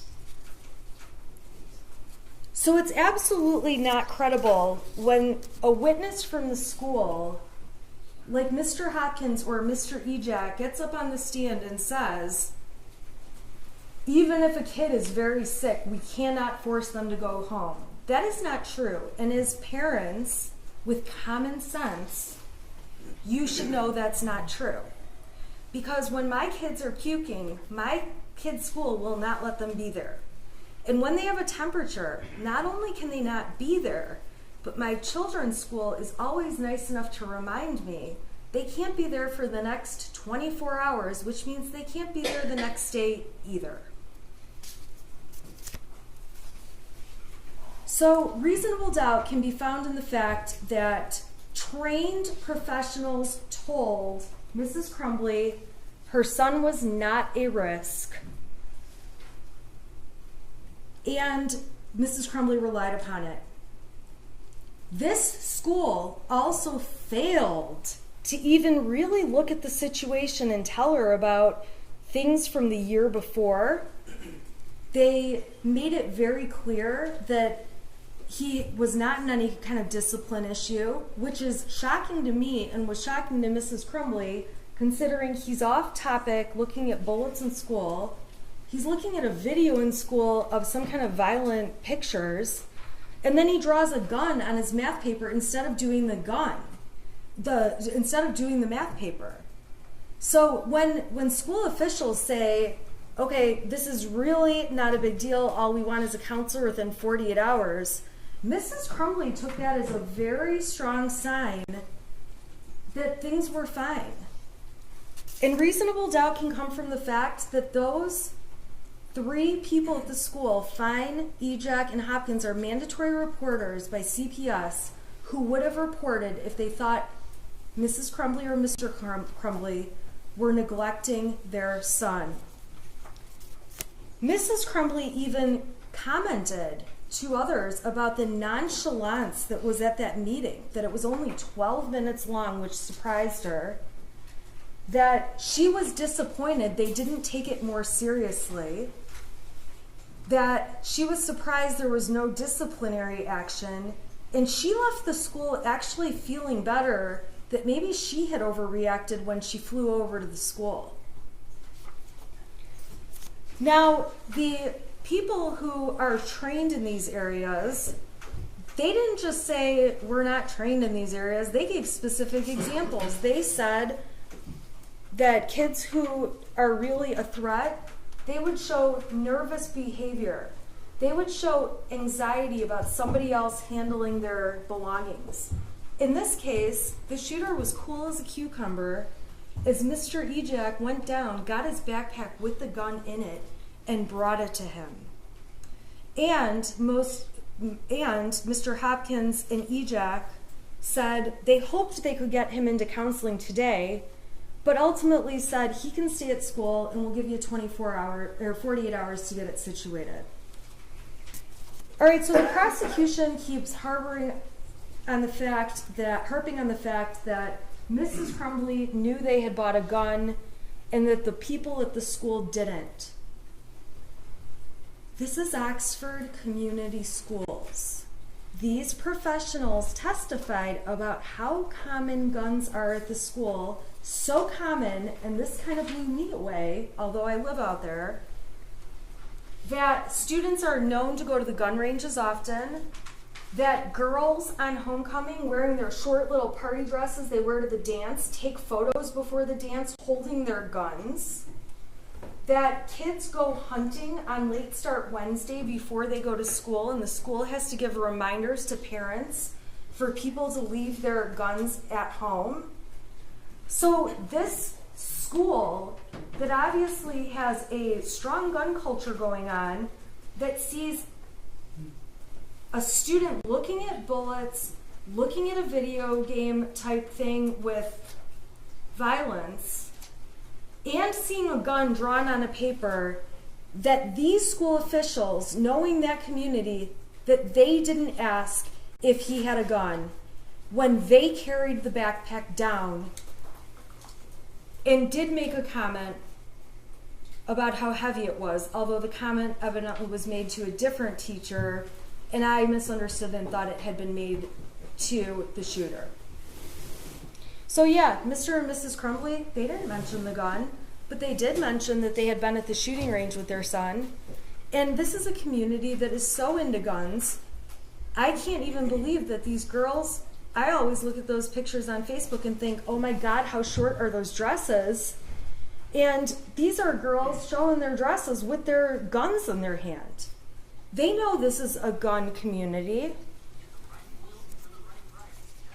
Reasonable doubt can be found from the fact that the biggest concern at the time was suicide and not homicide.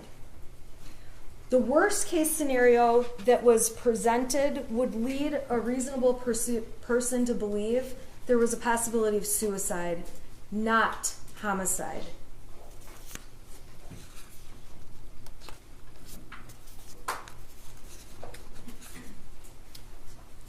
The prosecution seemed to also carry on about the amount of money and time that Mrs. Crumbley spent on horses. Just because she spends money and time on horses doesn't mean she doesn't love her son. And the fact that they have to stretch so much can create reasonable doubt. And if you actually look at the exhibits the defense submitted, you'll see that Mrs. Crumbley said she has to get a second job to pay for the braces, which are very expensive to put on her child's teeth. She paid for her son to be a part of a bowling team. She paid for him to do other sports. She cared about her son. Just because she cared about horses and bought medication from them and had a horse hobby, that's not any different than a dad who likes golf and buys new golf clubs and has a membership to a country club and spends time there and spends money at the bar there on days they go golfing. It's not any different. To try to suggest that it shows the priorities were on horses and not their son is just garbage. This is a son who had everything he needed and all kinds of opportunities in life. A son they take camping and on vacation to Cedar Point. Not only do they take him, they take a friend with them. These are parents that clearly love their child. They're sitting there playing board games with him, spending time doing that. That's all in the Facebook pictures that were admitted. Those are submitted to you as exhibits, and you can take a look at them if you want to. Brian's testimony in this case absolutely creates reasonable doubt. When Brian Meloche testified, there's no question he was inconsistent. And I would submit to you that there was no reason law enforcement needed to interview him for 2 hours, 1 hour, and then 3 hours. But over time, the police certainly caught on to the fact that the more you ask Brian the same question over and over and he realizes he's not giving the answer you like, he changes it. And while the prosecution tries to make it sound like, well, he didn't want his affair outed, from the very beginning, he told them he was having the affair with Mrs. Crumbley. That was not something that ever changed. It wasn't until the third interview when they started talking about his pension, talking about his job, that he felt pressure. He agreed with the word pressure, and he agreed with the word veiled threats, although he did take it back later, that the police wanted him to say something bad about Mrs. Crumbley. And I would submit to you that they probably did that to all of the witnesses in the case. But Brian Meloche was the one who admitted to it. And when Mr. Keast got back up there and asked him more questions, Brian got right back in line like he was supposed to and told them exactly what he knew they wanted to hear. Brian is a terrible witness. He said he had memory problems, and quite frankly, when he's testifying that he knows that the gun was in the car that day of the shooting, we all know no one thinks that's true. Mrs. Crumbley testified and explained the day the gun was in the car. Brian's just wrong. And when Brian testified that Brady was gone and he believed Brady died or committed suicide, I would submit to the jury that Brian is just an idiot and has no clue. And that the truth is, he didn't know the details about where the shooter's friend went. He just knew he went away. Wherever he got that suicide idea from, who knows? The prosecution didn't show any texts or anything to support that. But it's clear that Brian Meloche has been put on a mission, which is, you're coming into court, you've got some things hanging over your head, and we want you to take a position against Mrs. Crumbley. And I would submit to you that if you read the 77-page exhibit that I got yesterday and went through in painstaking detail with you, you can see that Brian Meloche did not think of Mrs. Crumbley that way when he knew her and when he dealt with her. And he testified the only places he got new information about her that made him think differently about his answers were from law enforcement and were from the media. The media that we have talked about in this case repeatedly as being inaccurate. Brian admitted that when the prosecution asked him, and we've already talked about this, to delete his messages, when I went through the part about clear the cache, Jennifer telling him clear the cache, showed him the stuff before and after, he realized it was just to refresh the page to see if Facebook had deactivated. So giving him little bits of information is particularly dangerous because he's not the sharpest. And that's what the prosecution did. They used him to their advantage to try to make it sound like they have this case and all these horrible statements against Mrs. Crumbley. And by the way, when they presented evidence that Mrs. Crumbley is deleting texts and keep making it sound like she selects different texts here and there, it actually sounds like Mrs. Crumbley deletes all her texts, as she testified, that when people start flooding her with text, she deletes entire threads at a time. Who knows what she's deleting? We saw her on her phone flipping through them super fast. And the texts ultimately that she deleted, the prosecution did point out 2 of them in their closing. They pointed out the texts about "we're fucked" and "we're on the run again," but they didn't mention that she deleted 2 texts that are actually very exculpatory and helpful to her. Why would she delete some of the most helpful and exculpatory things she said? Those 2 texts are on page 42 and 44 if you want to see them in the 77-page exhibit. And those 2 texts confirm, she calls it the string lock was on the gun. She means the cable lock, but she doesn't know enough about guns to say cable lock. The string lock was on the gun. And the other deleted text that the prosecution didn't mention was when she said that the weapon had been locked, the ammunition had been stored separately, and that everything was not loaded. There's no reason she would delete 2 messages that are that helpful to her. She's just a person who deletes all of her messages, as she testified to. You can find reasonable doubt that Mrs. Crumbley's state of mind is very obvious in statements she made after the shooting. Right away, she's talking about how she had no signs to believe anything would happen. At the substation interview, it's on recording, we watched it. She tells the interviewer, "I had no signs, there were no signs." Then, when they have her in the car, the squad car, and she's in the back, she says to them again, "I had no signs." In her text message with Kira, which was admitted, she says there were no signs.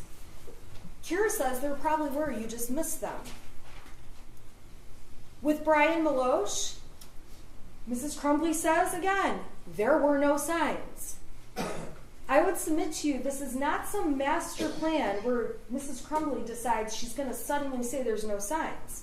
First of all, there's no evidence of signs Mrs. Crumbley knew about. And second, all of her immediate fast statements in a time of stress, right after she's had guns held to her face, walking out the front door of her house, she's saying there were no signs. You might find, and I know the prosecution takes issue with this one, that Mrs. Crumbley was actually, in fact, a hypervigilant mother.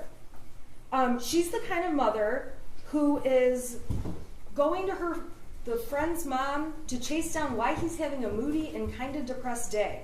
She's on Power Schools on the app multiple times a day checking for missing assignments. She's emailing teachers about grades. Christy Gibson Marshall, the assistant principal, who did do one of the bravest things I've ever seen, she testified she saw the shooter's face and couldn't believe it was him. And the reason she couldn't believe it was him is because it was so unforeseeable. Mrs. Crumbley's hypervigilance also comes when you look at how she takes him for medical appointments. They're at the urgent care because some little mole on his back changed colors when she's applying sunscreen. I think of myself as a hypervigilant mother, and I've never noticed any moles on my kid's back, and I must need to go home and look. Because when I look at the actions of Mrs. Crumbley, she actually pays far more attention to that kind of thing and other things than I do. I could easily be sitting in her chair. When her son's experiencing headaches and medical issues, she's at the doctor or doing virtual visits. There's no reason to believe that's not true. With the headaches, they go through a whole process. She gets a whole x-ray done of his head. She takes him to the eye doctor to see if that's causing the issue. Ultimately, she pays and puts braces on his teeth. Then, he's a bad brusher, so she's going to the extent of getting the braces off his teeth so he can get the cavities fixed, 13 cavities. I would go crazy on my kid. And she's just doing each thing she needs to do as a hypervigilant mother. And yes, a hypervigilant mother can have a drink once in a while. I'm a hypervigilant mother, and I not only have a drink once in a while, but sometimes I've been known to have 2 or 3 or maybe a bottle. Reasonable doubt can be found from the fact that Jennifer Crumbley did her best as a mother. While going to the shooting range is not her thing, she's trying to find a way to bond with her son, who has just had his best friend move away. She took him camping, took him on trips, brought the second son along like I've already talked about. She let him have pets. He has the cutest little kitten you've ever seen in these Facebook pictures. Board game nights with him. She's not neglecting him in any way. And if anything, she's going to the gun range for him, not because she enjoys it. You can tell how much she loves it when she gets up there, shoots a couple shots, and then just stands there letting him enjoy the activity he likes. And I do the same thing for my kid. He likes to go to skate parks. I would rather do anything but go to the skate park. But I sit there and watch and say, oh, that was amazing. And all I hear is, Mom, watch this. Mom, watch this. Mom, watch this. And I would rather do anything else. But Mrs. Crumbley on that day is trying her best to bond with her child and have a relationship. Showing the pictures of the messy house was just not necessary. And the prosecution explained to you they weren't trying to prove she had a messy house, but much of it was just so unnecessary that I would suggest they are trying to make her look bad. They do kind of make her look a little bit like a hoarder. But if you saw pictures of my house right now, like a snapshot in time, you'd be just as horrified. I've been so busy getting ready for this trial, ready for all the fun we've had in the court and through these last few weeks. I still have my Christmas trees up. I was complaining to my husband the other day, oh my God, we still have our Christmas trees up. This is embarrassing. And he said, hey Shannon, we still have ceramic pumpkins up. And I realized, oh yeah, all of our fall decorations are out too. And right now, I have piles of laundry all over. My kids over Christmas break put together stacks of stuff I need to take to the Salvation Army. I have donations of my own that need to go. My house right now, if they did a search warrant today, would look just as bad as Mrs. Crumbley's, and it says nothing about me parenting my child. If anything, when I come home from work, I make a deliberate decision. All right, listen, I can run around this house for 3 hours and try to get as much as I can done, or I can sit on my couch and watch old episodes of the Kardashians with my daughter. And I believe my time is better spent hanging out with her watching trashy TV than cleaning up my house because I get a chance to spend time with her. And Mrs. Crumbley was the same kind of mom. She was waiting until the holidays to have more time. She said she was going to clean her son's room. I would be screaming that I would make my son clean his room, but regardless, the project coming up was going to be to get those rooms in order. But at that point in the year when the holidays are coming up and you're getting ready for all of it and going through Thanksgiving, it does get to a point where you do have boxes piling up and you're just trying to get through those last days of school to get to Christmas break. There's reasonable doubt when you look at what Mrs. Crumbley thought after the meeting with Mr. Hopkins and Mr. Ejak. The state of mind she was in and her thoughts and what she was thinking come in through her statements. She thought everything was way less of a big deal when she left that meeting. She thought leaving him in school with his friends was the better decision based on Hopkins saying peer support is a good thing. She thought making him an appointment was sufficient, an appointment within 48 hours was sufficient. That doesn't even mean the appointment was going to be within 48 hours. Reasonable doubt can be seen in the video when Mrs. Crumbley first sees her son at the substation. Her reaction to seeing him in this complete state of disbelief as to what's going on is to look at him and say, why? Why? She doesn't look at him and say, I knew you were going to do this. She doesn't look at him and say, see, I knew we shouldn't have bought that gun. She says, why? Why? And when he says, take care of Dexter, She cannot believe that's her son and goes back into the other room with her husband and says, "What the fuck? He didn't even care." And while the prosecution asked questions about, well, she's not sobbing, and we hear sobbing, and that's clearly James. James is sobbing. When you look at the video, if you decide you need to see it, Mrs. Crumbley is dabbing her eyes and wiping her eyes. And fine, she's not the crier some other people are.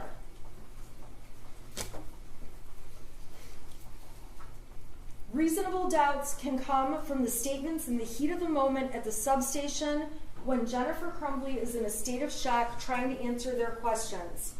She says, "He's never done anything bad." This is after she already has somebody saying, "You really should have a lawyer there."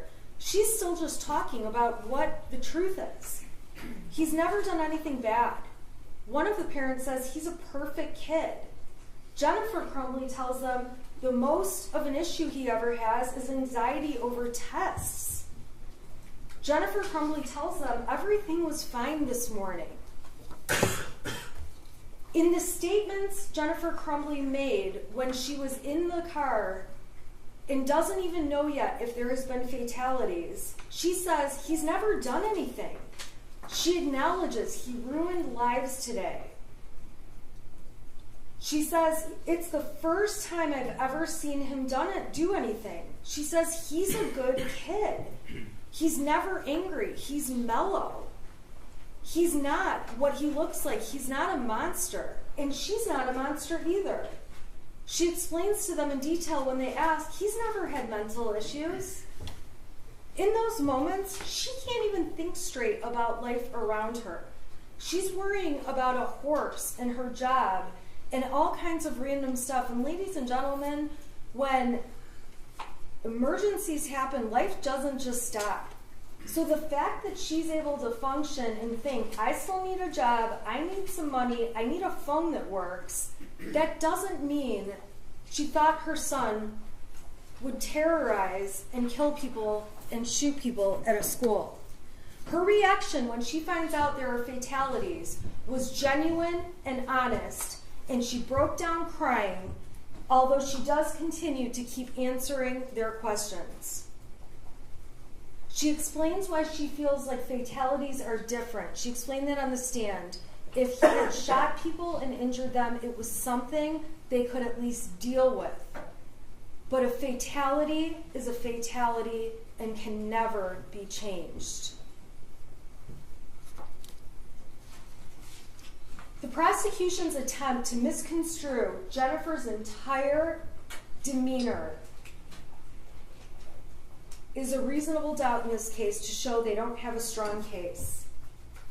They keep saying she's not sad. Jennifer explained she went into what can I do mode. She did show sadness if you read the texts between her and Mr. Maloche. She showed sadness in the way that she shows sadness. And for these officers to get up on the stand and say she didn't behave like the mother of a school shooter should behave is nonsense. None of them have ever dealt with the mother of a teenager who has just killed people and shot many others. There isn't a right way in any handbook to say how you should or should not behave. Trying to make her look selfish and callous goes right with that same thing. How she reacts is how she reacts. You see it on the screen. It's really hard to pass judgment, although these police officers did, on how a person should react when for the first time in their lives they walk out of their house and are surrounded with guns in their face. Or how a person would react to be woken up in the middle of the night on a mattress with police around them and above them with guns in her face. So not only has anyone not been in the shoes of a school shooter and dealing with the kind of emotions that would come with that, they also don't know, and there isn't a standard reaction for how you behave when you're surrounded with guns in your face. Jennifer's own statement provides reasonable doubt that she didn't think he would hurt other people. She typed to him, "Ethan, don't do it." She didn't say, "Don't shoot people." She didn't say, "Don't hurt anyone." She thought the only thing on her radar that could be possible at that point, knowing there's an open shooter and he has a weapon, was that he would kill himself. Reasonable doubt can be found in Jennifer's testimony. Jennifer's testimony is evidence, and at the end of the day, whether you believe, like, hate, however you feel about her testimony, the defense didn't have to prove anything. You still have to evaluate the prosecution's case for what it was. However, Jennifer Crumbley did take the stand, and that was not easy for her, to give you additional context about what was going on in the shreds of evidence the prosecution cherry-picked and put before you. The only person who's actually been consistent in this case, and you can find reasonable doubt from this, is Jennifer. She's consistent in what she says to police, what she says to her husband about things, and what she says to other witnesses who testified. You can find reasonable doubt in the fact that the police officers are very, very biased in this case. There is no doubt this is one of the most awful situations any one of them have ever been involved in. But it's also very clear they have a narrative that Jennifer Crumbley is responsible, and when they came in here and took that witness stand, they were going to mess with me on questions that were so stupid. Like this ATF agent telling me he doesn't know if teenagers could lie. Everyone in the room knows a teenager could lie. That was a low ball. Just answer the question. When you have an ATF agent that can't even get on the stand and answer a question that's common sense, that should speak volumes. That there's a narrative they've been directed to get out, and they have an agenda. And that agenda, ladies and gentlemen, is not positive for Jennifer Crumbley. Making this big deal about money and cash that Mrs. Crumbley took out is another reasonable doubt in this case. Mrs. Crumbley explained her dad had accounts frozen. She didn't want her accounts to be frozen. Her dad put money in that day so she could take it out. Getting money out of the account that had her son's name on it wasn't done in any way to steal money from her son or show she doesn't care about him. She's the one that contributes every week from her paycheck into that account. And at the end of the day, she wants cash because everyone in the world absolutely hates her. She can't walk in places and hand them a credit card. Hey, Jennifer Crumbley's on that credit card. The only option she had was cash. She can't go in and start showing identification and things to get hotel rooms, and the more cash she can use, the better. The less she has to risk that people are going to figure out who she is. And remember, the world was essentially showing its colors against her as she was receiving threatening messages in the days that followed that shooting. On Facebook, from other people, in her emails, in her Instagram, everywhere. They're so threatening, her employer is making her shut down accounts. Her friends, people that have been her people for years, don't want anything to do with her and don't want to be by her because she's that dangerous at that point in time.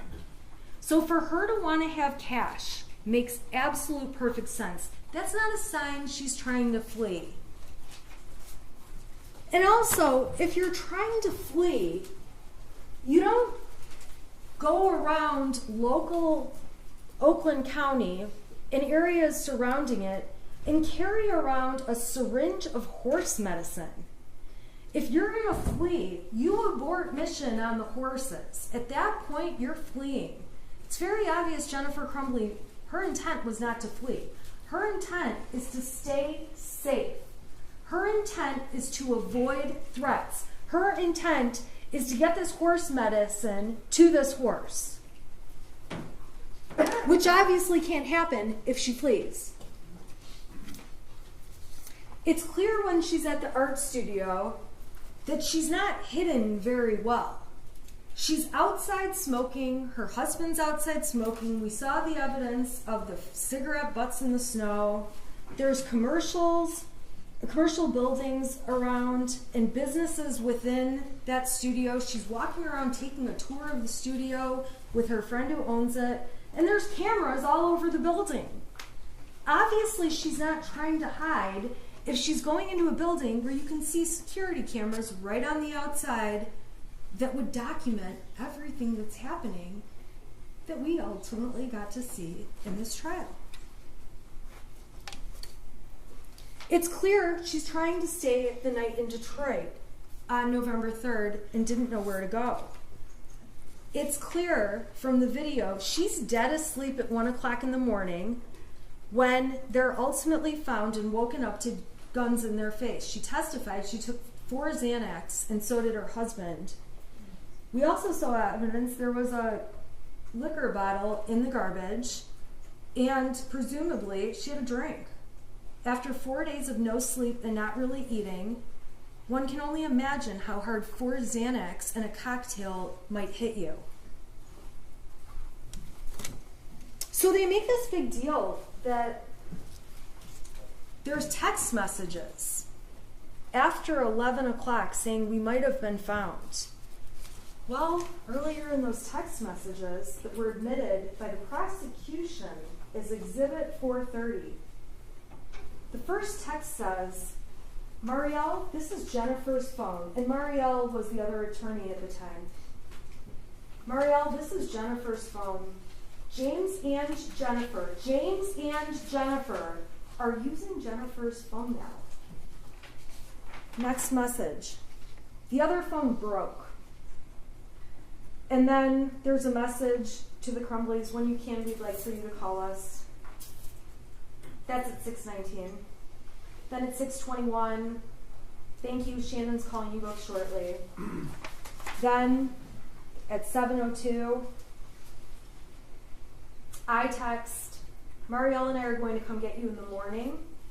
We do not think it will help to make a statement that you're coming in or that it will be tomorrow morning. All we can say, as we've told everyone, is that you're coming back, and as of tomorrow, you'll be back. My next message says, we can show them that everything we've said was going to happen did happen. Because the Crumbleys weren't running. They just wanted to turn themselves in to a court. And law enforcement got on the stand and told you that's something people commonly do. It just didn't happen in this case. At 7:03, the Crumbleys write back, and we don't know if it's Jennifer or James because they're sharing his phone. Okay. Text to the lawyers that say Marielle Shannon lawyers. Who knows why they sent that? I text, I am going to drive home from my office right now. I'll give you a call in about 45 minutes so I can get all of the bond factor information written down for you, for Marielle and me. I'm asking for bond information so we can go to the court in the morning. Your Honor, I'm going to object. There's a prior ruling. She cannot be a witness. That was already dealt with. Sorry, I thought I was arguing off the evidence they admitted. Well, you can argue off the evidence. Okay. So they say at 7:37, okay, we'll be waiting. I'm going to call in 1 minute, okay. Then at 11:14 on the phone that both of them have been using, a text is sent to the lawyers, think we might have been found, don't know, just a heads up, please check. It's not for a couple hours that they're actually found, but Mrs. Crumbley testified she didn't send that text and she was already asleep. Now, after those text messages, there's 2 more pages that are included in that exhibit. So if you do end up taking a closer look at 4:30, which is totally fine, just be aware that there's another thread that starts that's a repeat, and I don't know why that is. I just want to let you know that, and I'm not sure why that exhibit is like that. That was a new one we got, obviously, all today.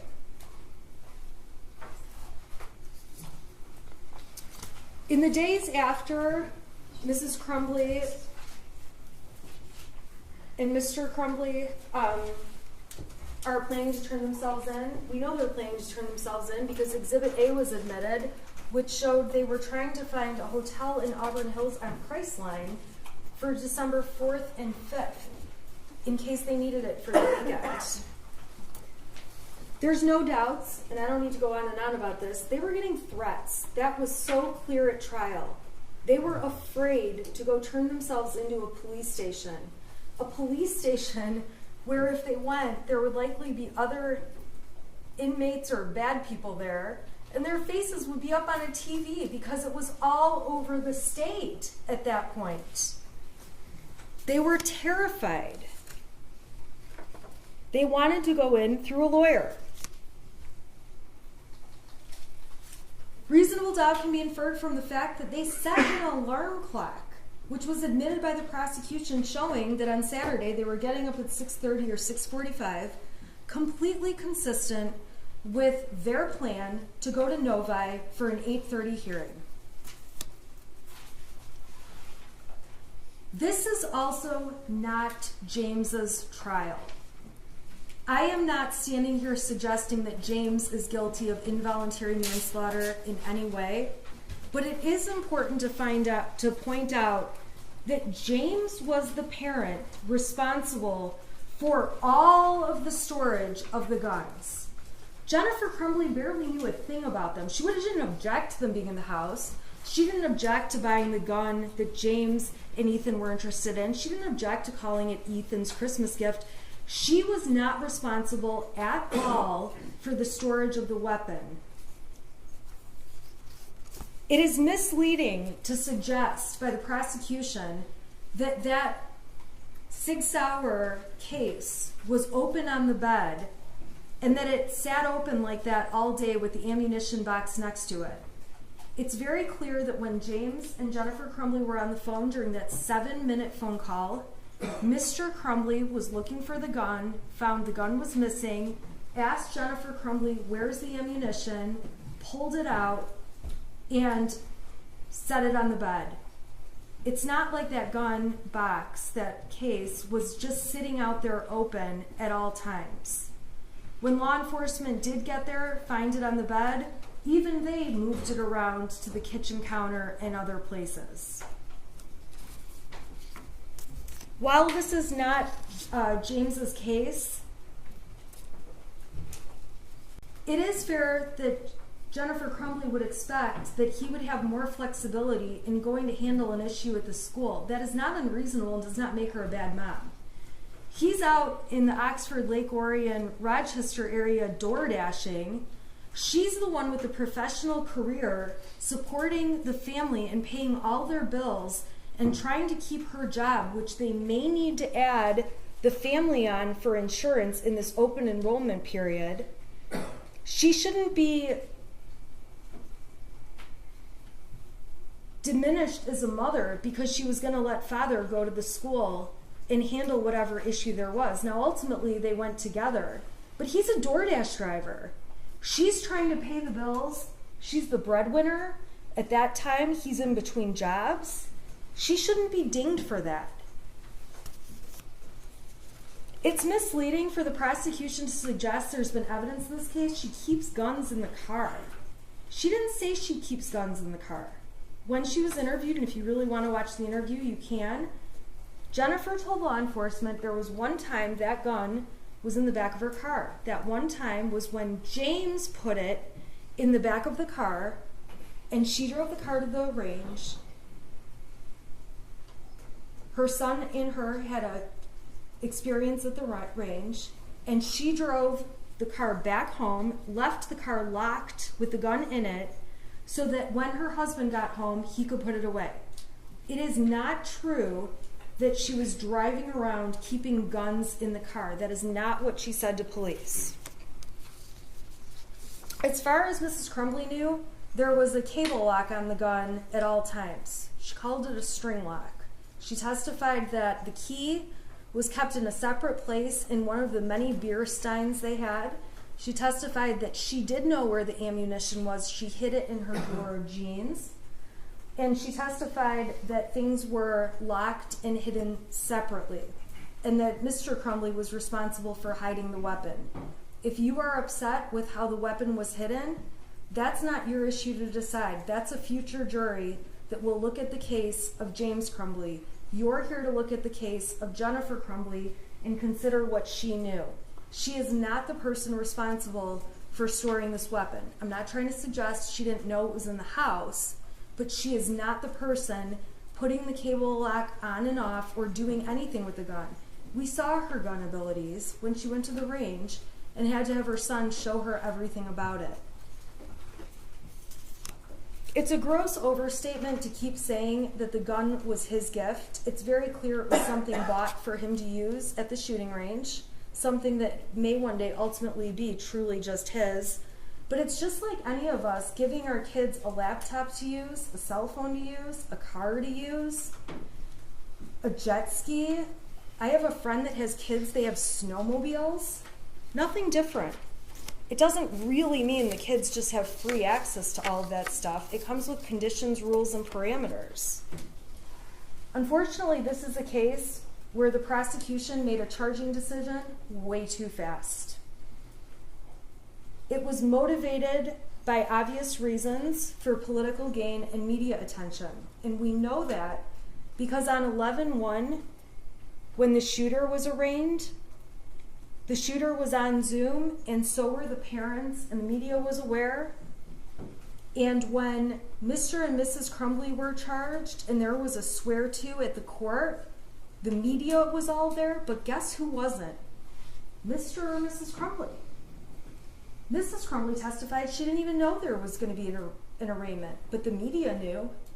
And then the prosecution came out with a big press conference, announcing it. I would submit that the plan was never to let the Crumbleys turn themselves in, but to turn them into a big charade of looking like they're trying to flee when they absolutely weren't. The prosecution and law enforcement have approached this case with tunnel vision from day one. Brian Maloche called it a witch hunt. I would submit to you it was. And once they charged these parents and the ATF, Sheriff's Department, Border Patrol, Secret Service, all U.S. Marshals, not Secret Service, when all these agencies have gathered around and hundreds of people are looking for the Crumbleys, it's really hard to say, we made a charging decision a little too fast. And in this case, you heard evidence that much of the evidence in the case didn't roll in until after the parents were charged, arrested, and in jail.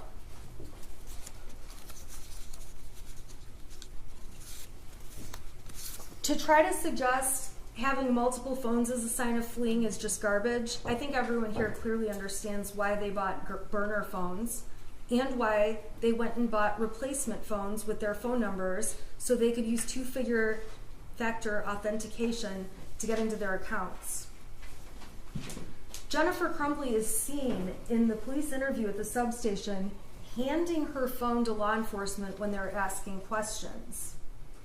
When the police tell her they want to take her phone for a search warrant, she doesn't want to hand it over right away, but it's not because she's trying to hide things.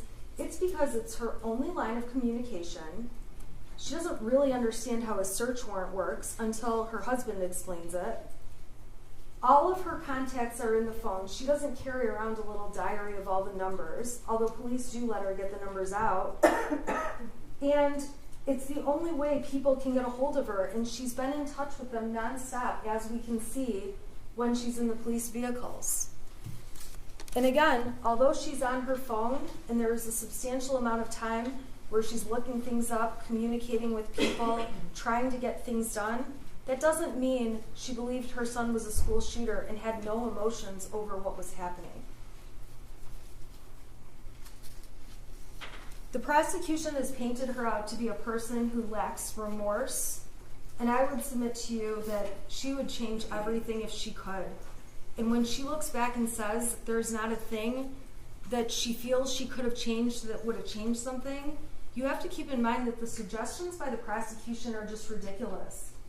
giving him a hug that day in the counseling office was going to stop a mass shooting, that's just ridiculous. There is nothing to prove that anything could have stopped a mass shooting when you're dealing with someone who is so manipulative and is a criminal and was a shooter in cold blood and pled guilty and took responsibility as an adult for his crimes.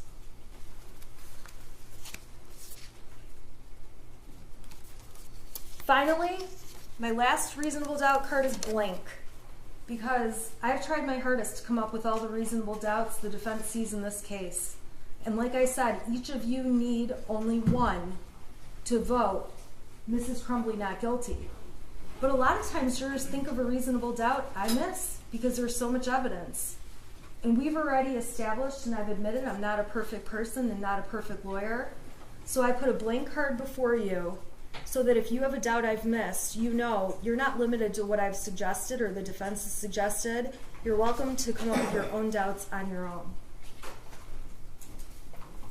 And if you decide you want to dive in and read the truth between Mr. and Mrs. Crumbley and everything they talk about, you're totally more than welcome to. Those exhibits are all going back with you. And what I'll tell you is that you're going to find a lot of instances where Mrs. Crumbley is anxious, asking where her son is, where her husband is. You're going to see a lot of horse talk. You're going to see arguments between a married couple. When I read them, they read just like my husband and myself, yelling and swearing at each other at times. And then the next message says, hey, what do you want for dinner? And then we just move on, and that's just how life is. You'll see messages in here that will certainly make you blush when you read what Mr. and Mrs. Crumbley intend to do in bed that night. You will read a variety of messages that show real life, and real life between two married people that have a child. And it should make no difference that they may use their horse's name more often than their son's. And I'd also submit that every time you see them talk about when is he going to be home and what are we going to eat for dinner, even if they don't use the words spelled E-T-H-A-N, that's who they're talking about, because there are only 3 of them in that house. At this point in the trial,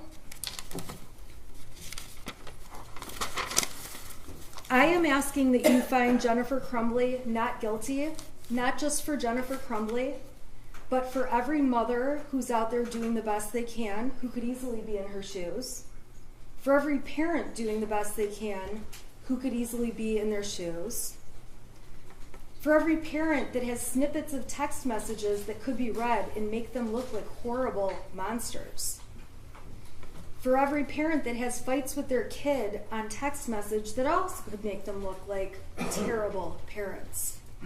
For every parent that's ever had a hobby and has not spent 24/7 with their child. That should not be held against parents. For any parent that's ever had an affair or spent time communicating on an affair, that says nothing about how much you care about your child or your expectation of whether or not they would commit a school shooting. Most people who have affairs would still not expect their child would do this. I do wish more than anything this case could bring justice to the victims of the shooting, the victims of the terrorism that took place that day, and the victims of their families. I wish more than anything it really could be a result that would be a Band-Aid to make everyone feel better, but it can't be. First of all, it brings back nothing for the people who have lost. It certainly doesn't bring back any lives. And if anything, this is not justice. This is not how justice works. This case does nothing for the people who have already lost everything. Many of the people sitting in this courtroom. And it does nothing to bring back the tragedy and the tragedy that unfolded on November 30th.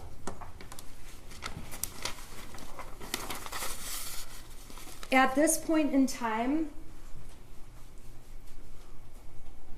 the prosecution cannot prove that Mrs. Crumbley avoided exercising ordinary care that would have saved lives. The prosecution cannot prove that Mrs. Crumbley was aware there was a danger that existed by her son that required her to exercise reasonable care. They cannot prove that she was grossly negligent and that there was any way she could foresee that this would happen, as awful as it is, and we all stipulate it is. At this point in trial, I always have to sit down. This is how the court rules work. Prosecution gives a closing, I give a closing, they have an opportunity for rebuttal, and then I don't get to say anything else. And I'm sure you can see from my demeanor in trial, when the prosecution says something that I know I have an argument against, I get anxious, you can see a reaction, and I'm not going to do that. But I am going to tell you that as they argue, I will have many things that I wish I could get up and say, that's not true, and argue against. So what I would ask is that when you go back in the jury room and begin to deliberate, you think about and ask yourselves, what would Shannon Smith have said in response to the rebuttal where they get the last word? I would just ask that you consider that in your deliberations, because I guarantee you I'll have a very hard time sitting here knowing that the prosecution gets the last word when I know the defense would disagree with it. And I am asking each of you to vote that Mrs. Crumbley is not guilty because she is not guilty, and because a not guilty verdict is the only fair and just result in this case. Thank you. Yes. Briefly. We do get the last word. I get the last word. The people do. This is our burden. And that's why we get the last word. And it's a burden I embrace. It's the burden to prove beyond a reasonable doubt that Jennifer Crumbley is guilty of involuntary manslaughter. It's not a burden that I have to prove every single fact about the case beyond a reasonable doubt. That's not the law. That's what she told you the law was. It's not the law. The law is I have to prove every element beyond a reasonable doubt. Beyond a reasonable doubt. Not any doubt. Beyond a reasonable doubt. The defense gets to decide how they present their case. They get to decide that. She gets to stand up and say what she said. But your job is to listen to the facts of the case. Your job is to listen to what the judge tells you the law is. Your job is to tell you to look at the evidence, the people sitting here, not what somebody else wants to have said that they said, but what they actually said. Your job is to consider not what lawyers say about their own life and their own circumstances and their opinion. Your job is to consider the facts and the evidence in this case. I have to address a couple things, and I'm going to be quick. There was absolutely no evidence at all presented to you that anybody at that meeting told Jennifer Crumbley it was no big deal. There was no evidence of that. There was no evidence at all that Jennifer Crumbley was very surprised by how long the meeting lasted. Jennifer Crumbley didn't say that. That's not into evidence.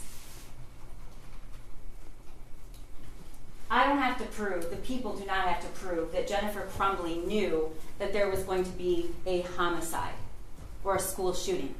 As Lieutenant Willis pointed out correctly, if she knew exactly what was going to happen, she'd be charged with murder, ladies and gentlemen. She is not. She is charged with involuntary manslaughter. And the elements, you'll get them. I read them to you. The standard and what I have to prove is not that she knew that her son would go shoot up the school and kill 4 kids. I have to prove that she had a legal duty. She negligently performed that legal duty. She negligently did not take steps to take care and protect the other children in that school when there was a reasonable foreseeability that ordinary care was required.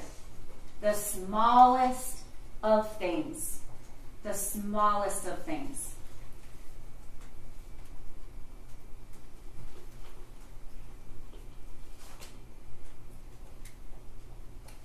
I apologize to the law enforcement in this room and any listening that I have to stand here and to defend their integrity. But I do. Because if you believe that Special Agent Brandon and Lieutenant Willis and the other law enforcement that took the stand Your Honor, here, objection. including What objection? I'm objecting because I'm allowed to argue based on what's in evidence, and Miss McDonald is trying to make me sound like I've done something wrong. And I didn't. My argument was proper. she's arguing. It's my rebuttal. Yeah, and overruled. You commented on the statements of the police officers. You argued about the statements of the police officers. She gets to argue about the statements. The exact quote was, they probably did that to all the witnesses in the case. If you believe that, then you believe that the sheriff's office, Lieutenant Willis, Special Agent Brandon, the ATF, the federal marshals, the Detroit Police Department, anyone who the evidence tech, they were all in some sort of conspiracy. That's what you have to believe, and I know that that's not what you're going to find. Look at the evidence, apply the law, and decide what the truth is. That's all I've ever asked you to do. That's all the judge is going to ask you to do. Nothing here was designed. Nothing here was made up. And I don't have to convince you of that, because I know that you're going to use your hearts and your minds and your sense of reason, and you're going to look at the evidence.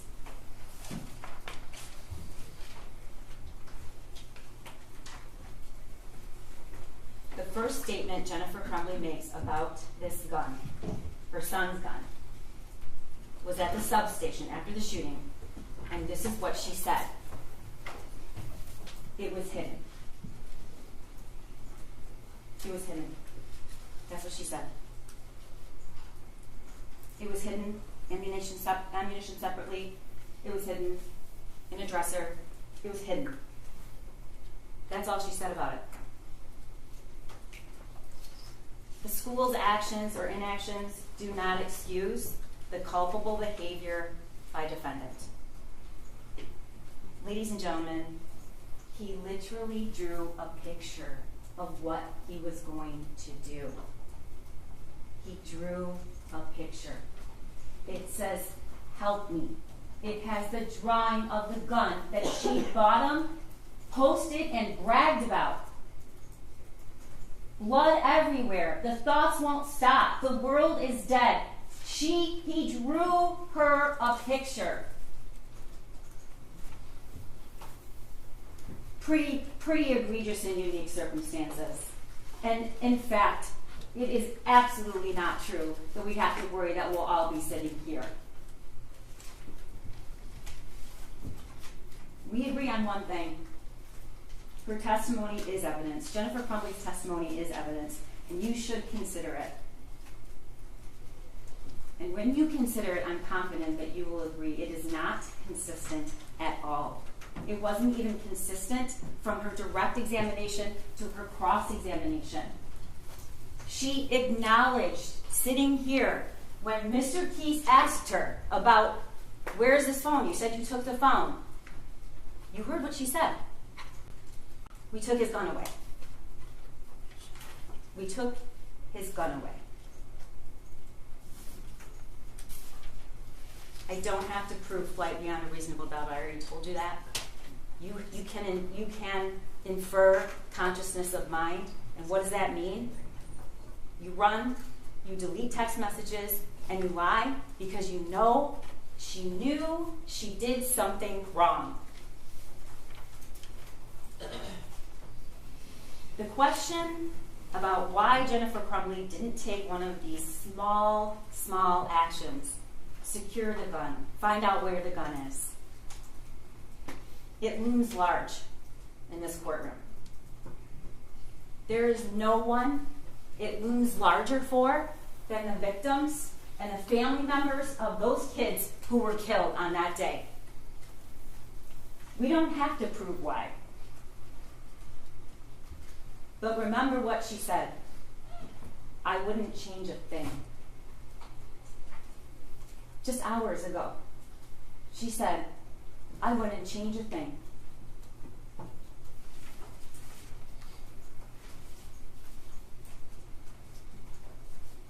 This prosecution is about nothing else except the facts of this case and what Jennifer Crumbley did and what she didn't do. If only I could look at the faces of these parents who are dealing with unspeakable darkness and grief. If only I could make that better. I could appease them, as defense counsel suggests, by charging Jennifer Crumbley. These are the parents of Hannah St. Juliana. These are the parents of Madison Baldwin. These are the parents of Tate Meir. These are the parents of Justin Schilling. And not just their parents. They are mothers and they are fathers and they are sisters and their brothers. And do not think for 1 second that this prosecution takes any of that pain away, because it doesn't. This isn't an effort to appease anybody. Your verdict means one thing. It means Jennifer Crumbley is guilty of 4 counts of involuntary manslaughter beyond a reasonable doubt. And I am not going to stand here and tell you that that's going to take away this pain that these families feel, because it will not. I won't stand here and say that the pain will be gone for Molly Darnell, or Christy Gibson Marshall, or Special Agent Brandon, who ran out of that office so quickly that his chair was spinning, or Ed Rogrowski, who viewed the surveillance video to identify the path of the shooter, and it was burned in his brain forever. Or for Lieutenant Tim Willis, who answered the call to lead, and maybe the biggest ask of his entire career, but one he did not back away from. Don't render this verdict for the hundreds of kids in that school. It will not appease them. Nothing will. But you are now called upon. You are called upon. You are called upon to do your part as jurors, to keep the oath that you took, to be fair, to be honest, to be impartial. You are the ultimate fact finder. But what happened that day? You are the ultimate fact finder of the truth. We have met our burden. We have proven beyond a reasonable doubt that Jennifer Crumbley is guilty of 4 counts of involuntary manslaughter for failing to exercise ordinary care when the smallest, tragically simple thing could have prevented it. It could have saved Hannah.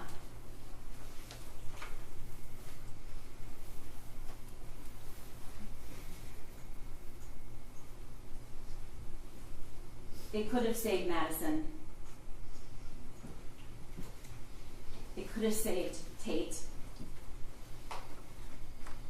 And it could have saved Justin. And she sat here and she said she wouldn't do one thing different. And lastly, I'm going to address the question I know that on the minds of a lot of people in this courtroom and a lot of people listening. I'm going to say what I know they're all asking and they want to say. When she took the stand and she testified about her own loss, and she was asked the question, "You lost everything?" She said yes. She hasn't lost everything, ladies and gentlemen. Her son is still alive. Find her guilty of 4 counts of involuntary manslaughter. Thank you. Thank you. I have to have you come back Monday. But you know that, right? You knew that before I said it. You guys have been so terrific. You've been on time. I have not heard, I still have 5 alternates, right? Because no one, as far as I know, has violated any rule, has read a newspaper, has posted anything on Facebook, has talked to anyone who talked to someone else who repeated it to the court. We appreciate that. You know how hard it is. I'm going to ask you to come back Monday. But I want to instruct you that during the trial, do not read, listen to, or watch any news reports about the case. Under the law, the evidence you consider to decide the case must meet certain standards. For example, witnesses must swear to tell the truth. The lawyers must be able to cross-examine them. Because news reports do not have to meet these standards, they could give you incorrect or misleading information that might unfairly favor one side. So to be fair to both sides, you must follow this instruction. Do not go on social media. Do not post on Facebook. Do not read Facebook. Do not do research. Do not discuss the case with anyone. I'm going to ask you to come back on Monday. You'll all come into the courtroom. Can you come back at 9 o'clock on Monday? I'm going to give you instructions. After I give you the instructions, 5 of you will be drawn by lot, but you will still be sequestered in a separate jury room. So you will still be required to be here. All right, do you have any questions about the schedule? Did you all order lunch for Monday? All right. No questions about the schedule. We have come this far. Please follow my instructions. It's very important to both sides. We appreciate you. Have a good weekend and stay healthy. All right? All rise for the jury.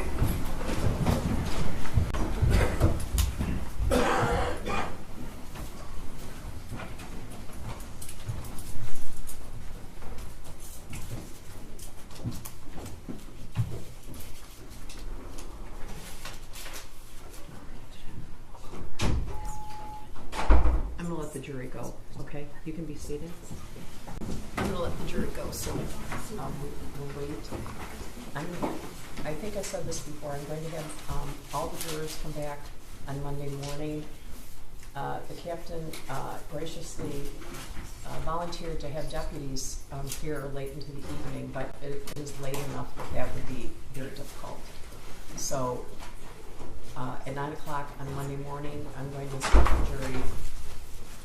I'm going to have the 12 jurors deliberate, but I'm also going to sequester the 5 alternates. All right, any questions about that? No, thank you, Judge. No, Judge. Thank you. So can you wait till the jury's gone? Wait till I hear something. Okay. All right, yeah. Staff. I'm going to check, so thank you. Have a good weekend. Thanks, Sharon.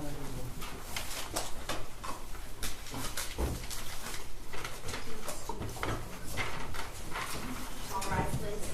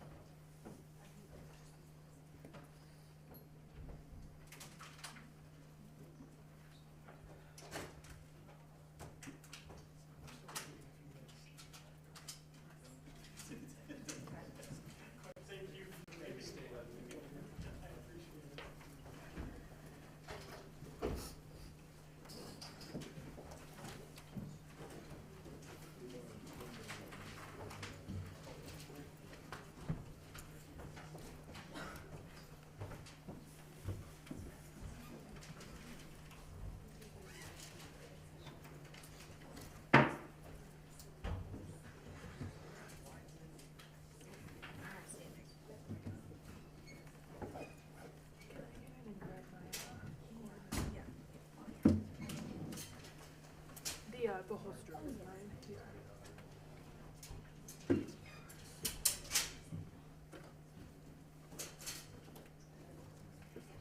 Everything on yours? No, just the green strip is not the chargers. This one. I don't think it's yeah, it's just back here. What's up?